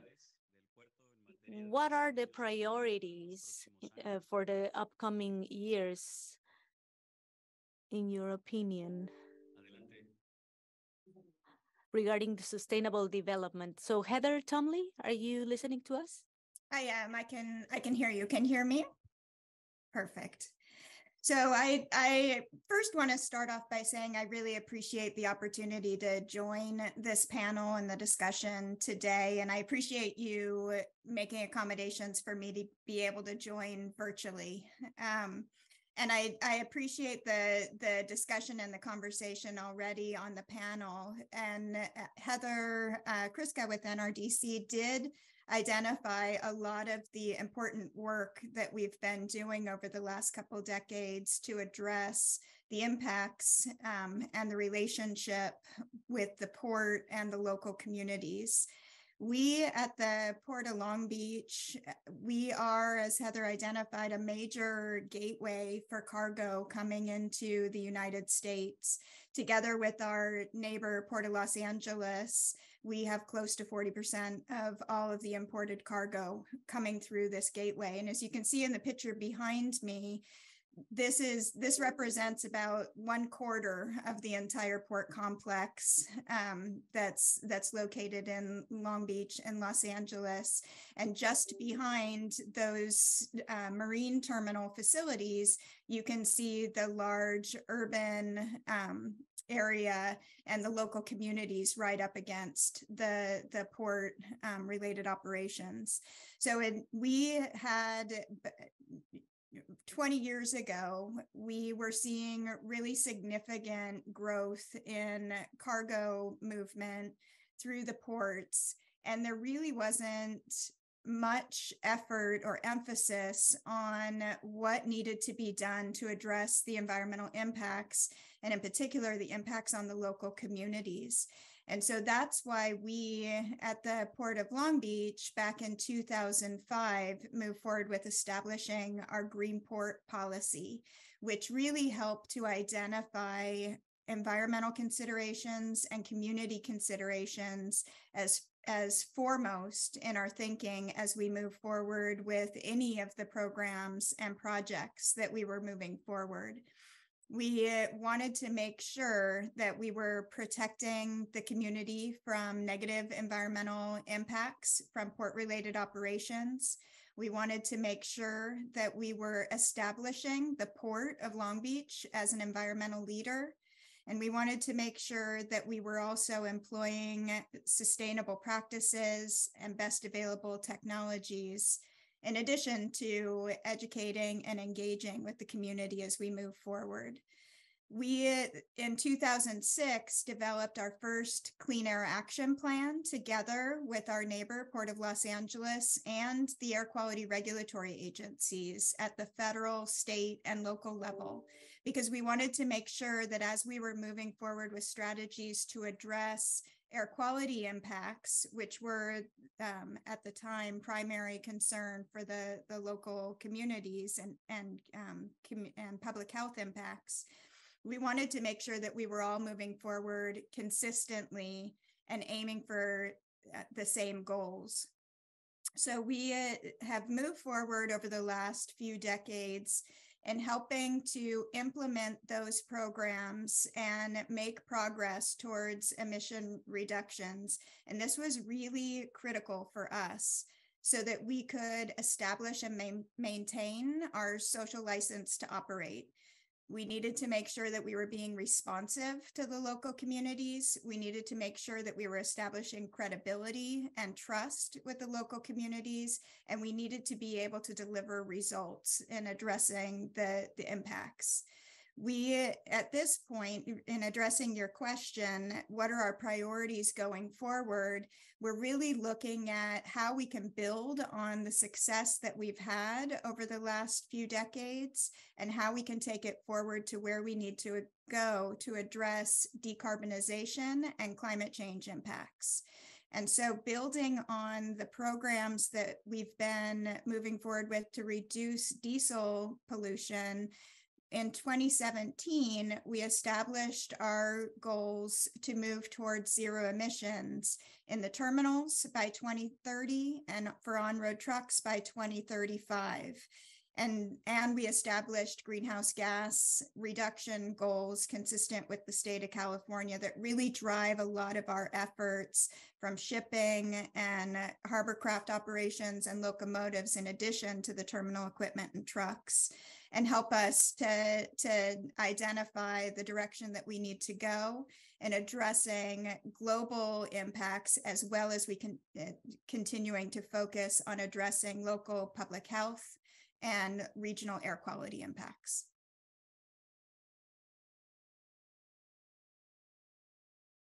Heather. Bien, con Andrew le vamos a plantear. So we're going to ask Andrew the following question. Can you share with us some examples on how the government in Mexico is working with port authorities to promote sustainable development strategies? Thank you so much, Esteban. The good, bad, and the worst part of being the last one in a panel. On one hand, everybody is very tired, so please keep paying attention. The second good thing is that we didn't get to the next round in soccer, but the good thing is that we can take some of the elements that have been mentioned during the day, and the panelists can use these elements to reflect on certain topics. You talked about co-creation, co-design.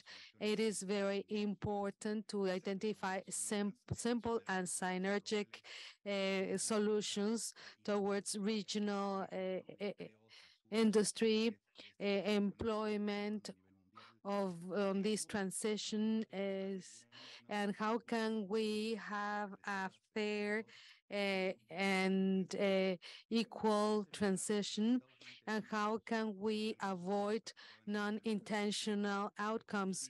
Some people have talked about the transition on fuels, and we hope we have a positive impact and not a negative one. Thank you very much to Daniel for the invitation. We also like to thank the to the different activities, to the different organizations, to the panel members. You mentioned this. It is an honor to be among three women. We wish we could have this perspective. Mexico is always looking at the gender perspective. Thank you for the JPAC, the TEK, and the event that we're going to have in Montreal. It is important to mention that what I just mentioned comes from a formal consultation with the Marine, the Semarnat, and specifically the Attorney General's Office for Environmental Protection and Global Topics. So from Marta Delgado sends her regards. As you can know, we need to address social, economic, and environmental issues, and it is an ocean of opportunities. Mexico has to look at the coastline and the sea, and also transition to a more sustainable place. The ports, the trade, the shipping, and other areas linked to the trade are important. We have a regulation framework with a very clear procedure to participate actively in the project processes in our country.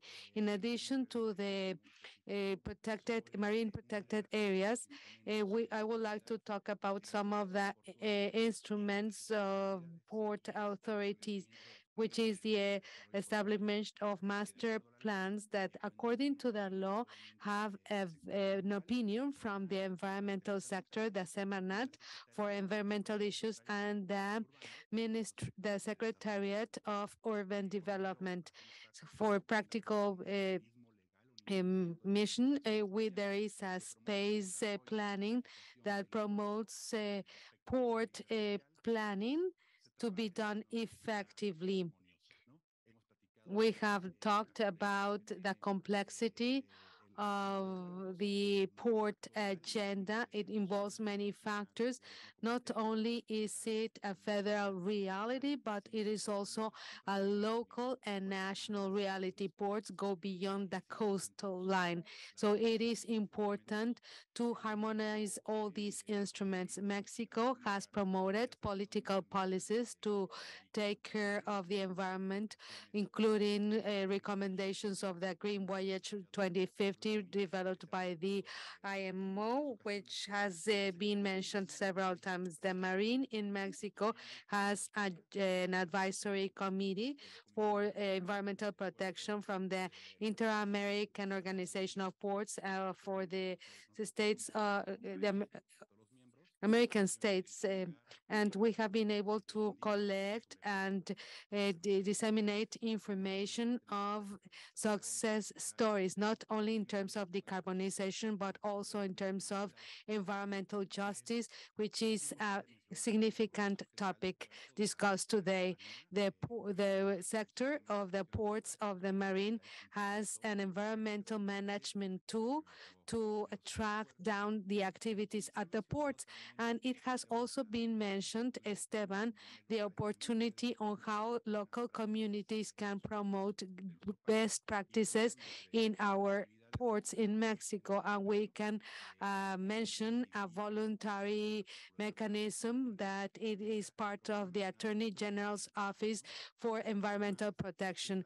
It is a program that accredits facilities since 1997. This program is aimed to protect or prevent pollution from happening in the air, in the ocean, and in other areas. And this is the way we can preserve the wildlife, and it also contributes to an environmental management.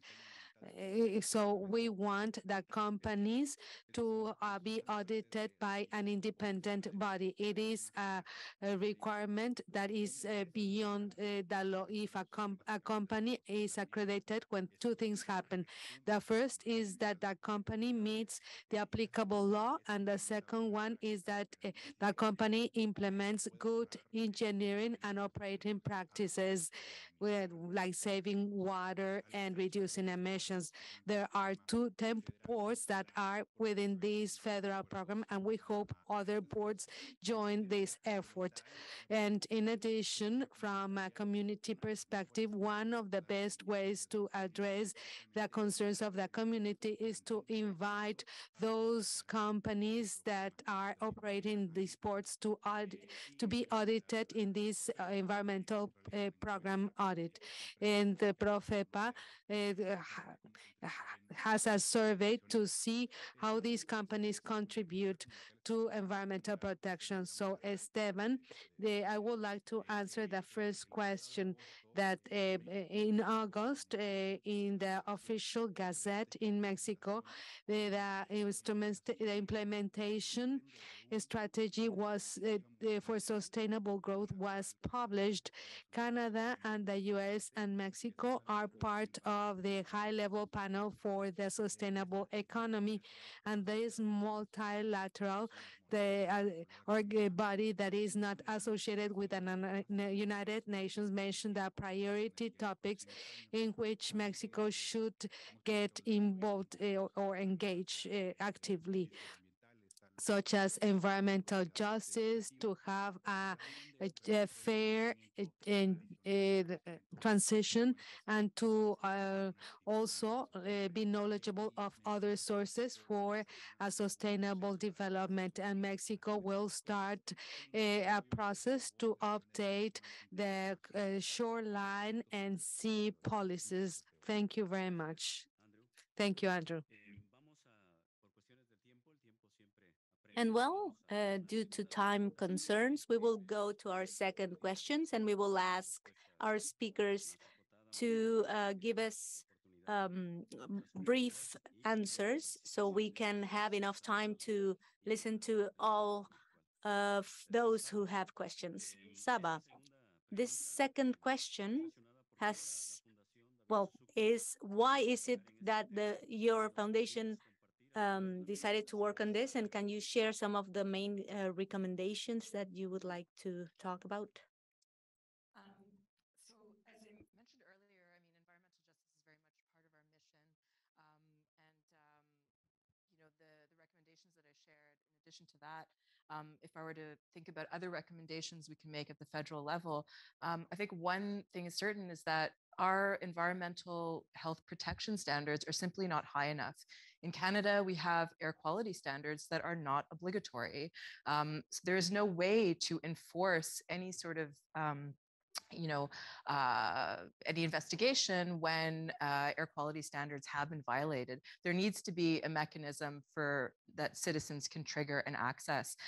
In our own work with the Port of Quebec citizen group, Vigilance Port du Québec, this is a community that is suffering from very high consistent levels of nickel contamination, air contamination.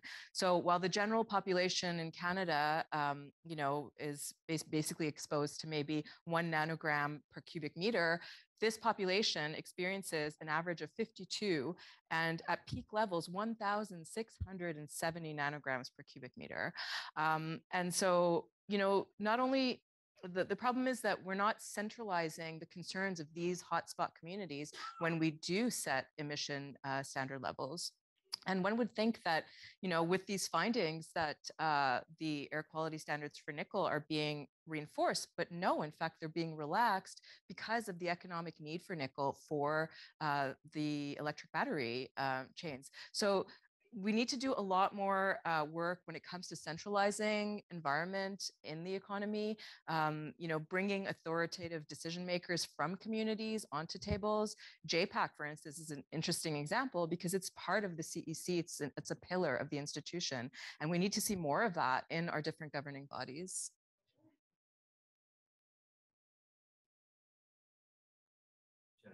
Saba. Para Heather Kriska.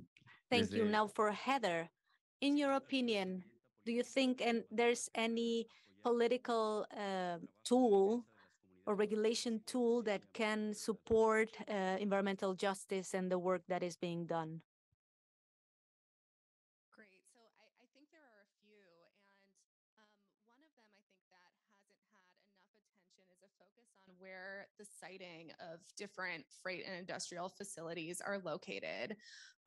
So to give an example of this, in Southern California, we're seeing a proposal to build a massive rail yard in a community in West Long Beach that already suffers from a huge amount of pollution and would be located right next to a school, a daycare, a permanent supportive housing facility, and a residential neighborhood.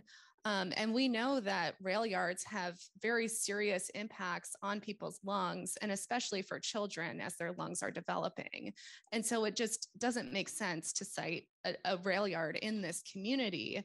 I mentioned that there's already a lot of pollution facing this community, and that includes an existing rail yard, a refinery, and the community is located just a few miles from the Port of Los Angeles. So there's also a heavy component of diesel truck traffic. In addition to that, the community is over 90% people of color. And so this community in particular, it has heightened vulnerability to the impacts of an additional industrial facility due to the other socioeconomic stressors and cumulative pollution burdens that it's dealing with. So in terms of siting facilities, we need to make sure that we're taking into account those local public health impacts and siting facilities at a safe distance away from where people live, play, and go to work. Another component that I think is really important and has come up throughout the day is technology forcing standards to ensure that the cleanest technologies actually get adopted by this sector. So NRDC is part of a national network of groups called the Moving Forward Network. The Moving Forward Network brings together over 50 organizations across the United States, most of whom are environmental justice frontline communities who are directly impacted by freight and goods movement. And the Moving Forward Network has been leading a campaign at the federal level to push the EPA to adopt and promulgate regulations to require zero emissions for all categories of freight. And so NRDC joins the Moving Forward Network in these asks, and I would highlight a letter that MFN sent to the administrator just over a year ago, highlighting the need for updating the outdated current EPA regulations for trucks, locomotives, ships, and cargo handling equipment. And just a few weeks ago, the Moving Forward Network sent an update, including a year-end review about what the EPA has accomplished this year and what additional actions are needed in order to ensure that we are moving towards zero emissions in these sectors. Gracias, Heather. Bueno, volvemos con Heather Thank you, Dumbley. Heather. We will go back again with Heather Dumbley. Can you share a success story of a collaboration between a port and a community? One of the key programs that we moved forward with that quite frankly, it was something that the Port of Long Beach and ports in general had. It took a new way of thinking about how we could address the port related impacts on the local communities, and really required us to push beyond some of the ways that we had really viewed the port and our relationship with the community. We, just as a little bit of background, we as the Port Authority, we are part of the city of Long Beach, and the land where the port is located has been entrusted to the city of Long Beach to manage as the port facility. And we have requirements about how and where we can spend our money. So the money that we collect through our leases and through the different fees that we charge, it needs to be turned back around to support the maintenance and development of the infrastructure to support cargo movement. So there had been resistance for quite a long time about doing anything that really sort of went beyond that and directly provided investments into the local communities. So based off of a lot of concerns and discussions that were raised with the local communities, we recognized that simply keeping that straight and conservative view about what we could do and where we could invest our funds really wasn't addressing the true impacts that the port was having on the local communities. And so we worked through a process to identify a nexus between the port-related impacts and the local communities that allowed us to make investments and improvements in the local community through investments in projects that directly related to port impacts. So community health programs, facility improvements like air filtration systems in the schools, new doors and windows for facilities that serve the public, community infrastructure like bike and pedestrian improvements and parks and open space. We've been able to establish a program to invest $65 million in the local communities. And we have been managing a grant program to help to distribute funds through that program since 2009. And that's been a real success story for us to be able to move beyond just direct port infrastructure development, but also supporting the neighboring communities near the port and looking at ways that we can continue to address the more cumulative impacts from port-related operations on the local communities. I think that's been a real success story for us, and it's helped us to establish a better relationship with the local communities and really addressing those impacts and in making investments to make improvements where they can be directly felt. Muchas gracias, Heather. Thank you so much, Heather. And before we continue with Andrew, we're going to give priority to a question in the audience. Please go ahead. Alan Gray, Port of Halifax. So I've heard a lot of comments around like penalty regulations for breaches, etc., like that, which it's fine.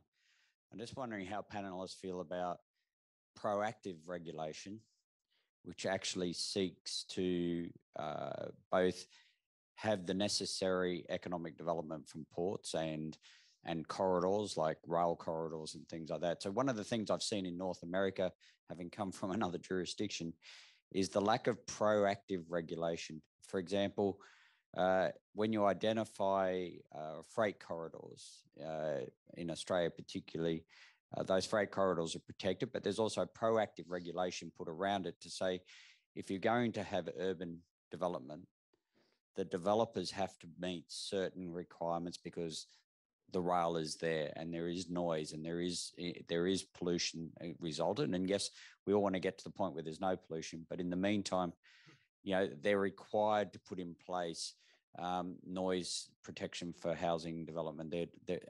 And have to have certain distances. There have to be greening zones.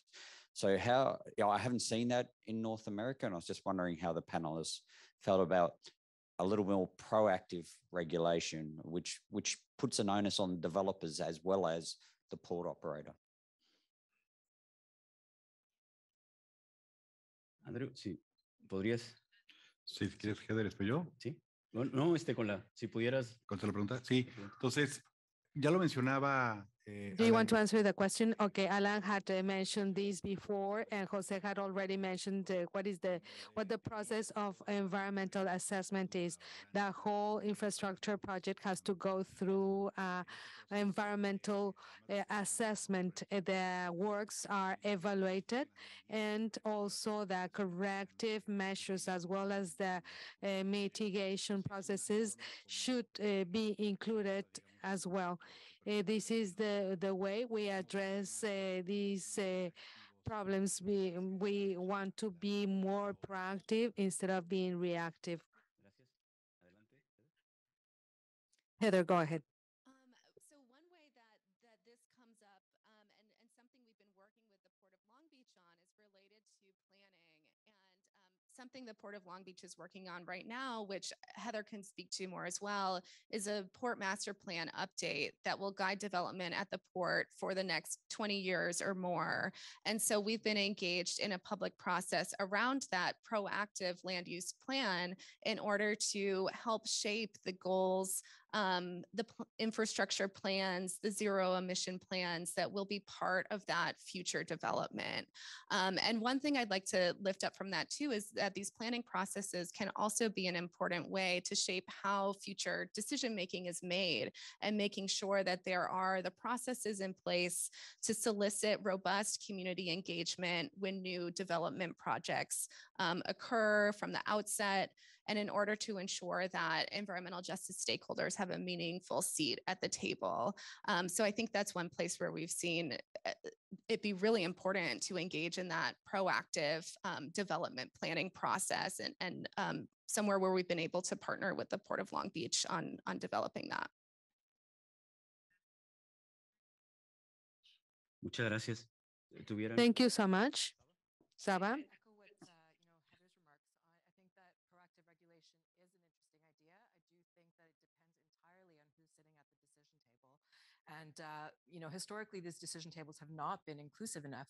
I was encouraged to hear this morning from the Port of Montreal talking about co-creating visions, working with Indigenous partners whose ancestral territories these, rivers flow through.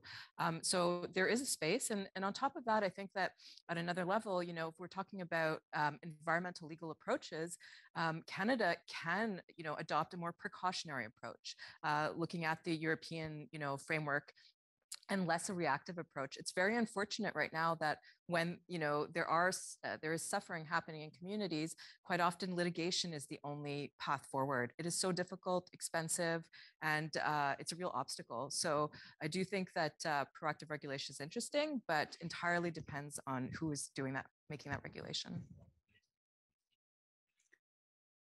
Gracias, Saba. Thank you very much, Saba. I don't know if Heather or Tomly has a comment to this question. If I could, that would be great. This is really key and critical to our strategy moving forward. I mentioned that we have a clean air action plan where we lay out all of our strategies to address air pollution impacts from port-related operations. We recognized the original plan was developed in 2006, updated in 2010. By 2017, we recognized that almost all of the strategies were either well underway or completed. And so that's why we recognized we needed to do an update to that plan. And that's where we outlined the need to get to zero emissions operations. So we really were trying to have that proactive, forward-looking stance of where did we need to go. The technologies didn't exist at the time that we were developing that as a planning strategy, but it helped to focus our attention on technology advancement efforts, where we needed to make investments in infrastructure improvements, advocacy with the state and federal government about funding programs that were necessary to help us move forward with those critical demonstrations so that we could develop and ultimately deploy that cleaner equipment. And so all of that planning effort has been about having that forward-looking stance of where we need to go and aligning ourselves and the regulatory agencies and the communities and the industry together towards helping to meet those goals. On a project-specific basis, as was mentioned, we also do go through a forward-looking approach to what future impacts will be from any individual projects, and we are required under California and federal requirements to put in mitigations for those future impacts. And so that is a part of any individual project that moves forward as well. Muchas gracias. Parece que tenemos. Thank you so much. I think there's a queue for all the questions that have been posed. Mariana, there's a question, right, from the online audience. No, I think we have a question here in the audience. Thank you very much, Esteban. My name is Kathy Hodgson-Smith. I'm with the CEC Traditional Ecological Knowledge Expert Group. And I want to thank you first off for your hard work on behalf of the communities, for your inclusion of local and Indigenous communities in your work. Specifically, notwithstanding what you do for local communities, we see Indigenous communities as having a unique place in the globe in terms of, and I think Saba mentioned it, the ports sit on traditional territories and they impact on, Indigenous rights as well as local impacts. And so specifically, I want to say, when it comes to the inclusion of traditional ecological knowledge and Indigenous values and Indigenous peoples in your work and in the decision-making and in the design of projects, how could CEC or anybody assist you to accelerate, and we believe it must be accelerated, the inclusion of Indigenous knowledge and peoples in your work? Thank you. Sí, gracias por la pregunta. ¿Alguien que desee responder? So thank you for your question. Who would like to answer? Andrew? I'll go for it, Esteban. First of all, thank you for your question and your comment. I believe that proactive approach needs to be the solution. And I'm going to give you a fast answer. And I relate this to one of the challenges we need to tackle to integrate different actors in the process. We have observed that when we look at the agenda of ports, the main things have to do with coordinating different efforts, perspectives, mandates, and realities for a common interest. And we have tried to do this, but we have not succeeded completely. Seasonality is also important. Different actors are seasonal.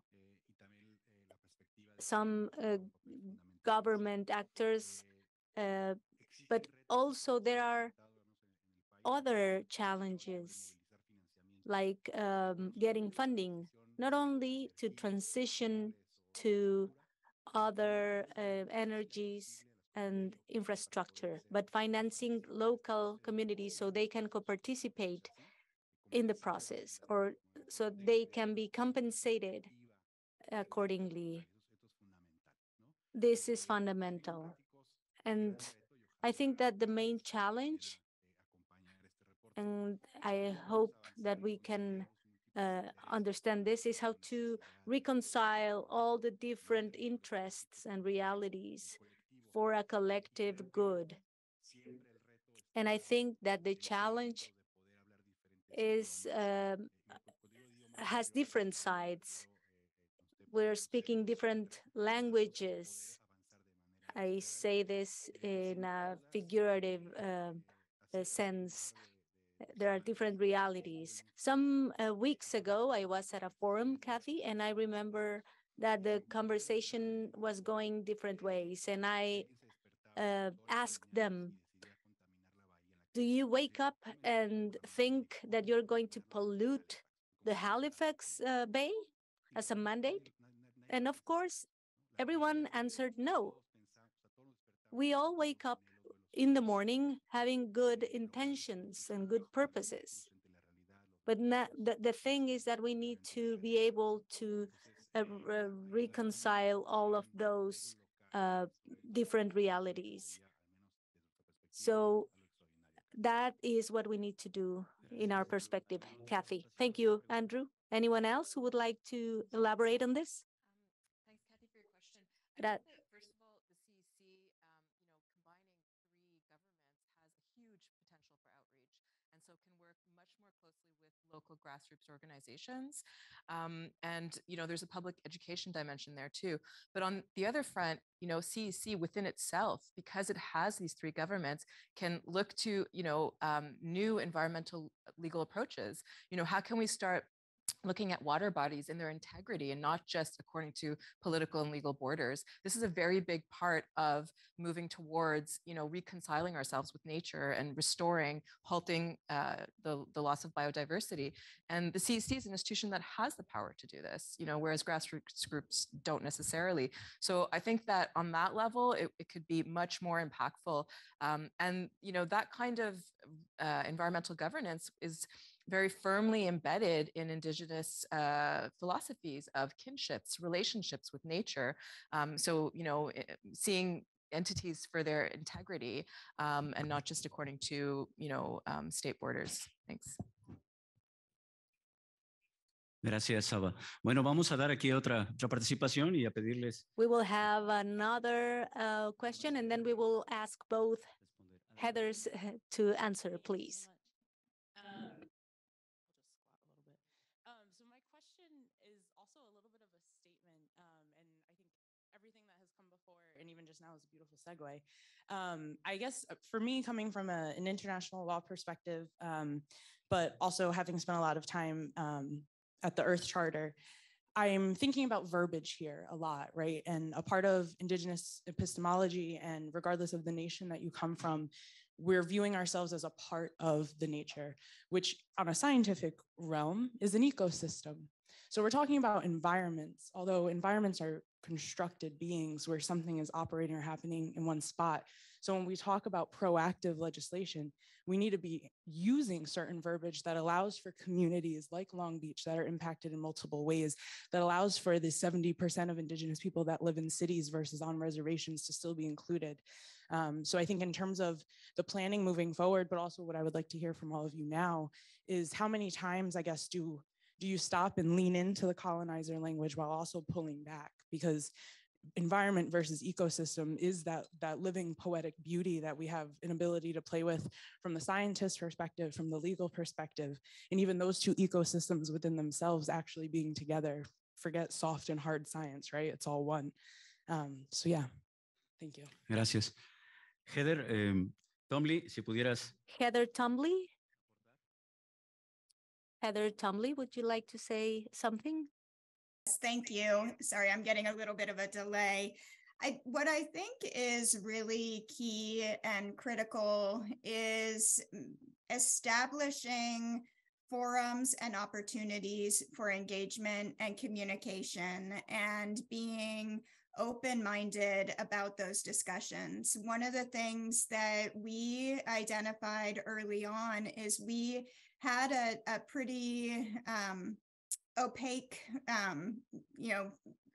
the perception of the port was pretty opaque for many years. There was not a lot of understanding about how we made decisions, what considerations were taken as we moved forward with different projects. And we recognized that it was really important for us to change that approach and really have much more direct engagement with all of the local communities and the interested stakeholders and the interested parties in that process. And so making sure that we were providing information in multiple different languages, going out into the community and meeting with different community groups in their places of gathering, holding and hosting monthly meetings with the local community groups, establishing quarterly updates on different programs and projects that we were moving forward with, and making those forums accessible really has been a critical part of how we've been able to better engage with the different interested parties and to make sure that we have an understanding of what the important priorities are so that we can make sure that we're addressing those appropriately as we make decisions. And I think that that as a best practice going forward needs to be a part of how we all move forward with programs, because it's that engagement, education, and understanding that's really critical. Gracias, Heather. Aquí Thank you, Heather. Now, Heather Crystal, on that question, please. Thank you so much for raising this important question. And you asked specifically about like slipping into colonizer language and checking yourself. And I think that's so critical and something that I admit that I do all the time. And it's really important to check ourselves and make space for the different perspectives, especially that Indigenous communities can bring to ecosystem work. And I will say, I think that it's really challenging because so many of our systems really exclude those perspectives. Our economic system in the US, our legal system, many of our environmental laws do not provide that holistic view of the interconnected nature and ecosystems. So I think that's a really important point to lift up and ensure that in any work that we're doing, we're creating space for Indigenous representation at the decision-making table and for those perspectives to be shared. Gracias, Heather. Bien, con la cuestión del tiempo. Thank you, Heather. Due to time concerns, we will close with a final question, and I'd like to get a very short answer about anything else you would like to share with our audience. Andrew? Well, first of all, I am taking many reflections from today in terms of listening to all realities. I am hopeful that we will get there. And talking about environmental justice, Mexico played an important role for the General Agreement on Access to Information, the Escazú Agreement. And as you may know, this agreement talks about advocates of human rights on environmental issues. This includes better access to justice, also for Indigenous peoples in Mexico. And we also could ensure that the voice of minorities that have been left aside in Mexico due to historical issues, including women, Indigenous peoples, etc., to be considered now. However, we recognize that in order to do this and to recognize other agreements, we have significant challenges, but we will tackle those. I'd like to thank you, Esteban, and everyone else for staying until the end of this event. Now, Heather Tumbley, any final remarks? I think your microphone is, oh, there you go. Thank you. I'd like to say thank you for allowing me to participate. And I think that the conversation has come up multiple times about the importance of the pillars of sustainability and the importance of balancing all of the different components as we move forward. We need to consider the economic, the environmental, and the social factors as we're moving forward with different projects and programs. The social responsibility is key and important and should not be overlooked. And having those open forums for engagement and discussion. We've had examples where we don't always agree, but we can have those discussions in an open and trusting way. And I think that that's really been important for us to make better decisions about how we need to move forward into the future. So I just wanted to emphasize that point. And again, thank you for allowing me to participate. Muchas gracias, Heather. Thank you very much, Heather. And now, Heather here, please go ahead. Great. Well, thank you so much for having me. And I definitely would echo what Heather Tomley just raised about the importance of having open dialogue.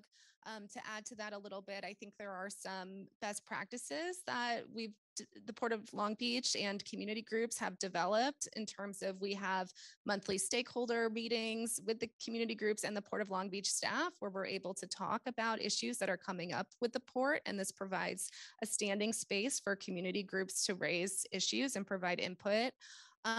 Also, along with the Cleaner Action Plan, there are quarterly stakeholder meetings where the diverse stakeholders who are impacted by the plan come together and raise issues. And I think some of those avenues for having that open dialogue has been really important and critical.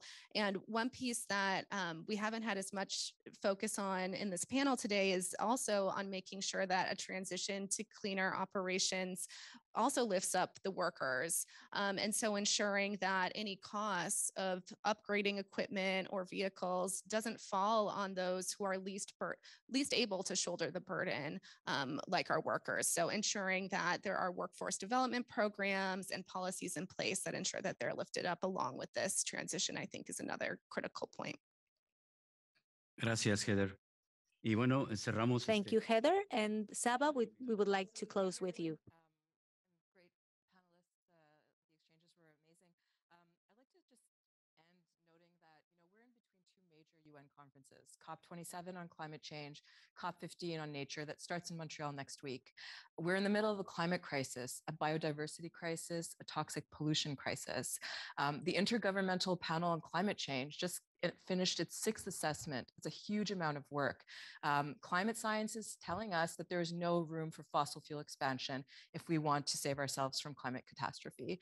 This is the context within which we're having this talk about ports and decarbonization. And I think it's really important to remember that ports can come out with net zero strategies, and it's amazing to see the progress that's happening. But at the same time, there are ports that are considering expanding bunkering for fossil fuels, and that is not a part of the equation. So I do hope that JPAC, in writing its advice, will take this into context, the global situation we're in, and also, that the climate science that is key in decarbonization. Thanks. Muchas gracias, Saba. Y bueno, pues el tiempo siempre. Thank you very much, Saba. There are always time constraints, and we're going to conclude this. And we would like to thank the panel members for your contributions. And we still need to talk about culture. The Port of Halifax has museums, and the Port of Veracruz has its carnival. And let's give them a round of applause for their great contributions.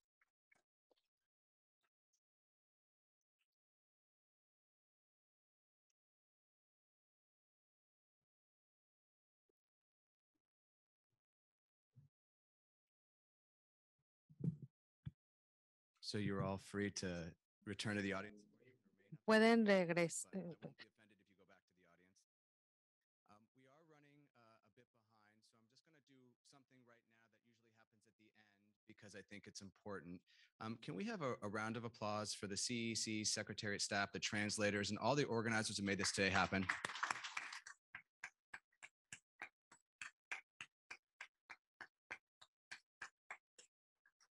My big fear is that as we get closer, people go out, and I just want to make sure those who make things like this possible hear our gratitude. And our next bit of business before we try to roll up our sleeves together and see if we can make a little bit of rapid sense of what we've heard today is an overview of the submission of enforcement matters, which I think will really be important given the conversation we just heard about justice and the importance of doing the best we can and implementing our own environmental laws. So I'd like to invite Paulo Solano up to give his presentation. Please welcome Paulo.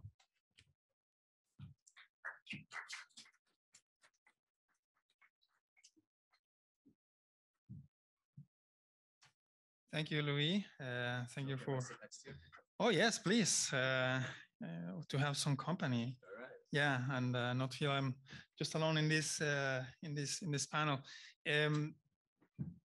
You thought that panel was the last. Well, I am the last speaker, I guess, and after that you will be released and relieved. But I believe it's important to talk about the submissions on enforcement matters process. A process that was established a number of years ago, about almost 30 years ago, under the 1994 North American Agreement on Environmental Cooperation. And I would like to explain you know, what is this about and why this is relevant for you today. So next slide, please. Oh, I have this. So there you go. So I'm going to talk about the USMCA CUSMA Chapter 24, which is the treaty that incorporates this unique process. I want to go through the submissions process and the key elements for filing a submission, and then talk a little bit about the statistics and what's going on with our active submissions. So this process, and I want to echo what Saba Khan said a moment earlier, environmental justice is equal enforcement, equal protection. And here what we're trying to do is implement a process that ensures the effective enforcement of environmental laws across North America. This mechanism was put together in the former North American Agreement on Environmental Cooperation. Now in 2020, when this USMCA CUSMA came into force, all this process is now established in Articles 24, 27, 24, 28 in Chapter 24. We continue to be the one responsible of implementing, processing submissions, requesting response to government, recommending factual records, and developing factual records.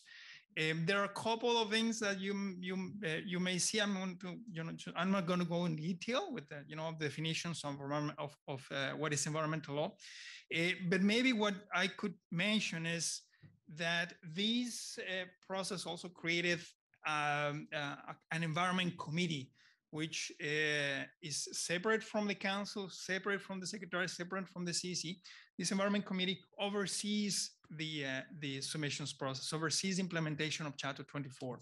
So if you ask me, the Commission for Environmental Cooperation implements the ECA, the Environmental Cooperation Agreement, and also implements Chapter 24 of the USMCA CUSMA. I will play a short video, which I would like to hear our technician masters to put together. To just play, please.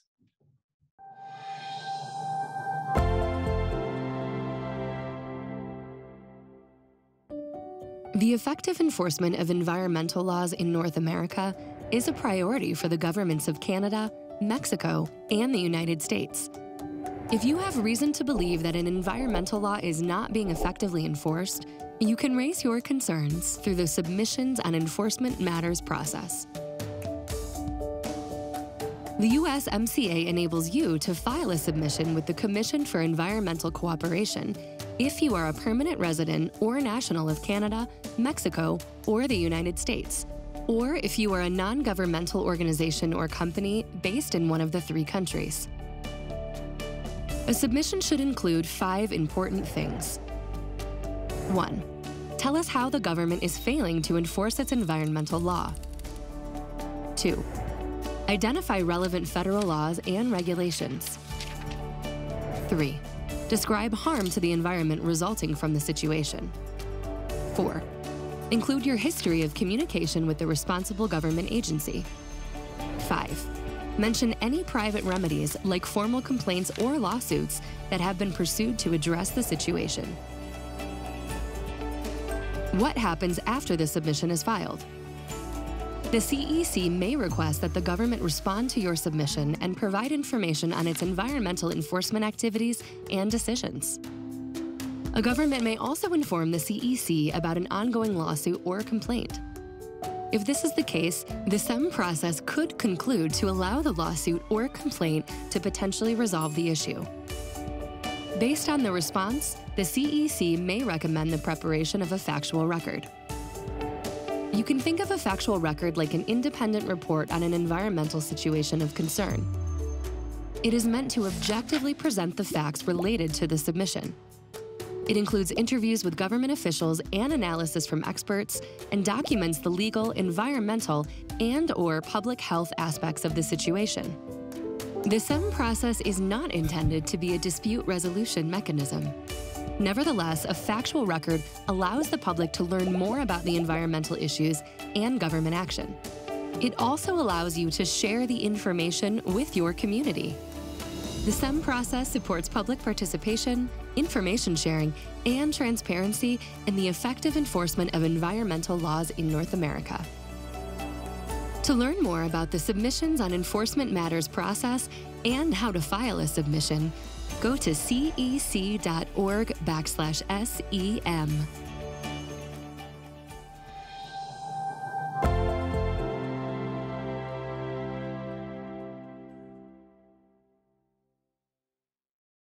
I'm going to now walk through some of the elements if you're interested in using this process or understanding this process, and how could you file a submission. So who may file a submission? Any person, any resident, any citizen in North America. Can you file a submission if you live in Mexico and a resident of Mexico? Can you file a submission with respect to Canada? Yes, you can. If you're in the US, can you file a submission with respect to Mexico? Yes. Can you file a submission with a group of organizations from Canada, US, Mexico? Yes. There are many ways you can file a submission. The only requirement is you be a resident, citizen, an entity organized under the laws of your respective country, a public entity, an enterprise. There's many ways you can file a submission. And the new treaty allows that with the language that incorporates person of a party. Now, under the new agreement, the CUSMA, the definition of environmental law changed a little bit, and I'm not going to spend a lot of time because it could be very technical. But the only difference that I see these days is that we can only treat submissions as certain failure to failing enforcement of environmental law of federal laws, only federal laws and federal regulations.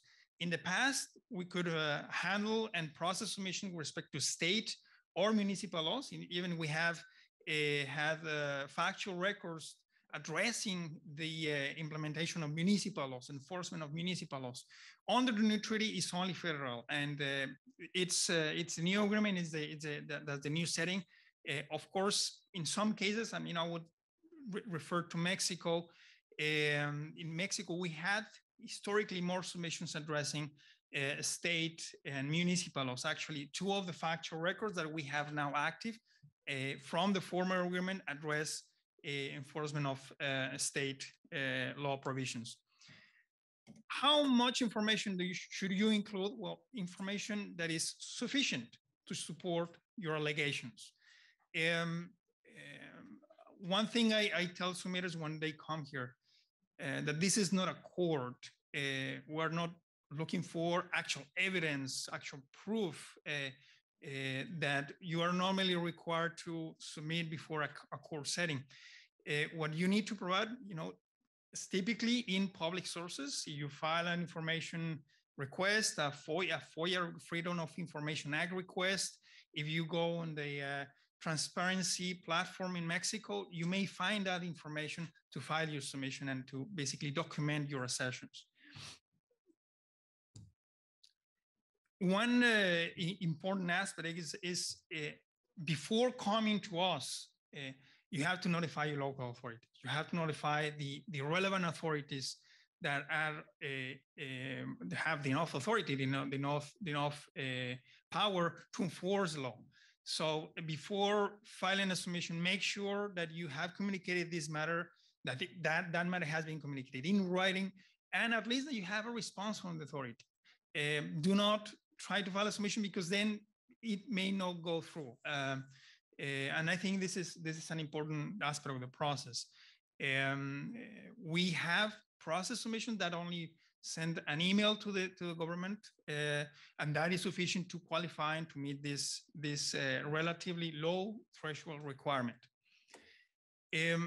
Another requirement, and that's there's some people said, oh, and I need to go to court before I go here. Well, not necessarily go to court, but at least try one of the remedies that you have accessible in your country. The citizen complaint mechanisms. In Mexico, there's the citizen complaint, the denuncia popular, for instance. You can, if you use those mechanisms, or if someone else has used those mechanisms, you could sufficiently document your submission and meet this requirement before coming to us. This is the notion behind this is that not only the authority is informed, but also given an opportunity to enforce the law before coming to the CEC. Now, I want to just give you an overview of how many submissions and numbers, a little bit of the processing of a SEM. We have had a total of 105 submissions. Most of the majority of submissions come from Mexico. There's also a good quantity, about a third from them, relative to Canada. We have 14 submissions from the United States, and two, that little number 2 is from binational submissions. We have a couple of submissions addressing shared courses of water. In the case of Canada, US, we have had two cases like that. And right now we have 8 active submissions. You see that there's 3 of them that are relevant to the former North American Agreement on Environmental Cooperation, the what we call the inherited, the inherited submissions, Metrobus Reforma, City Park, and hydraulic fracturing. We're about to finish, about to publish the 2 factual records, the Metrobus and the City Park. They refer, because they are from the former agreement, they refer to state laws. But, it's important to say, Metrobus Reforma, City Park, and hydraulic fracturing are environmental impact assessment submissions. They refer to what some of the speakers call about the MIA process, or the environmental impact assessment process. The rest of them, Loggerhead, Turtle, Vaquita, Right Whale, Tren Maya, and Madin Dam, are related to the CUSMA USMCA. Out of the 8 submissions, we are waiting. We have been waiting for the council action on their vote on whether or not we can go ahead with a factual record.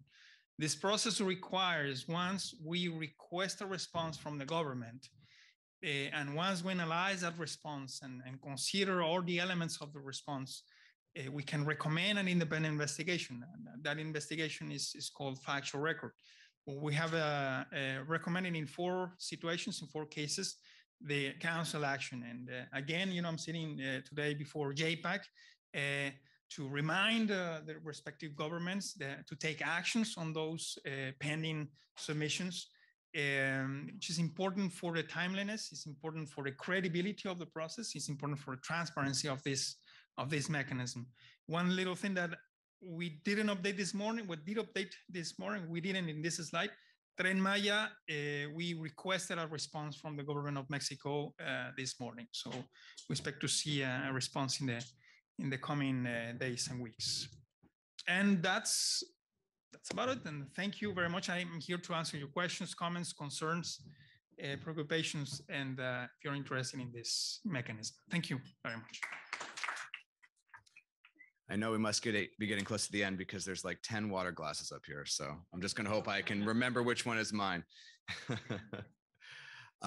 So as we mentioned at the very beginning, our goal was to really embed and weave public participation and engagement throughout all aspects of this. Normally, in past practice, it just gets put at the end. And today we really tried a new model where it was interwoven in real time throughout. So I feel like we've done a lot of engagement. We've heard a lot of voices, but this is again, another moment where as the JPAC tries to take what we've heard today and turn it into useful and usable recommendations to the three ministries. This is an open forum for those online or in the room to help give us advice on what kinds of recommendations we should consider putting together. So this is a place where we're able to hear from you, and also see if there's anyone who wants to sort of start us off, and if not, if you need to buy a little time, I'm going to ask some of my fellow JPAC members to sort of offer some reflections. Okay, I see someone coming to the microphone. Either that or running to the door. Microphone it is. Okay. Hello, thank you. My name is Sheila Cole. I live here in Halifax. I'm an environment and health expert and also very much involved with the environmental community, the Nova Scotia Environmental Network, and our very wonderful Canadian Environmental Network. And I've had the pleasure of being involved with CEC dating way back to 2007 and have attended many JPAC forums. And of course, it was very exciting to have JPAC actually meeting here in Halifax. So having attended a lot of these the forums, I wanted to say there were a couple of words that I heard, during the day that I found very encouraging. One of them being co-creating. When you were speaking this morning, I really appreciated that. There's been a lot of talk about Indigenous involvement, which is very much up in everyone's mind, finally. I'd just like to add a little bit of detail to that. And so I think that it's not just important to have Indigenous people involved and invited to the table, but I think that they need to be there from the very beginning. As soon as the spark of an idea is there, the Indigenous people need to be invited to the table to have a totally fresh start and have a chance to say, because as someone was saying today, after all, the Indigenous people were right, and they're the ones that for the most part have stayed connected to the spirit of the earth. And so that's really important. So we've also heard talk about port expansions. And so I wanted to raise something that's been talked about in the environmental community, the community at large for a very long time, and that's limits to growth. So when you're in your communities, having your community meetings, meeting with government people at consultations, meeting with industry people, I think that we're at the point where we really need to be having a fresh conversation about limits to growth, because after all, what are all these ports about? They're about transporting stuff. And we know that we're not going to get to where we want to go at this juncture by having more stuff.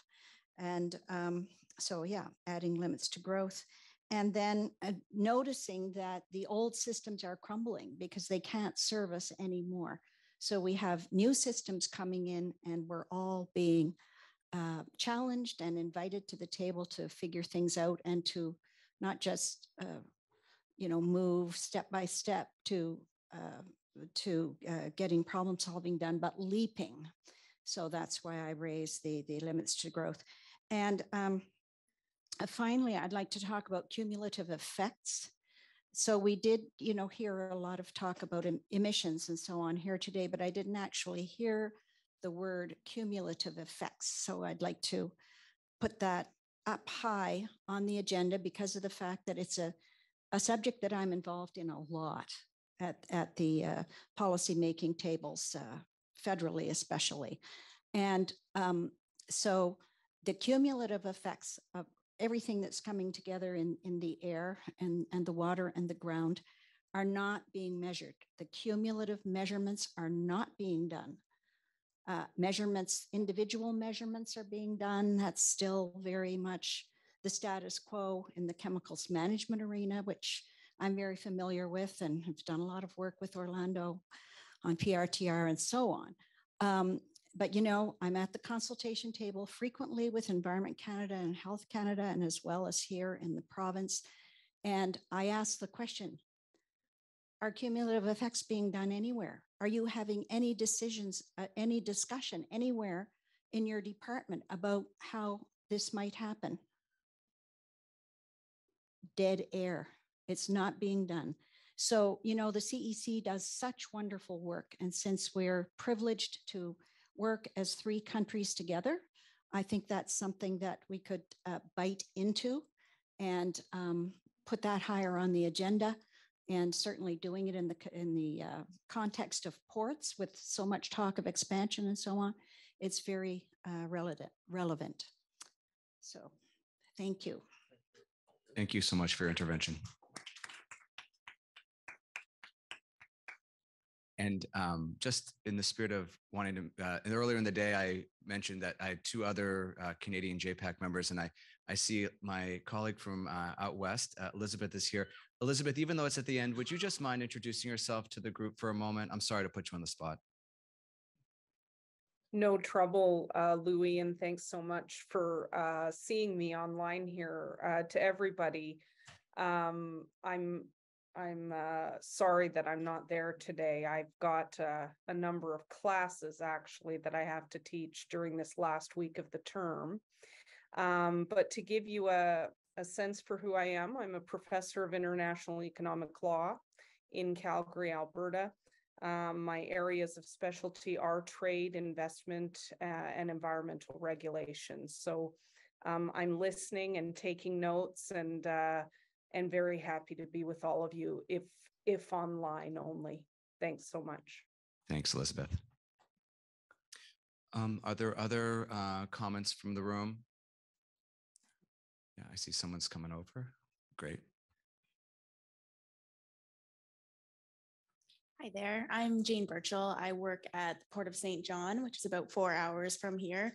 I manage our decarbonization efforts there. One thing I noticed we hadn't really talked about today that I think is important to mention, especially if there's folks in the room that are lobbying government, is as a port authority under the federal government, we act as a landlord to our tenants. And a way we can kind of improve the port as a whole and gain more control over kind of what's happening on our lands is through green leases. So I think that's an opportunity to bring forward to government to have mandates in leases that of our tenants that even things as simple as like sharing their utility bills with us. But there's many different kind of aspects to green leases, but I did want to just raise that before the day is over because it's definitely an opportunity moving forward. Have you had a lot of, do you mind going a little further and just Sure. explaining sort of how so far that that concept has been put into practice sort of at the Port of St. John's and potentially some of your hopes for it? Yeah, so we're just kind of starting down the road here at the Port of St. John with green leases, as many leases at ports are long-term. So any opportunities we have to change leases, there's an opportunity there. But the Port of Seattle, for example, is a good example. If you want to do some research about what they've done there, they've implemented various different measures where the tenants have to comply to different sustainability policies. So they're a great example if you're looking for some work that's already been done. We're just kind of starting down the road. We're quite a small port in New Brunswick, so. Great, thanks for introducing that concept to us.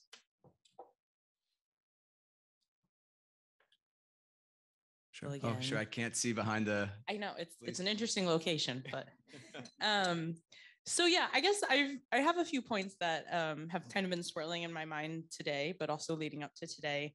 And I guess that's the concept of corridor as a term, but also the different ways it could be used. I think cultural corridor, I've said earlier, but when we're talking about green economic corridors ultimately, and I think there's something to be said for the ecological heritage that just naturally lies in all of the places that we're talking about that we are all inherent to.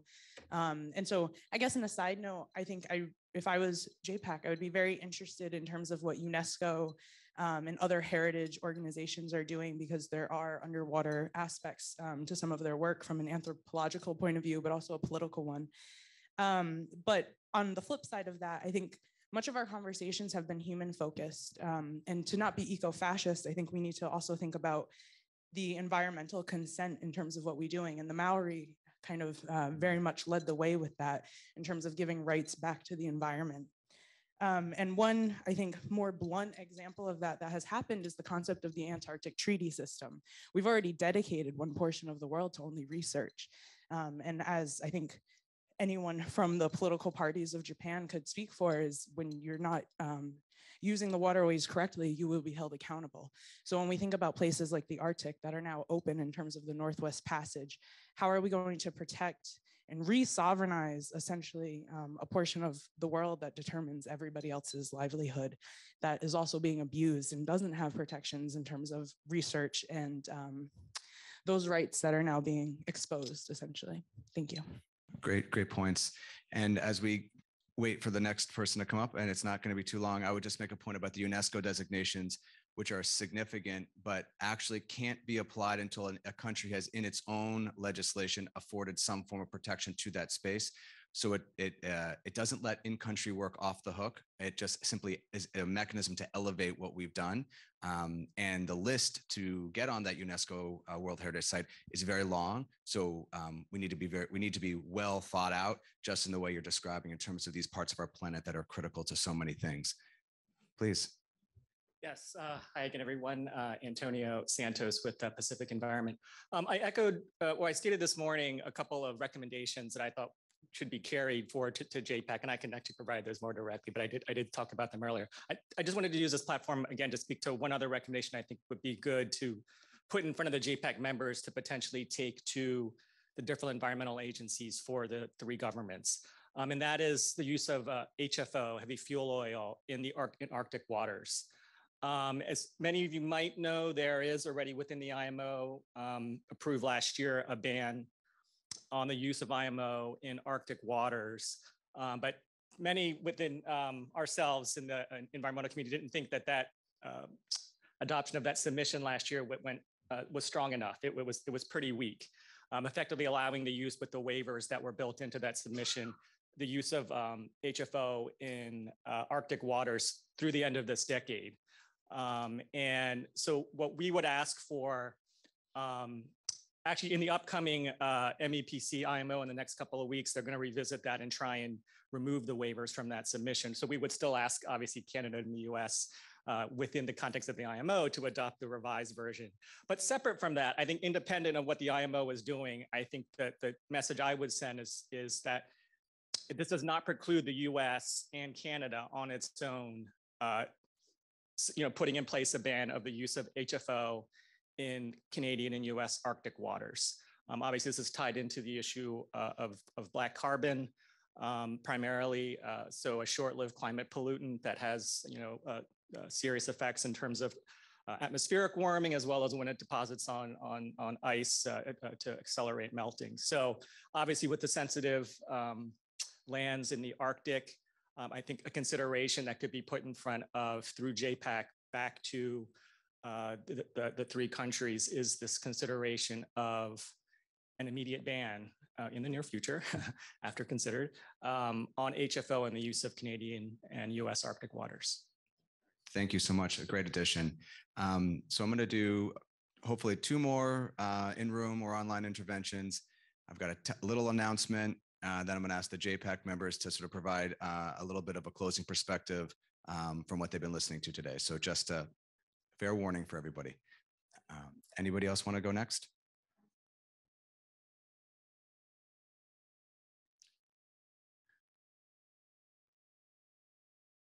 So while we're thinking, I'm just going to ask, we're always trying to do things better, both at the CC and at the JPAC in terms of the way in which we engage.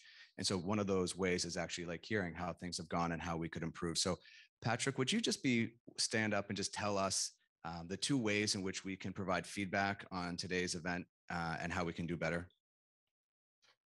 Or Georgina, whichever one of you would like to take the mic. We have on the screens this QR code. Just scan it. Provide your feedback. It's just like 5 minutes. Very easy questions. Thank you. Sorry for the interpreters. Just provide your feedback. honest feedback. This is anonymous. It really helps us, to really try to do better. There's some QR codes on some of the back of the chairs. I have some printed here. If you feel kind of more comfortable to do it on paper, anything.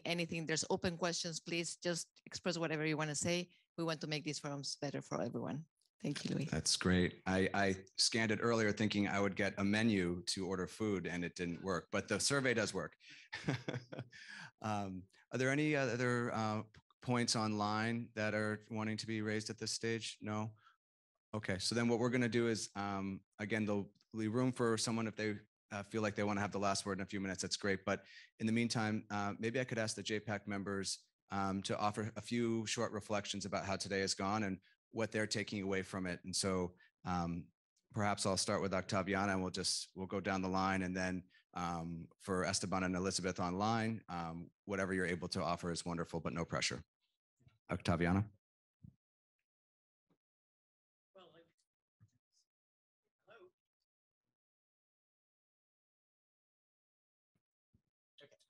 I think it's on. Okay. Well, many thanks to everyone that organized this forum. Very unique. Coming from Arizona, from the Sonoran Desert area, and to learn about ports, waterways, was wonderful. I learned quite a bit. All the invited speakers had great knowledge, experience, and they came to share it with us. Thank you. Thank you. Pedro.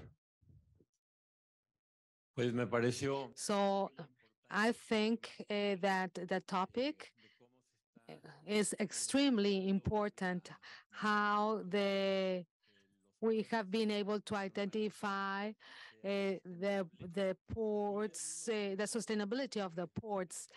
And at the same time, it really caught my attention, the continental perspective on how to be more self-sustainable, to prevent an economy that has to transport goods for long distances or long hauling items. And also the culture that prevails gives us knowledge on daily basis. The indigenous peoples work on cycles, and we have to learn a lot from them. And also basin management. I think it is extremely important to talk about cross-border basins, especially between Mexico and the US, because the climate crisis has generated extreme droughts in both parts of the border. So how can we have groundwater management by prioritizing the right of human beings to water? Thank you very much. Thank you, Pedro. Thank you, Louis. And before I forget, I just want to thank you for your leadership of this conference. And it's really been terrific and very worthwhile for the JPAC members. And I think it will result in a very good letter of advice that we'll be providing to the parties.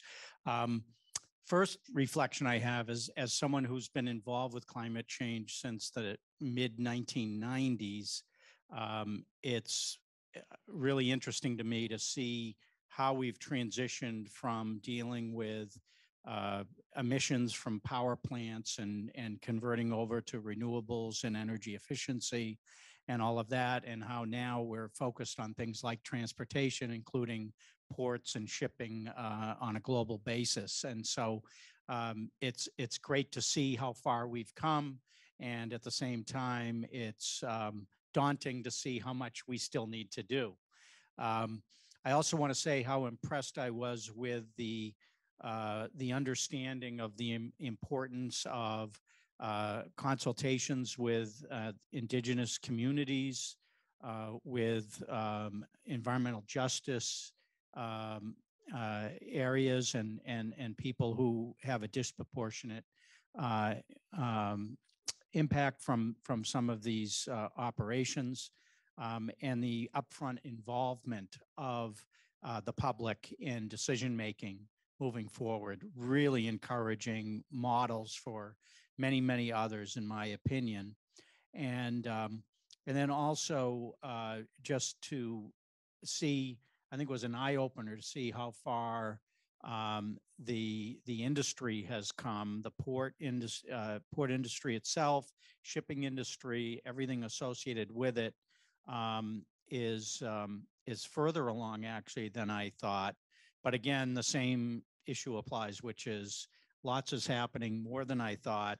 But now that I even know more about it, I'm aware of how much more we still need to do. So great job with all the panelists today. It was really terrific, high value added, and much appreciated. Awesome. Thanks so much, Bob. And now Esteban. Bueno, en primer lugar. Well, first of all, I would like to thank the valuable contribution from all the panelists. It was very enriching. I didn't know that this port topic was so broad, and there are many opportunities. These opportunities have been discussed, and we have to create supply chains. You talked about Halifax and Hamburg, but I think that the three countries can strengthen shipping and commerce. We all have products that can be shipped and that can be complemented in the three countries. In Mexico, vanilla, cacao, and coffee, and other products that come from South Asia generate many environmental issues. So we have to look for opportunities that will allow producers that that can have a fair trade.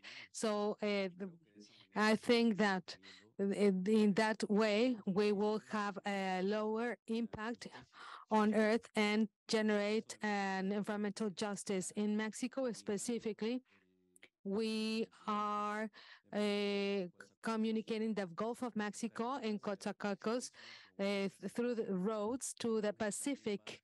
And I think that will create new opportunities to move goods in shorter distances. So thank you very much for everything that I take away.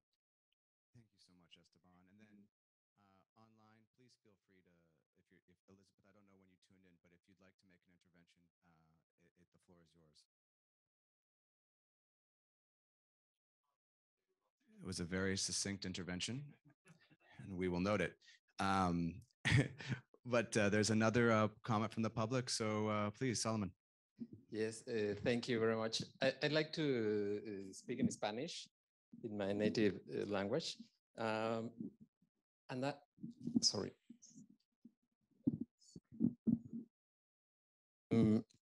Muchas gracias.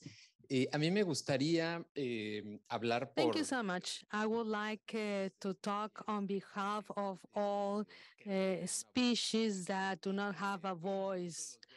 And we as biologists try to speak on behalf of them.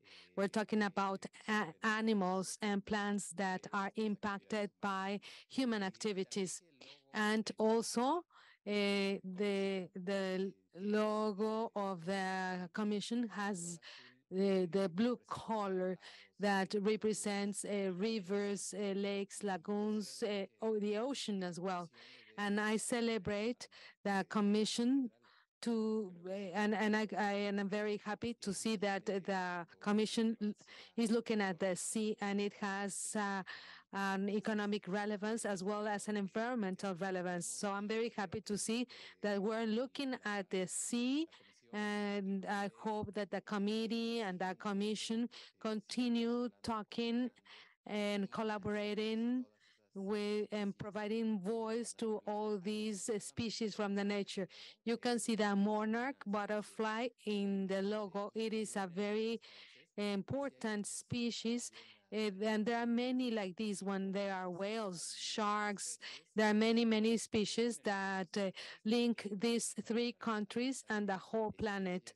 There are species that are living in the whole planet, and there are these species that are present in all the world and that link cultures, populations, geographic locations, and that bring together the JPAC. And I hope we can continue working in these topics related to the sea. We're now talking about ports and shipping, but there are other topics we could keep on discussing related to the sea.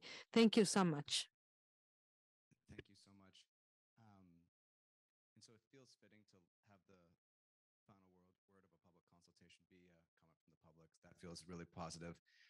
I'm just going to remind you that in the East Coast, we're very friendly and festive, and this is going to continue down at the pier. So there are, again, you're all invited. There will be buses and modes of transportation in the lobby, I think leaving about 5 o'clock. So again, for all of you who would like to have a little epilogue to today, there'll be some food, some wine, and actually some additional original programming on this topic. So we hope to see you there. And for me, just a deep sense of gratitude for all of those who have traveled from here, there, near and far. I know everyone has here, and therefore your families are, and those who support you are there, back in your homes, lifting you up so you can be here making this important contribution. So just a round of applause to all of you.